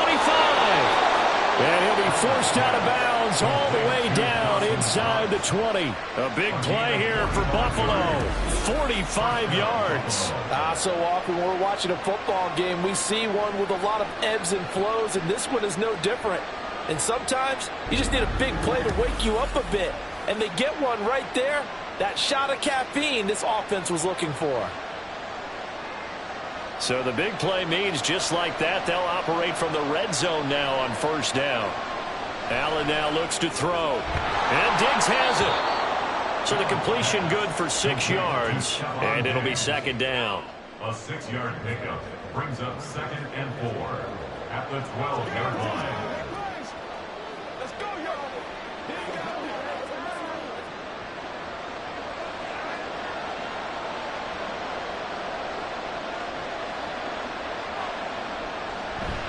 Now Allen off the bootleg. Gets this one to Morris. And tackled down after a gain of 3. Leaves him with 1 yard to go on 3rd down. They gave up the completion there, but this is what zone defenses count on.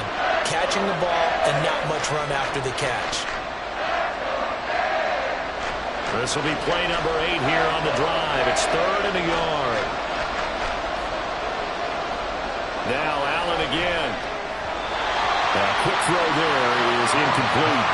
The Dolphins do the job defensively there, and now it brings up 4th. That is certainly one way to frustrate a quarterback. When there's extra defenders on the field, dime package, lots of speed, no space to fit in the football.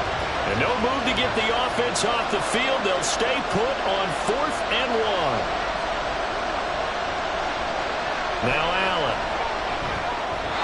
And it's incomplete. They could not convert, and they turn it over. The Bills drive stalls out on 4th down, and the Dolphins defense is able to hold.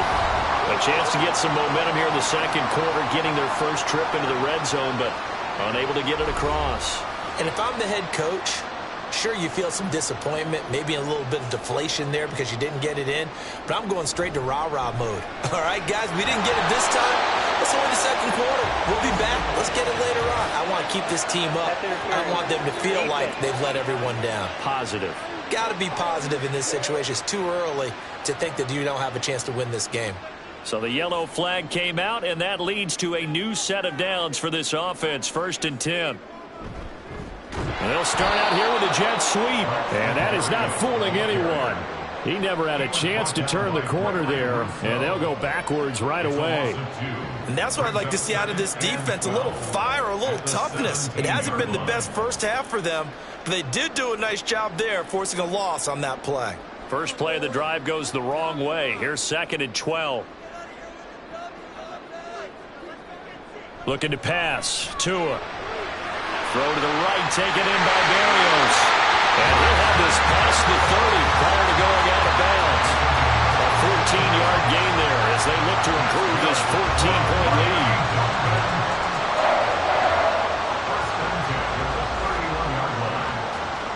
Line of scrimmage, the 31 now on 1st and 10. Tua going to throw. Got a man, it's Berrios, complete. And he'll go out of bounds, it looks like, right at the 40. That'll give him 8 that time, and that'll bring up a 2nd down in just a couple.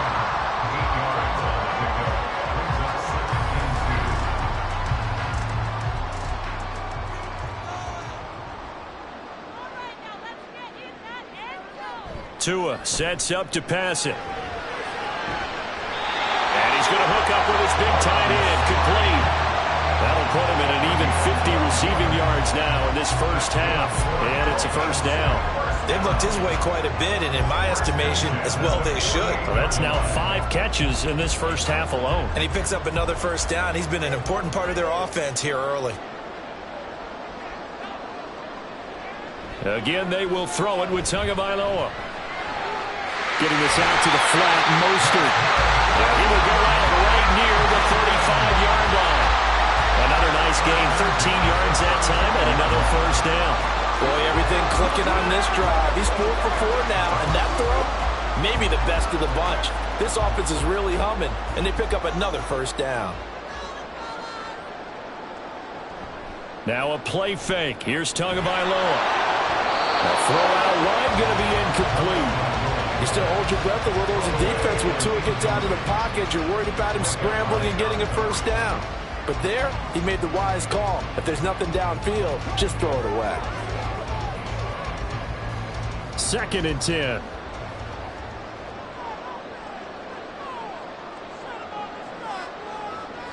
Now Tua. A short throw there, that's to Smythe, the tight end. And this will be a gain of 5 as he gives it to the 30.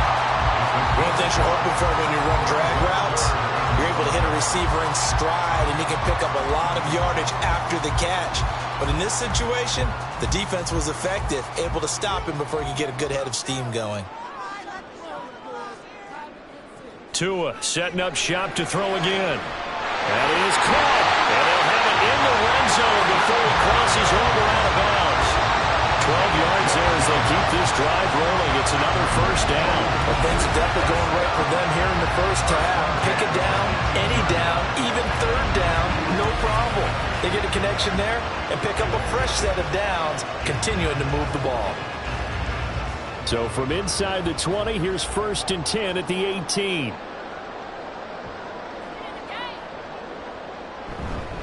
On the handoff, this is Mostert. Tyrell Dodson, the one to bring him down. That's a good play by the guys on the defensive side of the ball. Held them to a gain of 2. And that changes the playbook a little bit now for the guy calling plays. 2nd and 8. Now he's got to probably think about going to the air instead of maybe staying with the ground game. 2nd down and 8. Once again, it's Mostert. And he'll get 7 yards from the 17 to the 10 before he's taken down. And that's the kind of run that gets everyone excited on offense. And, you know, oftentimes the guys who carry the ball are the ones in the huddle doing the chirping. Right now, I think it's the offensive line telling them, run it again. We are right there about to break a big one. 3rd and 1, and Tua wants to throw it. And unable to connect. If he had caught it, it would have been a first down. Instead, it's 4th. Well, they certainly did a nice job there, picking him up out of the backfield and then running stride for stride with him. That's good coverage, and it led to an incompletion. Mike McDaniel dialing up the risk here a little bit on 4th down. They're going to go for it. They're going for it. Here's Tua with it. Able to find the open man. That's complete. And the Dolphins are going to have 1st and goal as they try to finish off this drive with 6 points. Well, the feel that I get on this is that they felt like 3 was just not going to be enough after getting this deep into their territory. And Charles, correct me if I'm wrong, but it didn't even look like they hesitated there. They knew they wanted to go for it. That tells me that during the week, they were thinking about these situations, and they feel like maybe they're just the better team. And he will take it in for a Dolphins touchdown. Raheem Mostert with his 2nd touchdown here in this first half. And the Dolphins go nearly the length of the field and finish it off with 6 points. Well, we have seen the stiff arm get a bit of renaissance here in recent seasons, and that was pure strength there as he forced his way into the end zone. And when you think of guys who use the stiff arm so effectively, I go back to guys like Earl Campbell, Walter Payton, some recent guys like Marshawn Lynch. Let's go to the Wayback Machine. Bronco Nagurski, he dealt out a wicked stiff arm. Extra point up and good by Sanders. And the lead now to 3 touchdowns at 21.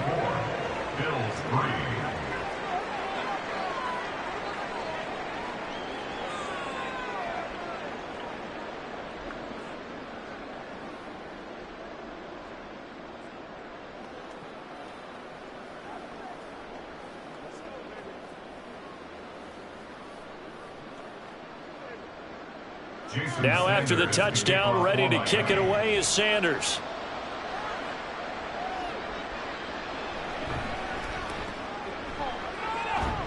And he'll be tackled just shy of the 25.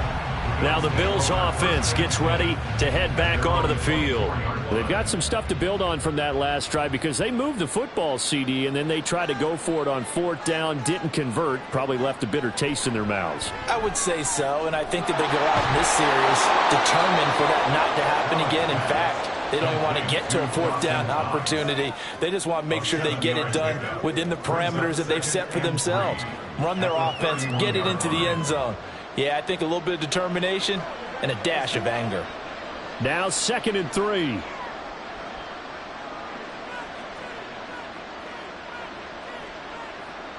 Allen. And he will slide to a stop. He does have the 1st down.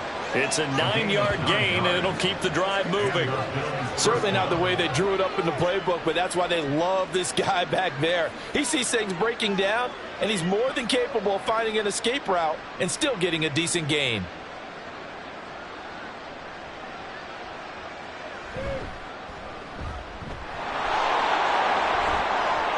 There he goes, left side. And he's going to get this down to the 35-yard line.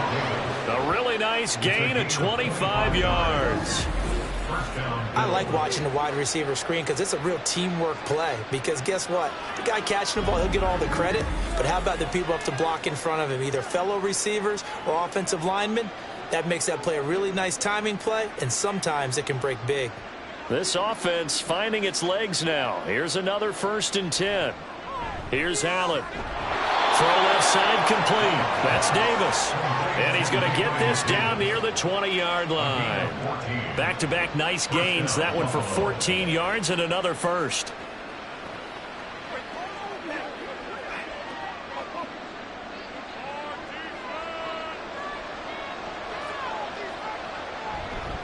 Up the middle, it's Cook. And he's got 4 down inside the 20 to the 18. Well, if you're a football guy, that's a pretty run because everyone is in sync right there. Obviously, the guy carrying the ball, but how about the people up front? Leverage, athleticism, they created some nice space for him. 2nd down and 6 now.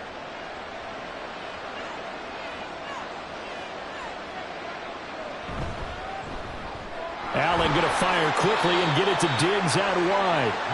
The result, only 4 yards there on the play. And now 2 yards to go on third down. This drive, it's been a good mix. 3 passing plays, 3 runs, hitting on all 3 of those passes, and the last one putting them in the red zone. So wouldn't you think play action right here? Because you've got the ability and had the ability to run it and throw it. Go play action and take your shot at the end zone. They'll run it. Here's Cook. And he's got the first down as he gets it to the 8. They get 5 out of that one, and it moves the chains. I hope we give enough respect to the big guys up front because they have been getting it done on this drive. The holes have been large, and they've been barreling through them, picking up first downs. To the air, Allen. Looking middle, and it's incomplete. Anytime a ball's thrown in the middle of the field, it's popped up in the air, I expect someone to catch. It doesn't matter whether it's offense or defense because there's usually a great amount of bodies in that part of the field. In this case, no one came up with it. Nothing on first down, so the ball remains at the 8-yard line, 2nd and goal.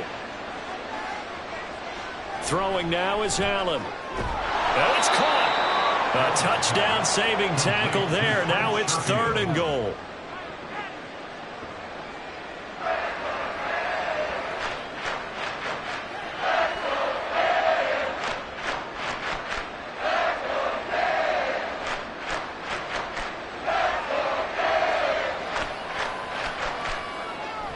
Cook is in. Touchdown, Bills. Sometimes offense, if you get too cute down near the goal line, but there's nothing fancy about this one. As Coach Lombardi would say, we get a seal here, and we get a seal here, and we run this play in the alley. And that's good work to hit the hole hard and finish in the end zone.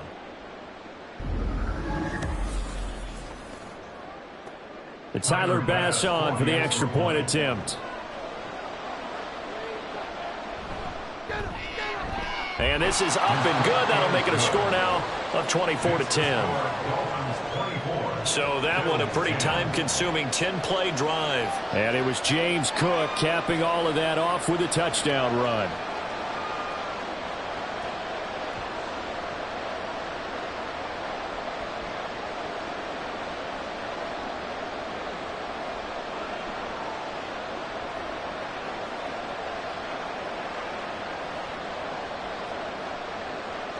After the touchdown, Bass to kick it away.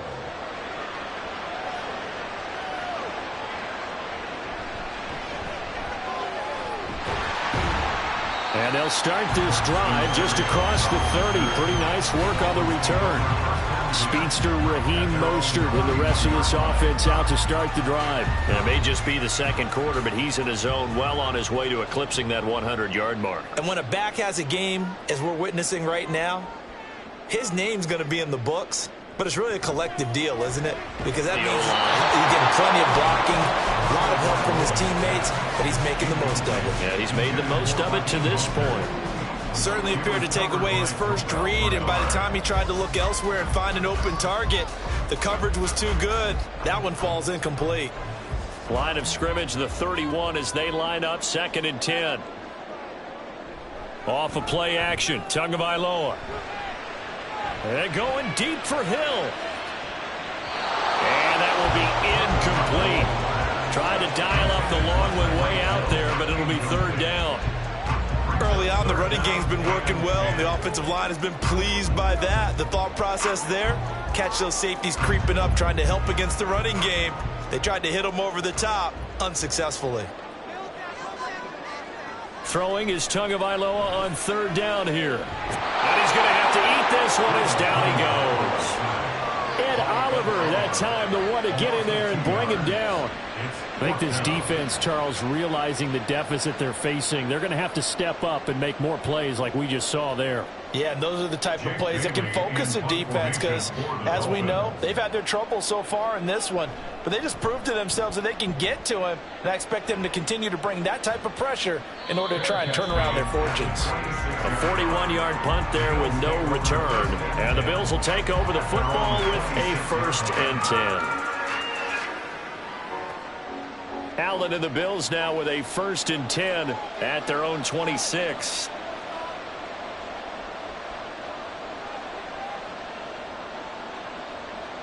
throwing to start the drive. Allen. A quick throw there, but it's going to be incomplete.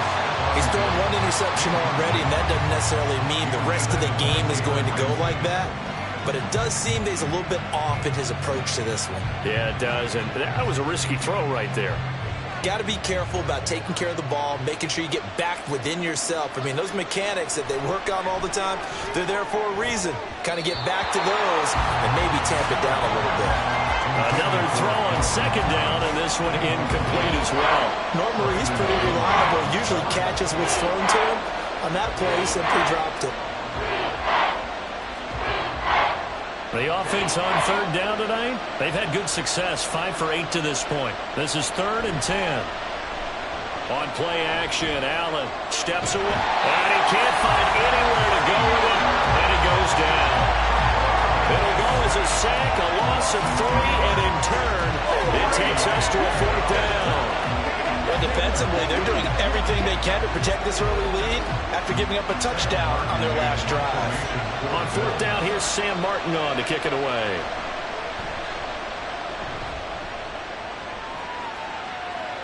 And a fair catch called for, made just inside the 35-yard line. It'll be a 39-yard punt, no return, and it'll be Dolphin football. And here comes Raheem Mostert in the Miami offense. He's been good. His guys are winning. So far, the recipe working here in the second quarter. And he doesn't like to just tote the rock. He wants to carry his team on his back, and that's what he's done throughout this game. Yeah, he's done that. He'll be hoping to continue that trend.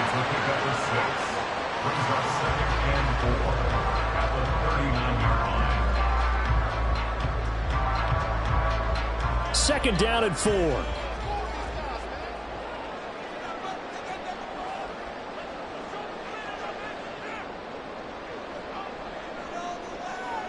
Going to the air, Tagovailoa. And he'll get this into the hands of Hill, complete. And he's brought down. They call his number again. It's his 6th catch and a first down. If you're going to blitz, likely going to leave you in man coverage with this guy, and that is less than ideal.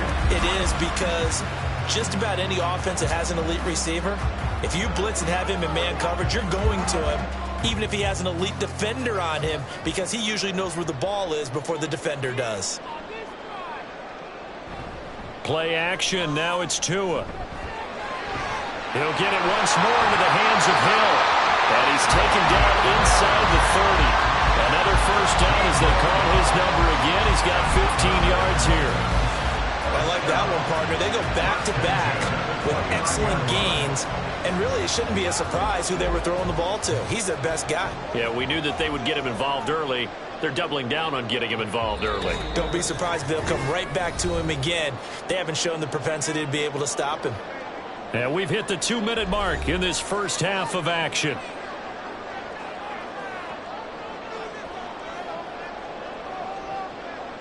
And again, it's Tagovailoa. And he'll complete this one to Barrios. Short completion, just 4 yards, and it's second down. Second and 6 at the 25-yard line.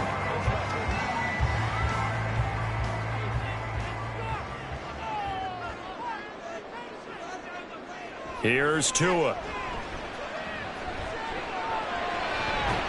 Short throw hauled in by Croft. And out of bounds right around the 20.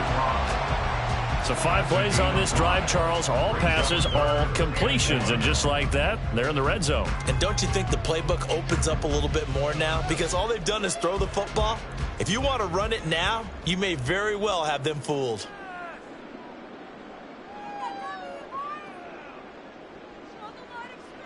Tagovailoa going to try and throw on third down. And that went off the mark. A little late with a throw.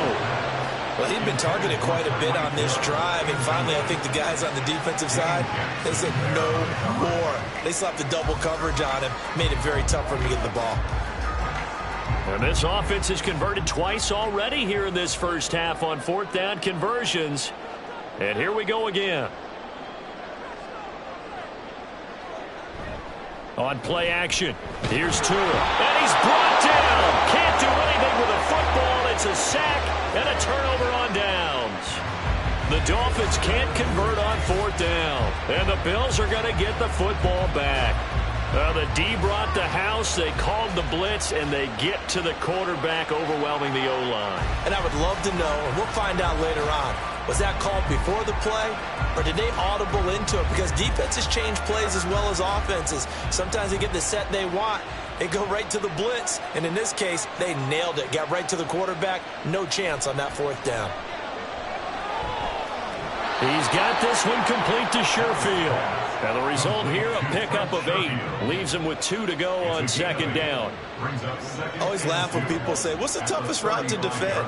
And I'm like, any of them, especially if it's a good receiver. That makes things very difficult. But when you're running a drag route, something short, shallow, going through defenders, using guys almost as screens in order to get open, that makes things tough for guys trying to get to the football. Throwing again on 2nd down, but this time it's incomplete. We've already seen him catch a few passes out of the backfield in the first half, unable to connect on that one. Certainly seems like getting him the ball out of the passing game, though, is part of their game plan. It certainly is, because he catches it well, creates a mismatch. You're going to cover him with a linebacker, a corner, a safety. They feel like he can win every battle. And now the 3rd down throw incomplete as well. Not much going on this drive. Looks like they're going to have to punt it away, CD. And right now, I know a lot of their fans are screaming for the OC to change things up, get away from what he's been calling. Sometimes you just need better execution of the plays that have been called. Now the punter, Sam Martin, called on to kick it away here. He's been a busy man here in this first half as he gets it away. They call it 38 yards on the punt, no return. And they will take over 1st and 10. The Dolphins taking over now late in this first half. And with a 2-score lead already, they may just look to get this thing to the locker room. Here's Tagovailoa on 1st and 10. Over the middle, he gets it to Barrios. Now the Dolphins going to burn the first of their timeouts, as they'll stop it with just over 40 seconds to go in the first half.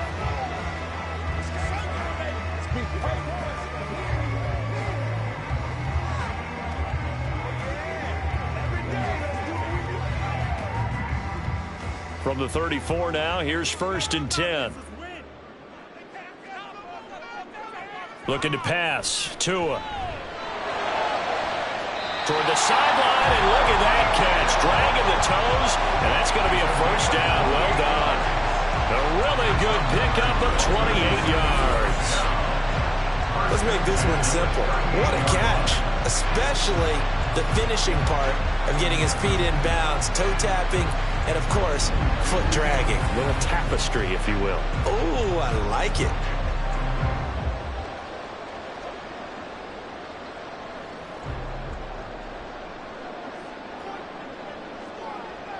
Tua now on 1st down. That's going to be caught downfield by Hill. And all the way in for a Miami touchdown. Tyreek Hill with his 2nd touchdown here in this first half. And the Dolphins will extend their lead in the final minute of the half. That score that they just gave up there, that's a tough one for their defense to swallow, because they've had a tough time through the first 2 quarters. They really were determined to get a stop there. Unable to do so, that makes their comeback hopes that much more difficult. Sanders now to add the extra point. And the lead now to 3 touchdowns at 21 points. Scoring summary, 3-play drive. And it ends with a touchdown pass to Tyreek Hill.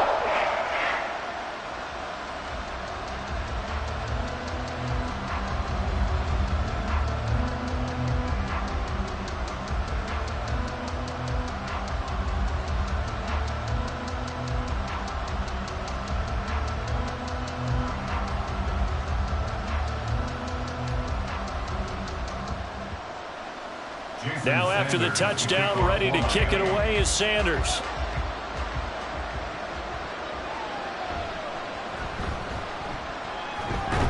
And he won't quite make it to the 25. The Bills offense now for one final time in this first half. And with time quickly fading here in the second quarter, not sure how aggressively, offensively they want to play this. I think we'll find out just how much they trust their guys in this situation if they decide to take a shot. Got a man over the middle, and it's complete. Now the Bills are going to use the first of their timeouts as the stoppage will come with 23 seconds to go till halftime.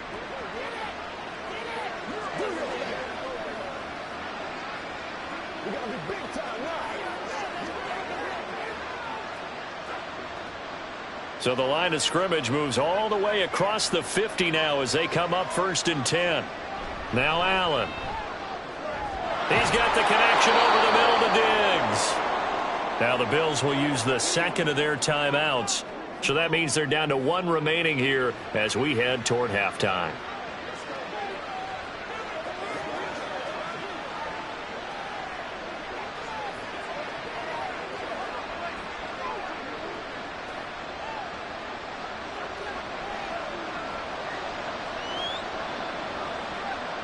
First down, and they're going to throw with Allen.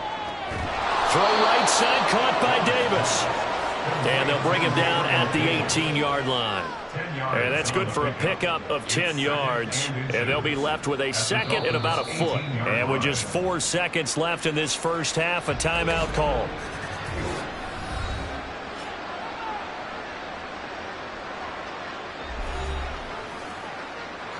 Let's go now, let's go.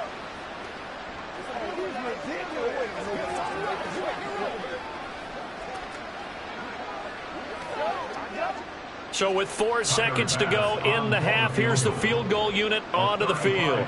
From the right hash, it's a 35-yard attempt. The kick by Bass is good.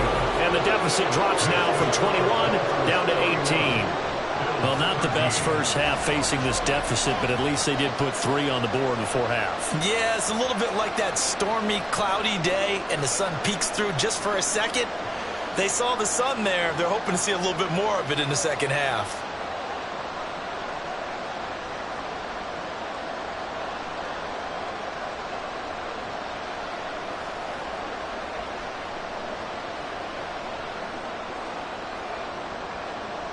So still time for the kickoff here. 1 second to go in the half as this one is away.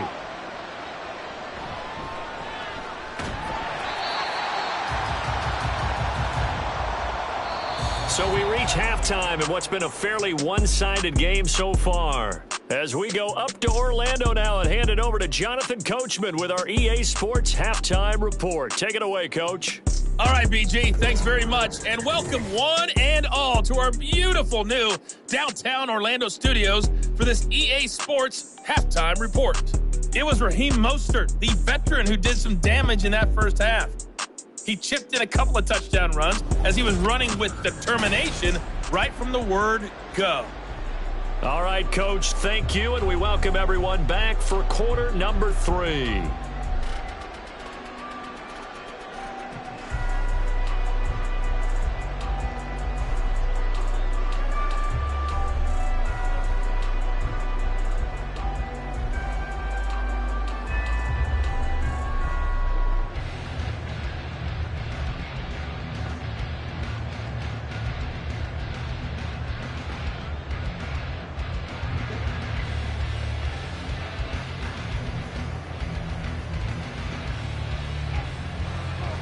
The Bills trail here, but they will get the football first as we are back underway on EA Sports. And he brings us out past the 20 to the 24. Out come the Bills now as they'll go on offense first here in this third quarter. Well, they look up at the scoreboard facing that deficit. A 3-score game, Charles, but look, there's plenty of time to go here. The old football cliche that comes to my mind is you can't get it all back at once. They probably need something, though, out of this drive, at least 3 points. Are you trying to say that there's no 3-score drive on that play sheet for any of those coordinators? They just don't have it, right? You're trying to get it all back. You know you can't get it back in one drive, but maybe cut into it a little bit as you just suggested. Try and create a little bit of momentum, a little bit of a spark, and then maybe that'll carry over. Working out of the shotgun. Here's Allen. And that one's going to come up a little short. It's incomplete. Stephon Diggs, his intended receiver. And it's 3rd and 5.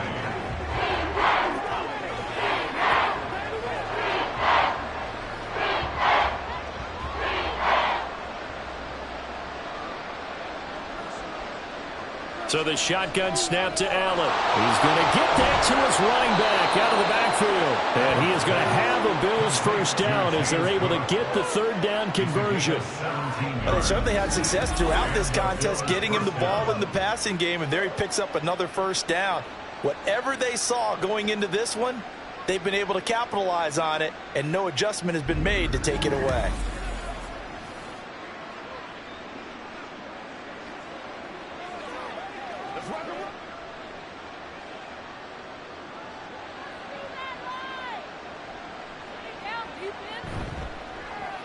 That's quickly out wide to Davis. And a gain of 4 gets him right to the midfield stripe. A gain of 4. It's now 2nd and 6 at the 50-yard line. Ball right on the 50-yard line. Here's 2nd and 6. Allen off the play fake. And a quick throw here, that's complete. And he's able to take it across midfield before going out of bounds. And just 3 yards on the catch there. He couldn't get away. And this will wind up being a 3rd and 3.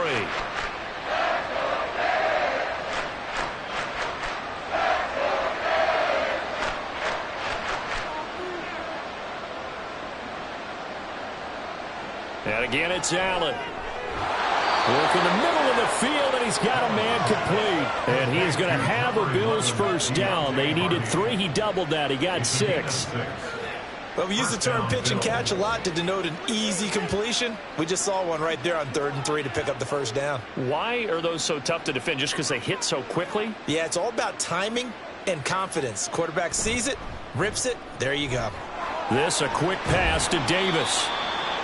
Call it a gain of a yard, and it'll be 2nd down. The goal of a wide receiver screen is get enough blockers in front to create a wall and let him pick his spot to run the football.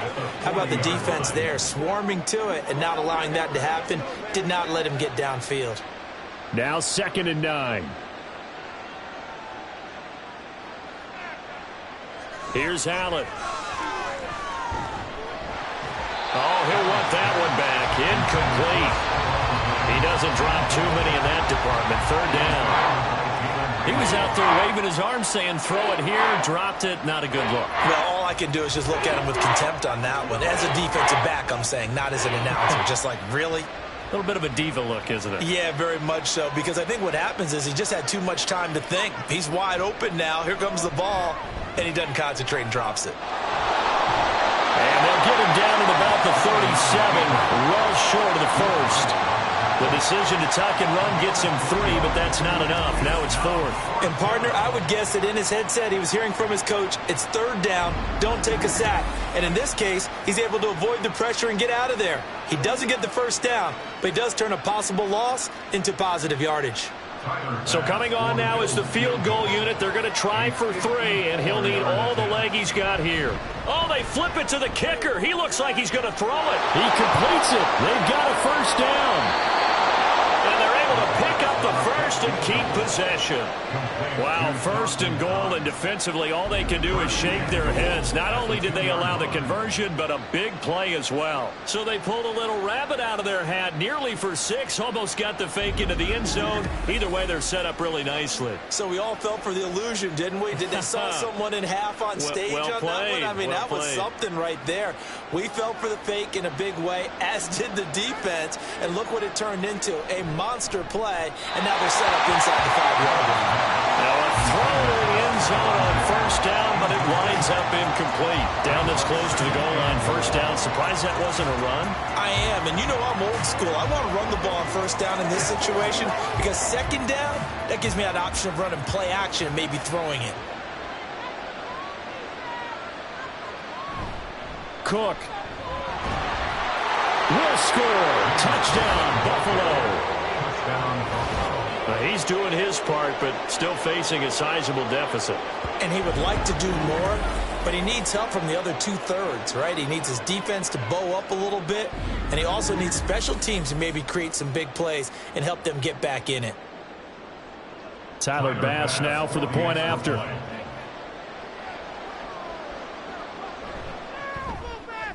And that one makes this an 11-point deficit now. That one in the books as a 12-play drive. And it was James Cook capping all of that off with a touchdown run.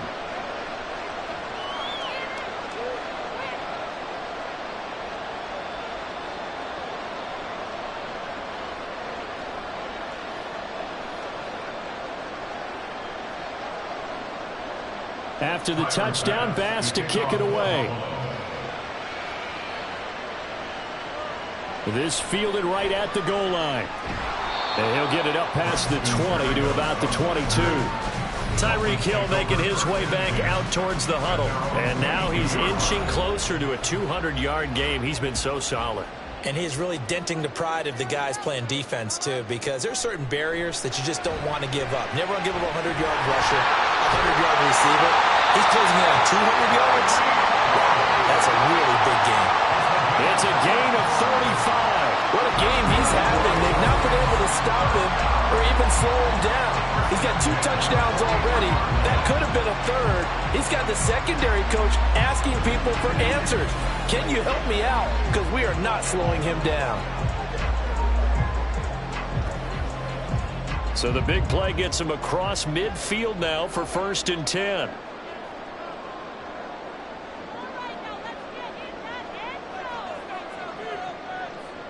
Now Tua. Got a man. It's Barrios complete. And he's going to get it down to the 33-yard line here. Even against double coverage, he found enough of an opening for a noticeable gain. 2 guys on him, yet he finds a way to uncover downfield for the completion. In need of only about the length of the football here on 2nd down. Now Tua on the bootleg here. Finds Hill on the crossing route, complete. And he's got a 1st down as the tackle made at the Bills' 21. 12 yards there as they move the chains.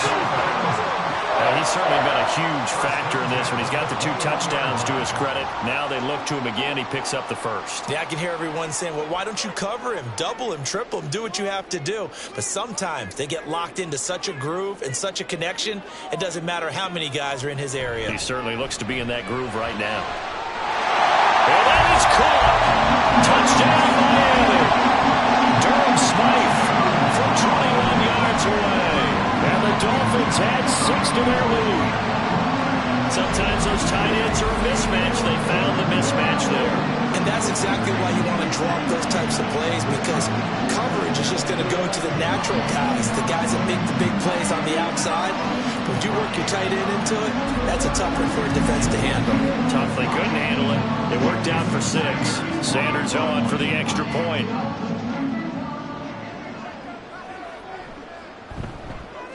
And he's been a busy man, 5 for 5 now as he knocks another one through to extend the lead. A drive there of just 4 plays. And it ends with a touchdown for the Dolphins.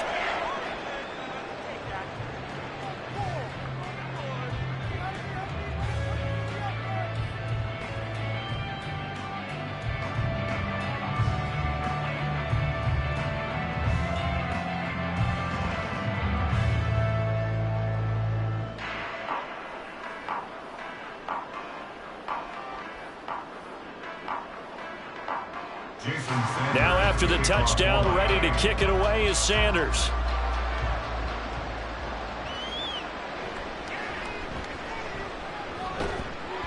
And he'll take it up past the 25 to the 26-yard line. The Bills getting set to go. They did what they had to do to start this 3rd quarter. Went down, got the touchdown to cut the lead, but the matching touchdown a moment ago, and we're right back where we started at halftime. Yeah, you're exactly right, partner. They had a little bounce in their step after scoring that 1st touchdown, but the defense gave one up, and that's the problem right now. Can they get better play from their defense while they continue to score on offense? Bradley Chubb there on the tackle. I think if they want to start getting back into this game, it behooves them to get better on 1st down. Yeah, certainly not what they were looking for there out of the opening play of this drive. On 2nd down, here's Allen. On the slant, he's got Davis. And he's going to be down at the 35. Gain of 7. You can see the time and effort and thought that they put into their passing game because it was evident right there. It looks like a simple pitch and catch, but you and I both know that they have planned for this and worked hard to make it happen. On play action, Allen. Oh, he had a man open. He overshot him. It's incomplete. There are not many times where you might say it's a detriment to have a quarterback with a cannon for an arm, but this might be one of those few times. He just laid that one out there a bit too far, and his receiver couldn't run under it. Here's Sam Martin now, as he's on to punt for the 4th time tonight. And a fair catch signaled for and taken at about the 18-yard line. So possession goes over here on the punt. And that will come the offense as they take over. Tua Tagovailoa in the offense heading back out. He really continues to pick apart this defense. Last drive, perfect, and it culminated in his 3rd touchdown pass. As long as we've been doing this, how many times has a player in this type of a zone described the game as really slowed down? Yep. So right now, instead of warp speed, it's snail's pace. Oh, snail's pace for him, and he can do whatever he wants. Feels like he has all the time in the world to throw the ball, and his offensive line has been giving him that. From the 21, here's 2nd down and 7. Tua going to throw. That one complete to Hill. And he'll get this up to the 34-yard line. Tua to Tyreek for the Miami first. And while we may be looking at the scoreboard, this offense certainly is not, because they're showing no signs of backing down, even with a 3-score lead here in the 3rd quarter. I think they keep taking their shots. They've seen blown leads happen throughout this league. They don't want to fall victim to it themselves. Now this throw caught left side. And out across midfield down to the 45. Back-to-back receptions for him, and it's another 1st down. Now a tip of the cap to the man under center, Charles. He just went over 400 yards passing in this ball game. He's got the touchdown passes to boot, taking pretty good care of the ball. Just all around a really solid performance. Yeah, just check, and check, right? Because he certainly showed he was worthy of the trust that his team put in him. A handful of touchdowns to his credit thus far. Now he's just crossing off yardage milestones, and win or lose, his name has to be in serious discussion for player of the game.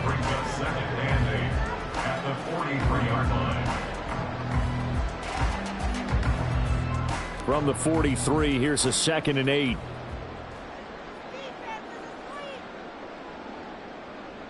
Here's Tagovailoa to throw. Quick hitter here, it's complete.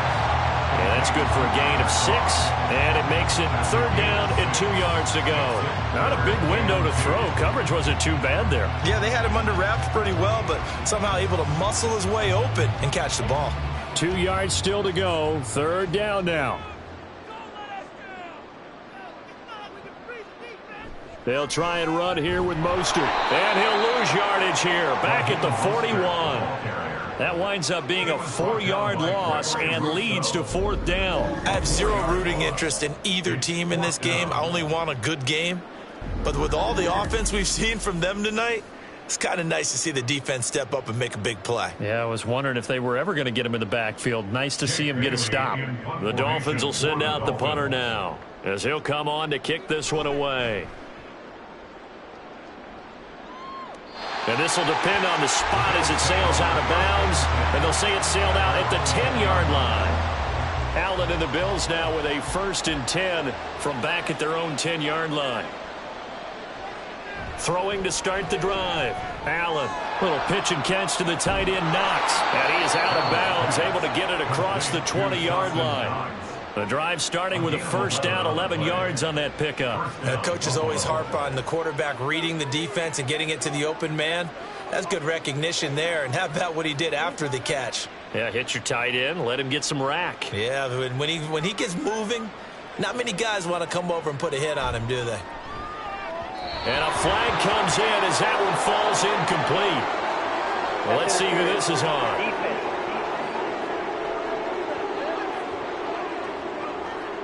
After the penalty, a fresh set of downs. It's 1st and 10. Getting the ball is Cook running left. It's a 6-yard pickup, and it gets him to 2nd and 4. Now, Brandon, that's the way you want to run the football. There should almost be quote bubbles above the offense right now. Bam, boom, biff. That's how they feel good about moving the football. From the 35, back to work on 2nd and 4. Allen now looks to throw. This one caught by Davis. And he slips up past the 45 before being tackled. 12 yards there as they keep this drive rolling. It's another first down. That was a nicely run slant route, and what the receiver's trying to do is make the defender think he's going upfield for a deeper route, and then breaks it off, usually after about 3 to 4 steps, and cuts towards the middle of the field. And now what he's trying to do is use his body to keep the defender away from the football and get the quarterback a really nice target. 44 yards rushing for him now to this point. Offensive linemen love creating space for their guys carrying the ball, but when that guy also breaks tackles and creates extra yardage, they almost feel like he's one of them, and they really embrace him. Here's 2nd and 3. Throwing now is Allen. His throw incomplete. I think that's a big-time play there because the slant route is really hard to cover because the timing is so quick. But able to see it, diagnose it, and get to the football, that's why he was able to bat it away. This offense in desperate need of a conversion as they come up on 3rd down. Now Allen. And this is going to be incomplete. Well, the other day they told us when we've got 3rd and 5 or less, we have to be able to convert. And I guess every team would say that, Charles, but an opportunity missed there. What they were trying to tell us is they believe it's a matchup game at that point. And they liked some matchups that they had, thought they could exploit them, unable to do so on that play. And on 4th down, on is the punt team sending this one away. And this will pin him back deep. That's going to kick out of bounds right at about the 7-yard line. Speedster Raheem Mostert and the rest of this offense out to start the drive. He is hoping to find the end zone for a 3rd time, and we sit now in the 3rd quarter. And nothing would excite him more, but I think even more so, his offensive line.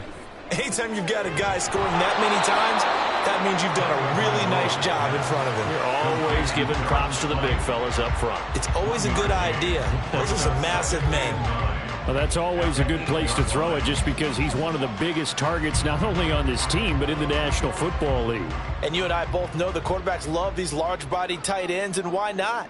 Nowadays, they're really wide receivers who are just taller and have a little bit more weight. These guys catch the football, make big plays downfield. In the old days, we wanted them to block. Now coaches want to catch the football first. And they were backed up to start the drive, but not anymore. Now, that's the play call that the offensive coordinator had in his head. You saw the end result. He wanted to go ahead and push the ball downfield, and that's what they did. And they wound up with good yardage there to get things rolling. Meanwhile, Tua's throw caught by his receiver, Hill. And he's upended after a gain of 4 up to the 25-yard line. And we've seen him have success earlier on with the ball in his hands because he is a get it in space and make a play kind of a receiver. But that time, they closed on him quickly and held him to a short gain. Play action. Now it's Tua. And he'll get this into the hands of Hill, complete. And they nearly get this all the way to midfield. Mark him down at the 49. That one covers 24 yards. It's a first down. With that pass, CD, he's now over 400 yards in the game. And even in a pass-first league, that is still a tough benchmark to hit. And all week leading up to this one, all we read, heard about was the confidence he had that he could put up big numbers. Kudos to him for coming out here with that belief in himself. And rush coming, and he's taken down. Terrell Bernard getting in there to drop him for a sack. The pressure that time right up the middle, and he was able to wiggle in there pretty easily and get the sack. Yeah, sometimes you end up getting caught in a little bit of a breakdown about who to block up front, and that creates the gap there, and he took full advantage, got to the quarterback, and finished off the sack. He'll swing this out to Mostert. And he'll be out of bounds after getting this one across the 40. So just 3 yards on the completion there. And they're going to face an uphill battle here on 3rd and long.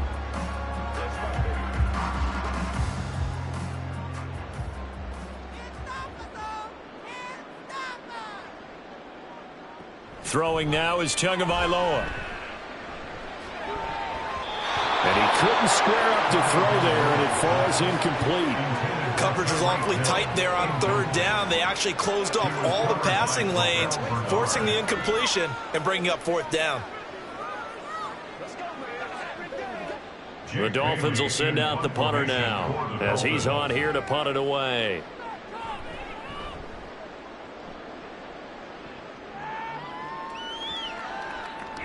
And that hits at the 6 and carries into the end zone for a touchback. Here's the Buffalo offense now as they get set to take over here. See if they can put this drive in the end zone, Charles, because it's been a little bit of a rough go at times. They've had to punt the football a ton in this ball game because of stalled-out drives. So are you saying that you're kind of tired of seeing the punter run out there and do his thing during this game? Is that what you're trying to say? Well, I mean, I'm okay with it. I have a feeling that this offense, they don't want to see the punter again. And frankly, the punter doesn't want to run out there anymore himself. He would love to see his offense put together a drive and give his leg a rest. Now Allen throwing on 2nd down. Little pitch and catch to the tight end, Knox. Well, he caught it right at the line of scrimmage, and before he could even think about advancing it forward, he got hit. Great tackling, because that's what you're taught. Don't give up yards after the catch, and most offenses make a living off of yards after catch. Those hidden yards that may not go into the score sheet, but they count big for moving the ball and stretching the field. Really nice open field tackle. 1st down, and they're going to throw with Allen. And he slides and covers up at the end as he's going to be able to pick up decent yardage. He'll get 5 out of the scramble. It's 2nd down. 1 quarter remains here on a Sunday night. We'll return with more after this. This is the NFL, and it's on EA Sports. Back now in Miami. Here's a 2nd and 5. The Bills have the football, but they trail here as we begin quarter number 4. A 2nd down pass play there, but it's incomplete.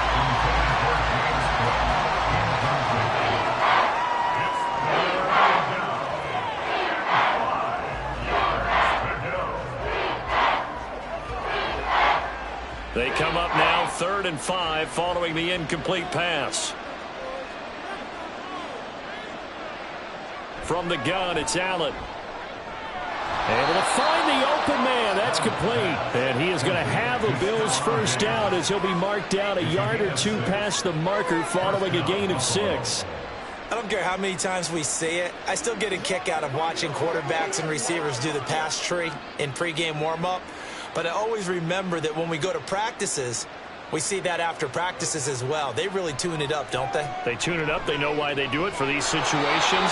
1st down. And they build that trust, and that's why they're able to find him in this type of a situation. And that's good for a pickup of 10 yards. And that'll leave him with a 2nd and just a few inches left.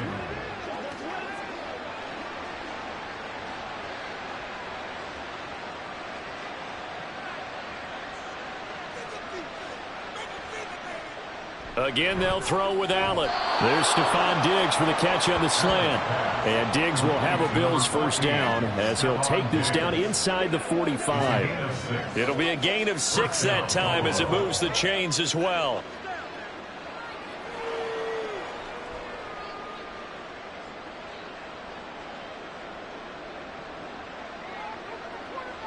Throwing on 1st down is Allen. And incomplete, a drop there in the middle 3rd of the field. That'll bring up 2nd down. On any passes in the middle of the field, anyone who's going after the football is going to be conscious that it's probably going to be contested and often physically. Sometimes that leads to drops. Here's 2nd and 10. To the air, Allen. Looking left side, and he's got a man. That's Davis. And he's got another 1st down as he's brought down at the Dolphins' 23. 19 yards there on the catch and run. And passing yardage-wise, now up over 350 in this game. Pretty nice performance. Definitely that, which usually means you're putting a lot of pressure on guys trying to cover. If you're a defensive back and they put over 350 yards on you, you've had a long day. The key to everything, if you're doing it without throwing interceptions or turning the ball over.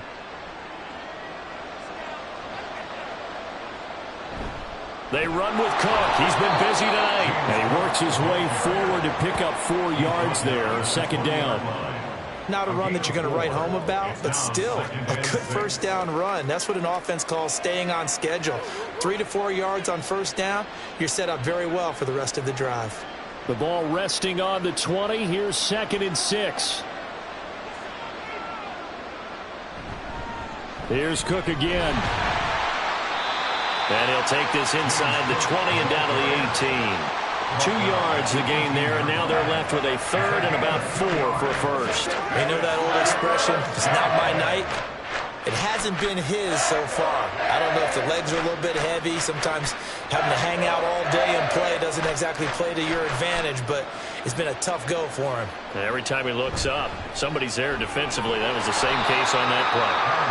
So that'll be no better than an incompletion. And that's going to bring up a 4th down. Excuse my snarkiness here, but isn't the idea of completing a pass supposed to mean you get downfield and gain yards? Especially on 3rd down. Yeah, that one. How about the defense? Figured that one out in a big way. Yeah, they completed it all right and lost yardage. The kick by Bass is good. And that'll get the deficit down to 15. Well, with that field goal, you can argue they needed to get back within 2 scores, and they did indeed do that, but still a pretty uphill battle. Still going to take 2 fourth-quarter touchdowns to get back into it. And as you and I know, that's a tall order against any NFL defense. They're going to need their own defense to make some plays as well to give them an opportunity.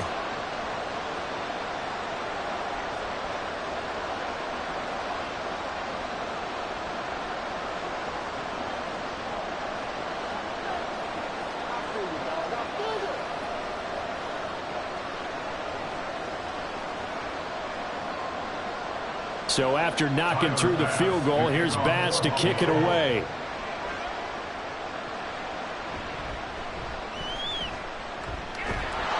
And the tackle going to be made right there at the 25-yard line.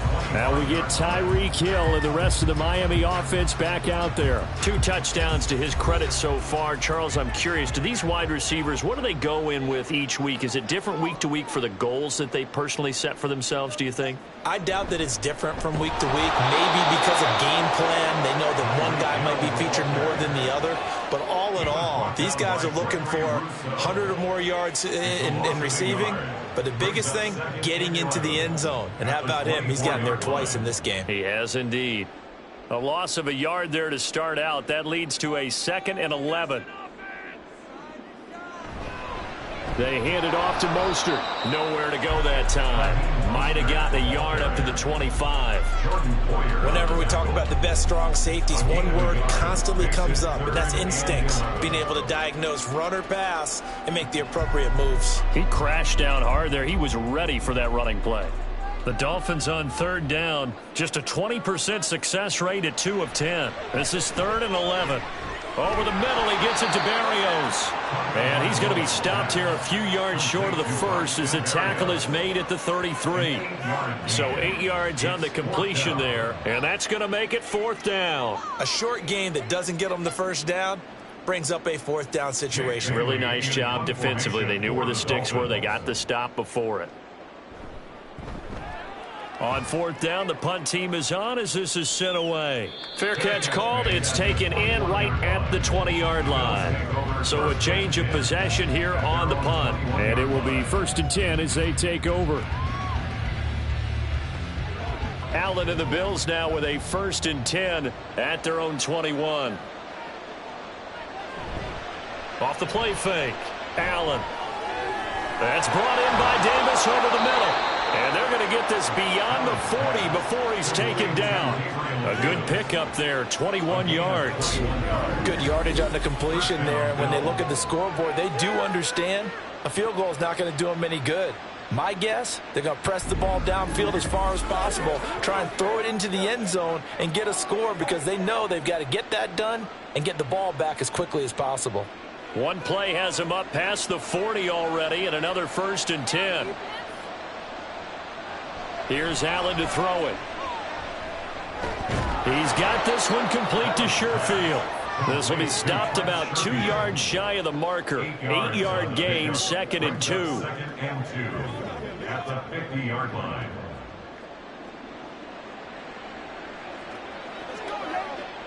Second and a couple.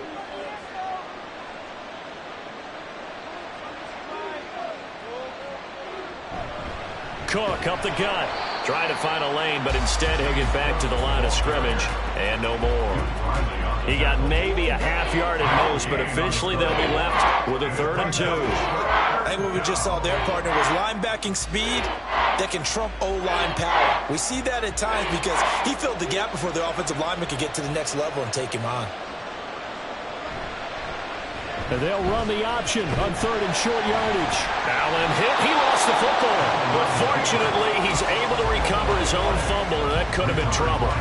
Offensively lucky they're able to keep the football, but now 4th down, so they'll have to boot it away. I do think, though, they're going to look at this as a positive. One, they recovered the fumble, so they retained possession. But two, being able to punt it changes field position for them. Imagine if that turnover takes place there. Now your defense has to go onto the field and try and hold. Instead, they get a little breathing room. Now Allen, gotta have this one. Pass taken in by his big tight end. And he is going to have the Bills 1st down as they find a way to convert there on 4th and 6. The time to pull out the stops is now, and they convert there on 4th down. So this drive going to continue following the conversion on 4th. Here's 1st and 10. Handoff comes to Cook. Just a yard on the pickup there, and it'll bring up a 2nd and 9. That felt like a trap because it looked to me like the opposing front was on that play from the get-go. They had everyone crashing the ball carrier before he even made the line, and they hold him to just a yard. 2nd and 9 from the 44. Allen going to throw. Hardy's got it on the out route. Call it a gain of 3 on the play. And now 3rd down and 6 to go. And it's 3rd down.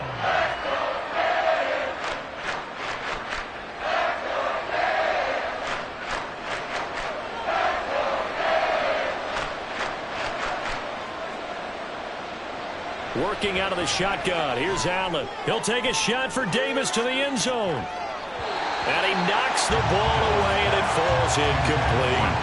And they're at the point of the ball game now where they've got to take some chances. They've got to put the ball in the air and just see what happens. But this defense knows that all too well.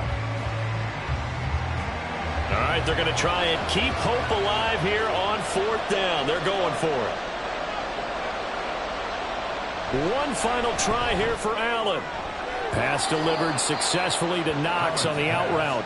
And he is going to have the Bills 1st down as they find a way to convert there on 4th and 6. Felt compelled to go for it there on 4th down, trailing in the 4th quarter. They got it done. And there's always a lot of pressure on a 4th down call. Doesn't matter the distance. You still have to get it done, as you noted, and they did. Give to Cook out of the gun. Down to about the 32. Well, they certainly had success throwing the ball on this drive and not as much running it as we just saw once again on that last play. Stopped after a very short gain. But I wouldn't abandon the run totally because otherwise, pass rushers just tee off on your quarterback. Makes it very, very difficult for him in that situation. This is 2nd and 8. Now Allen. That'll be complete to Cook. And he's got another 1st down as he's brought down at the Dolphins' 21. Give him 12 yards on that one. It earns him a fresh set of downs.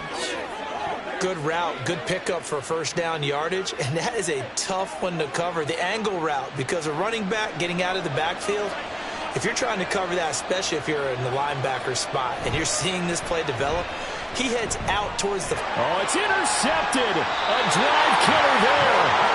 Picked up by Jalen Ramsey. And the Dolphins are going to take over once again, and they'll have it at their own 8-yard line. And that pretty much has been the storyline, Charles. This defense, they seem to be one step ahead from the start of the game until now. And you identified it perfectly, and we can see the frustration that's settling in now. And it's probably been there for a long time, but now it's evident because you can see it in their faces, you can see it in their body language, maybe even a little bit in that play call that ended up maybe closing them out. A little jet sweep to start the drive. Oh, and this one may need to go back to the drawing board. He's going to be swallowed up right away. Just a yard on the first down carry, so it's 2nd and 9. Defensively, they had that one pretty well figured out. Yeah, and one of the things about this play, it can be even more effective when you run a lot of motion, and there's plenty of times you don't hand it off. Here's Tagovailoa to throw. And he goes down. It's a sack. They get him back at his own 3-yard line. That time, multiple defenders getting pressure, and it's a loss of 6. A CD, a little bit of feast or famine for him. He's had some success throwing the football, but also now he's been sacked 4 times. Yeah, you just mentioned the 4 sacks, but you're right. He has managed to hang in there and make plays at times. His offensive line, they've got to figure it out and pick things up and give him more opportunities, and he has to help them by getting rid of the ball a little bit quicker as well.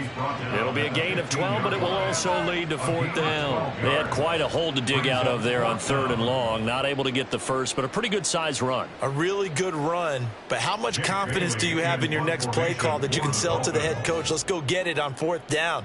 Do you really have a play you believe in, or are you just hopeful? And you got to sell it to the big man before it gets called. On the return, Hardy. That'll go as a punt of 42, 7 on the return. And here come the Bills. Their defense was able to force the punt. That's the good news. But this is still a 2-score game, and they need points on this drive and in a relatively quick manner. Trying to shake off the interception from the last drive. He'll look to throw. And they'll get to him after a gain of 7 to the 47. A good start there on this 4th quarter drive. They need more of what we just saw. Down a couple of scores. There's still time. All right, it's not like they're totally out of it, but they have to score quickly, and they're going to need some big-time plays, chunk plays, explosive plays. They need yardage on each snap.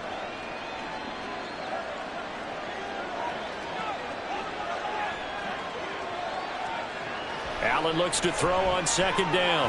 And Diggs has it.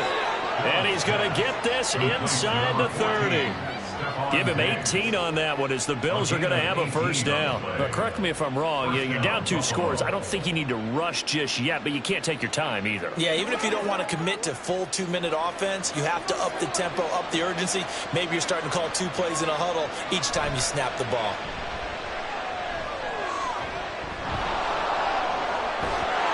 Nice work to get 7 out of that, and it's 2nd down. You know what I like about that play? He didn't try to do too much on 1st down. He took what the defense gave him, put together a solid gain to bring up 2nd and manageable. Now they have a couple of plays to pick up just a few yards and a new set of downs. They're going to hurry back to the line now. Allen now looks to throw. Everything about that play tells you about today's NFL offenses and what they're asking out of running backs. You can't just be a guy who can run the football. You have to be able to catch it as well, and he didn't get that done on that play. So the incomplete pass on the last play, and that leads us to a 3rd and 3. Here's Allen. Work in the middle of the field, and he's got a man complete. And he is going to have a Bills first down as he'll be marked down a yard or 2 past the marker following a gain of 6. And in a 2-score game, obviously, every play, every 3rd down, like we saw there, magnified. Big pickup. It was a huge pickup. What they really want, though, is to not even get to 3rd down. They've got to maximize time and conserve as much as possible. And he couldn't quite get there. Tackled down at the 1. It hasn't been the cleanest game for him, but there was a sign of improvement as he looks towards the next one. Nice bit of scrambling to move the sticks, and even more importantly, he didn't risk adding another interception to his ledger. 2 minutes left to play in this football game here on EA Sports. So it's Bills football here as we get you reset. They've got it 1st and goal as they look to punch in a late score. Allen to the goal line, but it's incomplete. Ooh, that's certainly not the worst thing. It stops the clock and lets your offense catch its breath and lets us exhale a little bit. Now I expect them to call a couple plays in the huddle so they're ready if a tackle happens inbounds. 2nd down, goal to go. To throw is Allen. And this is caught now for a late touchdown. So hold everything here. This one's not over yet.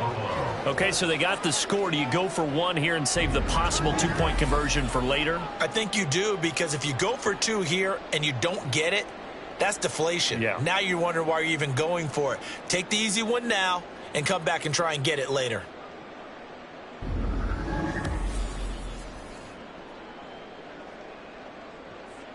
And now in a 9-point game, they'll still just need to go for 1 here. As this gets them back within a touchdown and a 2-point conversion. So that drive in total 8 plays. And it's finished off by the touchdown by Stephon Diggs.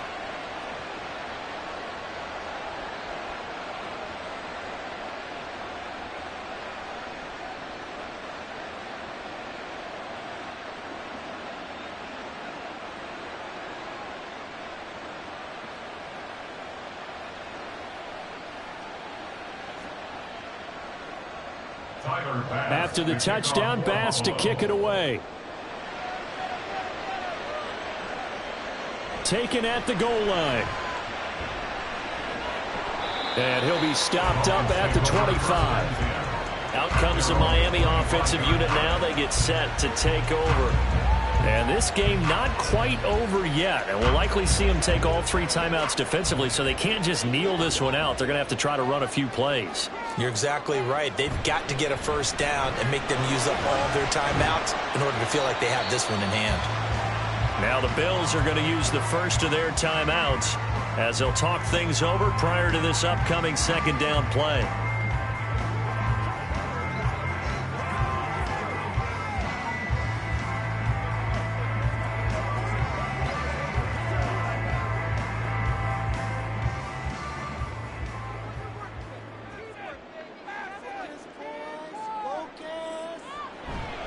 He's going to get it again. Just looking to get forward and protect the ball. Now the Bills will use the 2nd of their timeouts. And they'll be disappointed to have to burn one there after giving up the 1st down.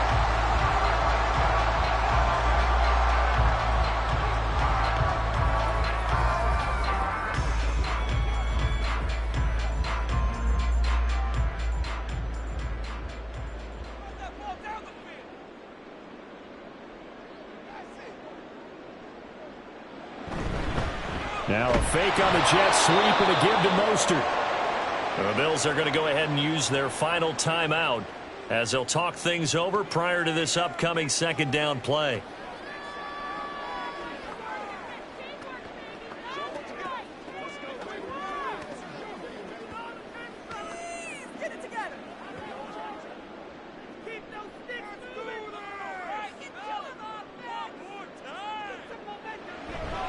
They'll stay on the ground with Mostert. And that'll be good for 8 yards to the 45. And this is an absolutely big 3rd down that's been set up here, partner. And there's no other way to put it. The defense has to get a stop here to have any hopes of winning this game. Has to. You said big 3rd down. I'd put the word big in capital letters here.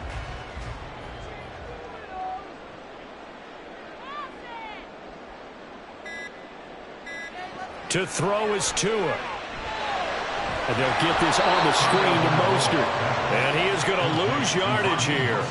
I hate to surrender the football when you're nursing a slim lead, but they're going to have to punt it away. Trust that defense. It's the right play at this stage of the game as well. You don't need to press it here because you do have that little bit of a cushion, and you count on your D to make it stand up. The Dolphins will send out the punter now as he's on to kick it away.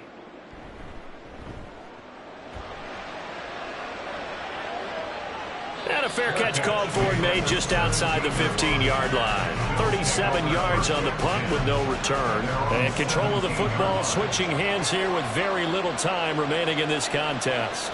Throwing, Allen. And that's going to be incomplete. Well, I think we were both wondering if we were going to see them try and push it deep downfield, facing a one-possession deficit late, and they certainly didn't disappoint. They gave it an effort. They'll try again here. 2nd and 10. Here's Allen.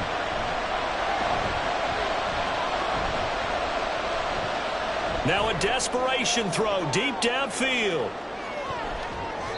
And it's incomplete. So their final drive comes up empty. And with that, the ball game is over. Well, it took us until the final play, Charles, to officially decide a winner. Although on that last play they were so backed up it would have taken a miracle, and they couldn't get that miracle done. Well, I like how you stayed with it because we both knew that this had to go down to the last play, and neither side was going to exhale until that play concluded because we've seen the improbable before. A couple of laterals, maybe some poor defense on the back end. They might have gone all the way to the end zone. In this case, though, it didn't happen. Perhaps next time. So that'll do it for us. For my partner, Charles Davis, and all the hard-working men and women on our crew, I'm Brandon Gaudin. You've been watching the NFL right here on EA Sports. The Dolphins are winners here as we say so long from South Florida.